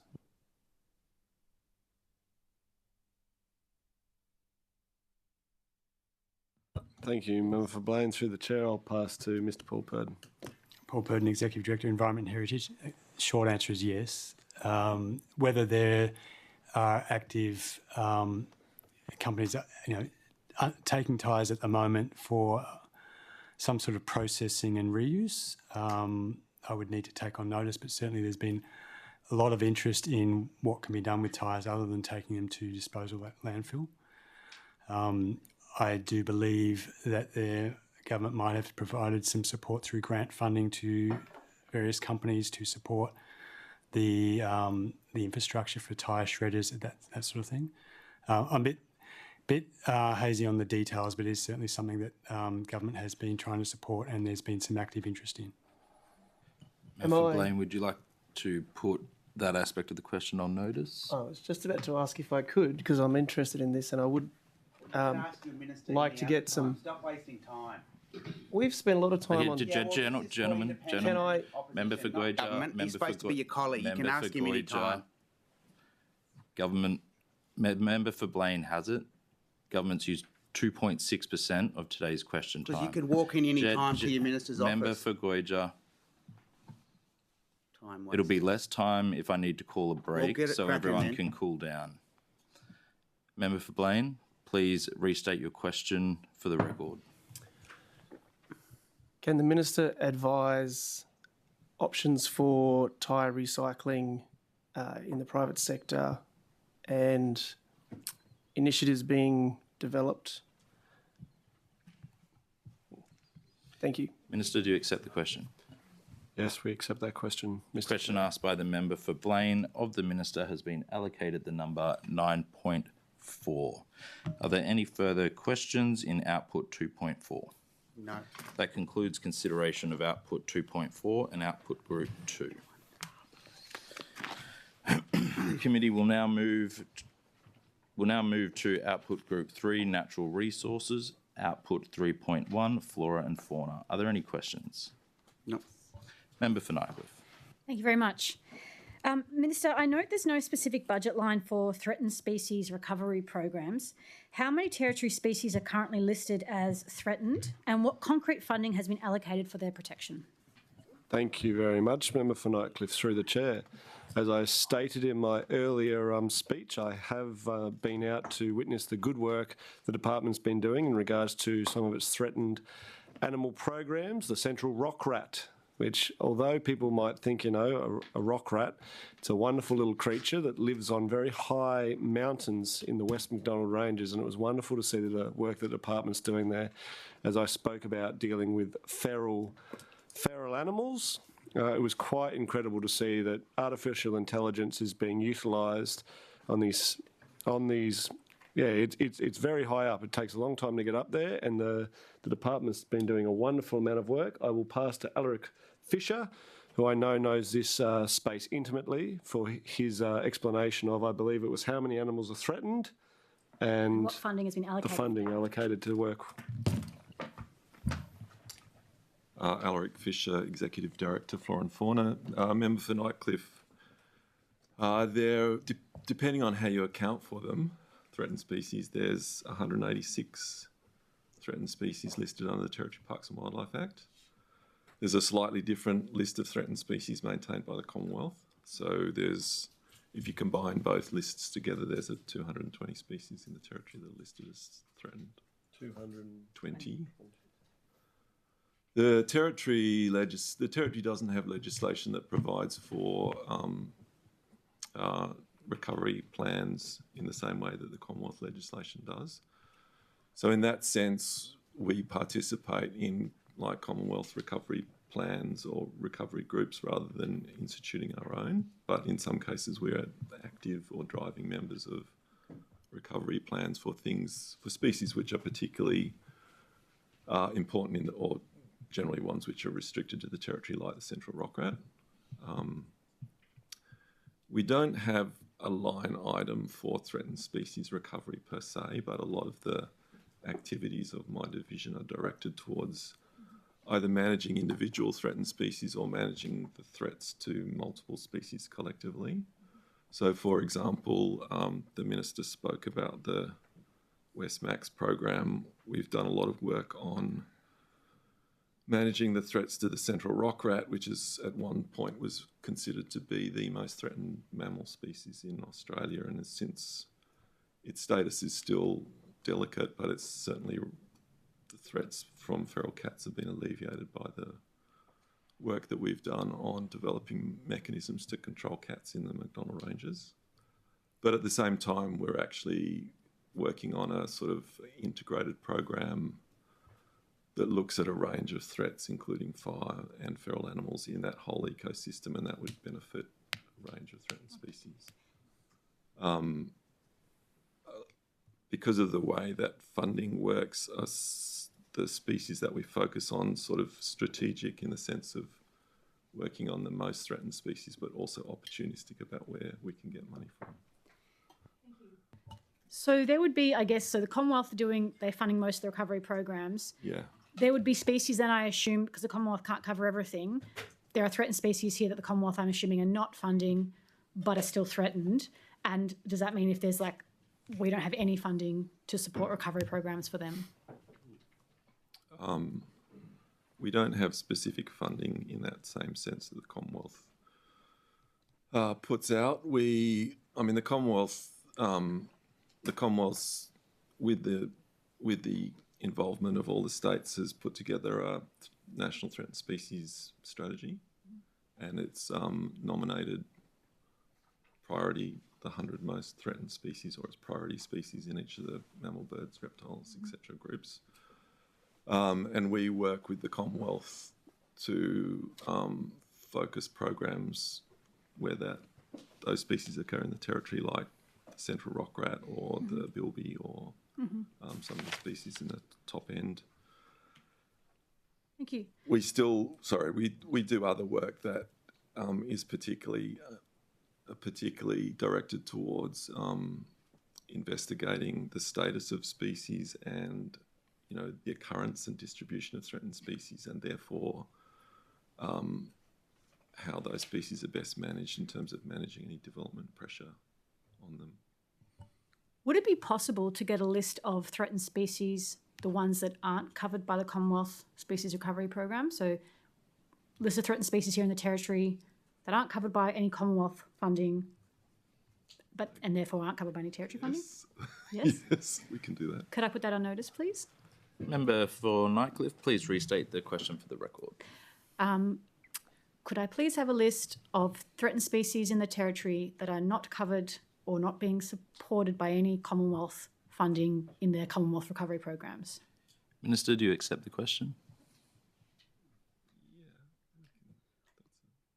Thank you, Member for Nightcliff. Through the chair, we accept that question.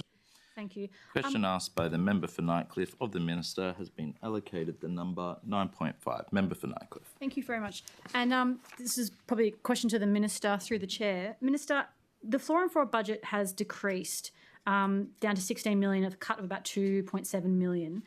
How can you justify cutting biodiversity funding when we're facing an extinction crisis?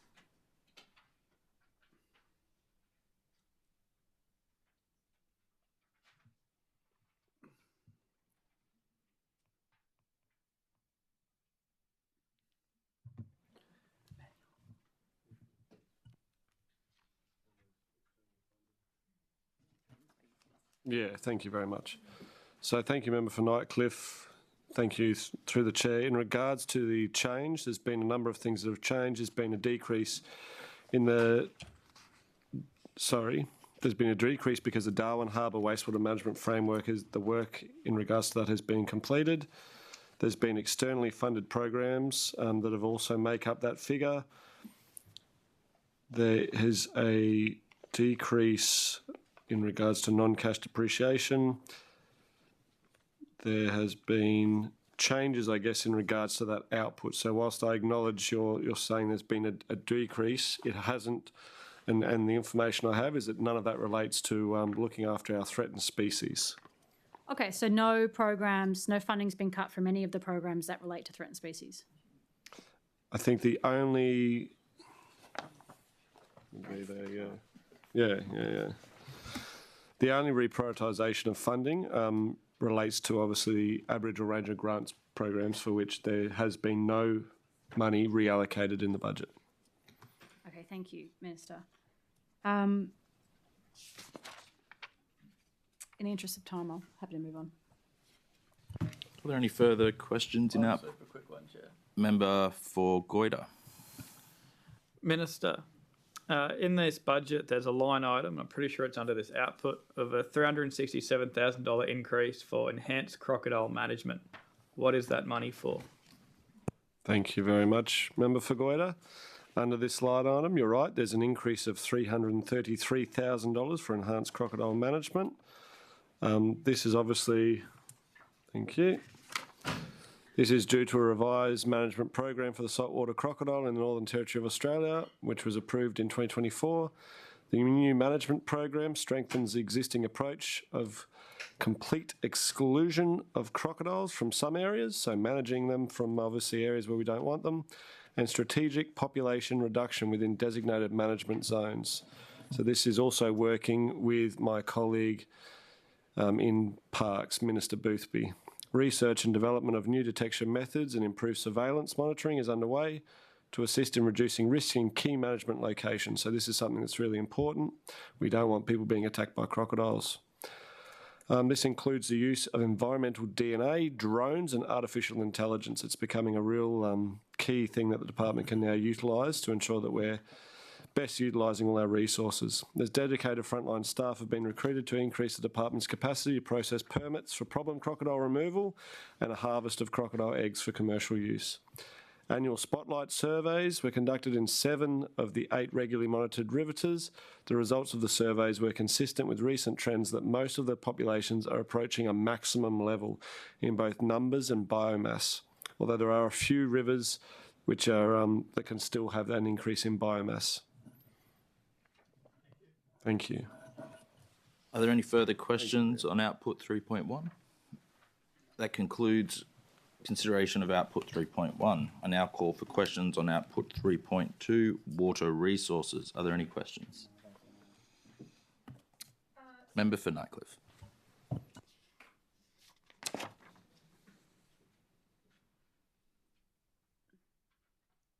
Okay, sorry, thank you. Minister, the water resources budget has been slashed from 19.3 million to 13.1. How will this impact monitoring of groundwater systems, particularly given increased extraction pressures?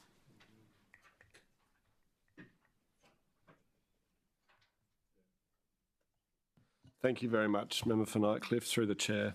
So in regards to that line item, there's $4.33 million decrease in the National Water Grid Authority, which is externally funded programs. Of particular note is the completion of the Western Devonport Salinity Study, LIDAR Phase 1 and the Upper King River Management Aquifer Recharge Project, as well as reduction in funding associated with the water allocation plan for the Adelaide River. So there's key milestones that have been met along the way, which accounts for that reduction. So this has been something that I guess I've been coming to learn since coming into government in regards to a lot of these federally funded programs. They come to an end, we then apply for additional funding, and then that funding will come in when those programs start up. So I believe there's a number of things in regards to arrows which have been applied for. There's a number of both monitoring and other programs which we've put in for, and I certainly hope that we get the green light to go ahead with those. Thank you. Does the government support... There's the guideline called Limits of Acceptable Change to Groundwater Dependent Vegetation on the Western Devonport Water Control District, which outlined that in it, for example, the destruction of 30% of groundwater dependent trees was acceptable. Does the government support those guidelines? Yeah, thank you very much, Member for Nightcliff, through the chair. In regards to all these statements that have been made in regards to this, I do want to note as well in regards, it's all about, I guess, being able to monitor what is happening. So many of these studies and the science goes to how these projects may or may not impact. And it's really important that the $2 million in water monitoring continues into water resources. And as those projects, if they're able to meet all their environmental impact statement conditions which are put of them, which will include them working with remote communities to explain what they're doing, if they can then get to a point where they're actually utilising that water, there'll be further monitoring to view how they are impacting on the environment around them.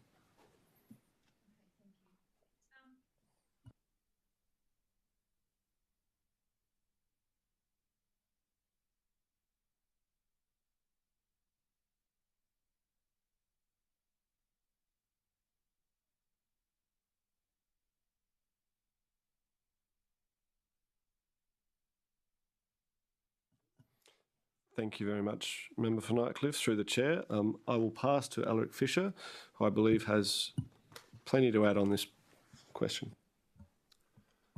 Alaric Fisher, Executive Director, Flora and Fauna. Myself and my staff from Water Resources Division were responsible for writing that guideline. We didn't consult with Fortune in developing it.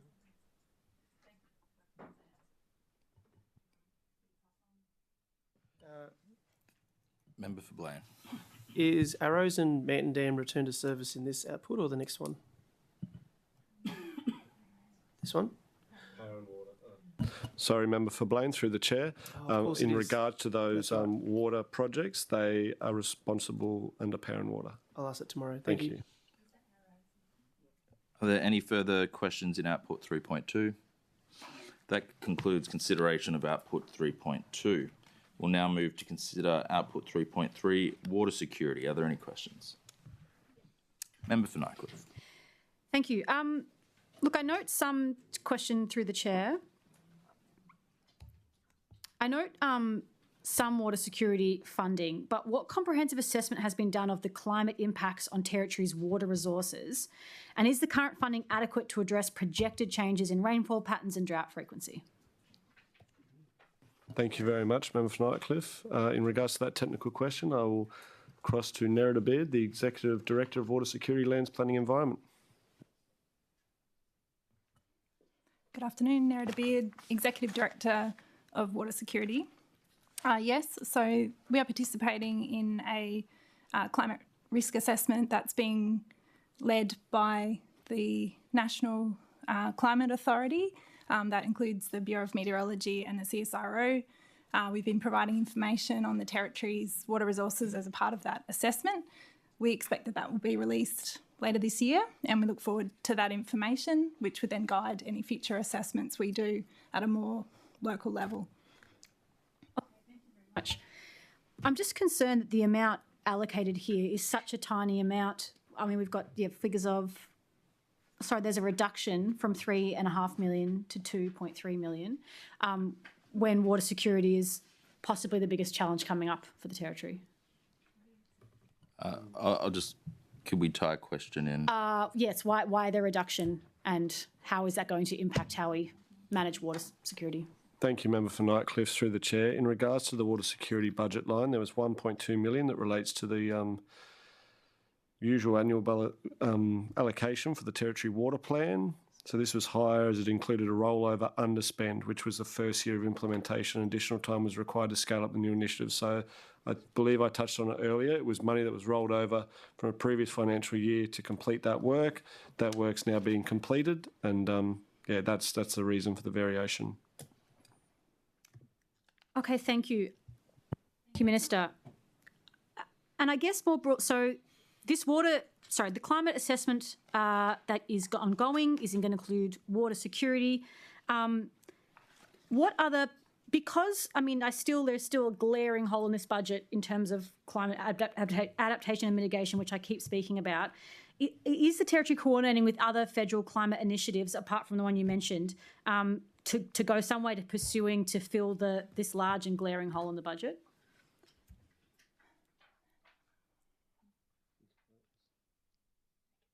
Yep.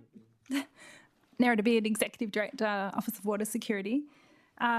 Yes, we are.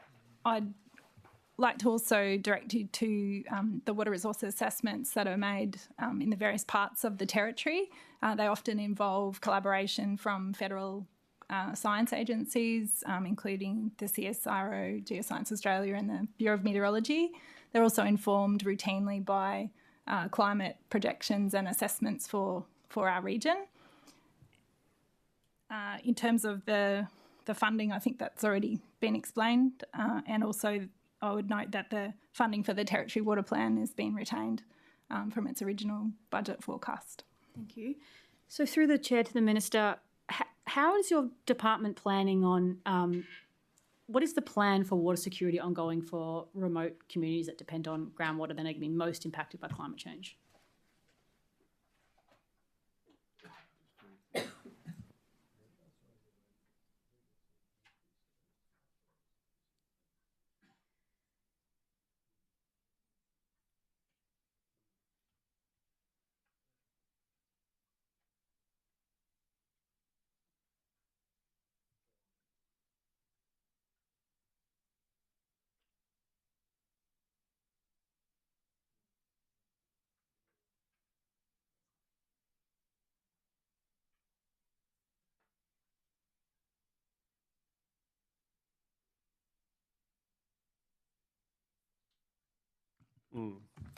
Thank you very much, Member for Nightcliff, through the Chair. I think it is important, obviously, to acknowledge water is life here in the Northern Territory. In regards to our groundwater ecosystems, it's a more climate-independent resource, whilst it obviously requires rainfall to recharge. We are so fortunate to have these underground storages of water, which is why the department so carefully manages any allocation as it relates to these areas. That's why we have the water allocation plans. A huge amount of work goes into also collaborating with local stakeholders, scientists, before an estimated sustainable yield is agreed to. and any water can be taken for commercial use. So a majority of that water will always be staying in the ground. Absolutely, you note remote communities. There's a vast amount of work going on, and I'm aware of some, which I think is a really important question to put to Power and Water tomorrow in regards to areas where there have been issues and what they are now doing to ensure that they're able to rectify that issue so that remote communities have clean, potable drinking water into the future. Are there any further questions on Output 3.3? That concludes consideration of Output 3.3. The committee will now consider Output 3.4, Rangelands. Are there any questions? Member for Johnson? No. Member for Goyder. Does Gamba grass come under this output? With regards to Gamba grass, and I promise it will be quick, people report people for having Gamba grass. People go out, they get an infringement notice. So my question is two-part. One is all of the management of issuing, I guess, the infringement notices and following up on landowners who aren't doing the right thing with managing Gamba grass. Is it all reactive to reports, or is there proactive monitoring as well? And two, what actually happens when people, they get issued a fine? It says you tidy up if you don't do it, blah, blah, blah. People just pay the fines. Is there any point where the government goes in and slashes the block and then charges the person for it? Thank you very much, Member for Goyder. Through the Chair, Ms Maria Walkup is intimately aware of the issues with which we face in regards to Gamba grass, and I believe is the person best placed to answer that question. Thank you, Minister. Maria Walkup, Executive Director, Rangelands. So we have a compliance program that's run. It starts with inspections. So as the Minister said earlier, we did 969 inspections this year. There's our weeds management branch, and there's also the Gamba fire mitigation unit. So they look at the Northern Fire Protection Zone, and we look at the Darwin Emergency Area Zone. After we've done the inspections, we'll also look at complaints. So this year I think we had 51 complaints from the public. Following the complaints and the inspections, we've issued 373 orders. After we issue an order, there's a month we go back and re-inspect. If they haven't done the work, then we'll issue a notice of intention to infringe, and we issued 208 of those this year. We then wait another 2 weeks, go back again to see if the work's been done. If it hasn't, then we'll infringe. It looks like this year we'll be issuing 38 pins. As you say, if the fines are paid, we go back to those properties again next year and start the process again. However, I guess it escalates, so it may start with an order as opposed to an advice letter or something. So somebody who owns a parcel of land and they go through the process where they've had someone's complaint, they've got the Gamba grass, and then they've chosen not to action it or to make their block safe and look after their neighbours. They get a fine of some sort, and they pay that fine, and their neighbours are still living next door to Gamba grass for the next year. Is that what's happening? Not always. It depends on the risk, and it depends on the time of year as well. So we work with bushfires. So it might be that the department, or through the Bushfires Act, we will get the work done and then charge the people for the work to be done. So it is able to be done under the Bushfires Act? It's able to be done under both acts. Thank you very much. Chair. Member for Blaine. Thank you, Minister. So that's the stick, if you want to call it that. What are we doing on the carrot side of things to encourage landowners to responsibly manage Gamba on their property? Thank you, Member for Blaine. I'll pass to Maria Walkup.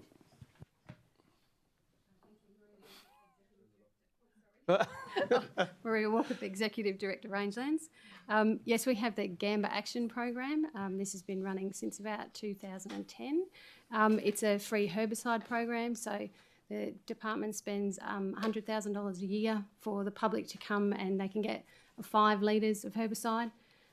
This year we've allowed properties, if the people own 2 properties, they can come and get 5 litres per property. They can come and get spray equipment.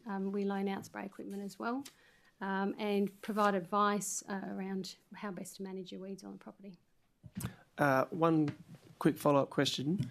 My understanding of with the infringements, it's a boundary from the edge of the property, like 15 metres or something. They have to eradicate gamba.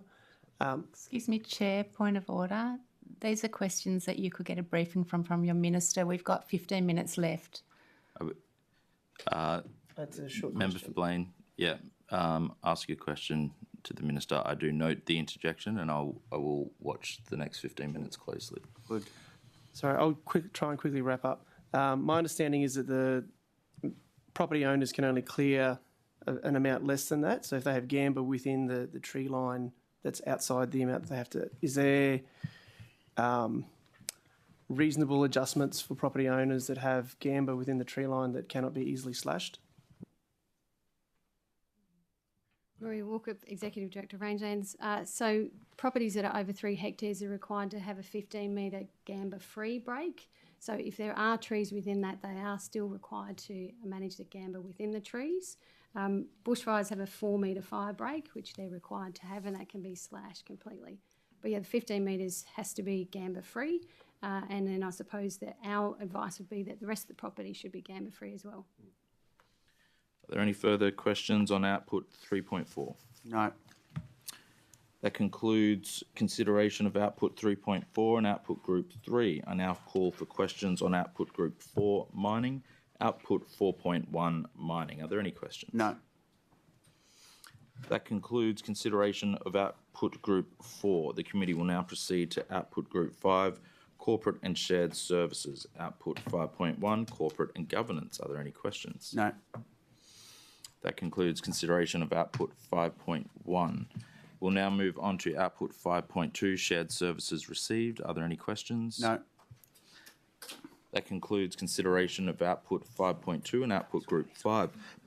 That concludes consideration of outputs related to the Department of Lands, Planning and Environment. On behalf of the committee, I thank the agency officers who assisted the minister. The committee will now proceed to the Land Development Corporation business line. Thank you very much, Mr Chair, and I too would just like to thank all the people that have come before us from the department today for their insights and for their assistance whilst we work through that output group. Thank you very much.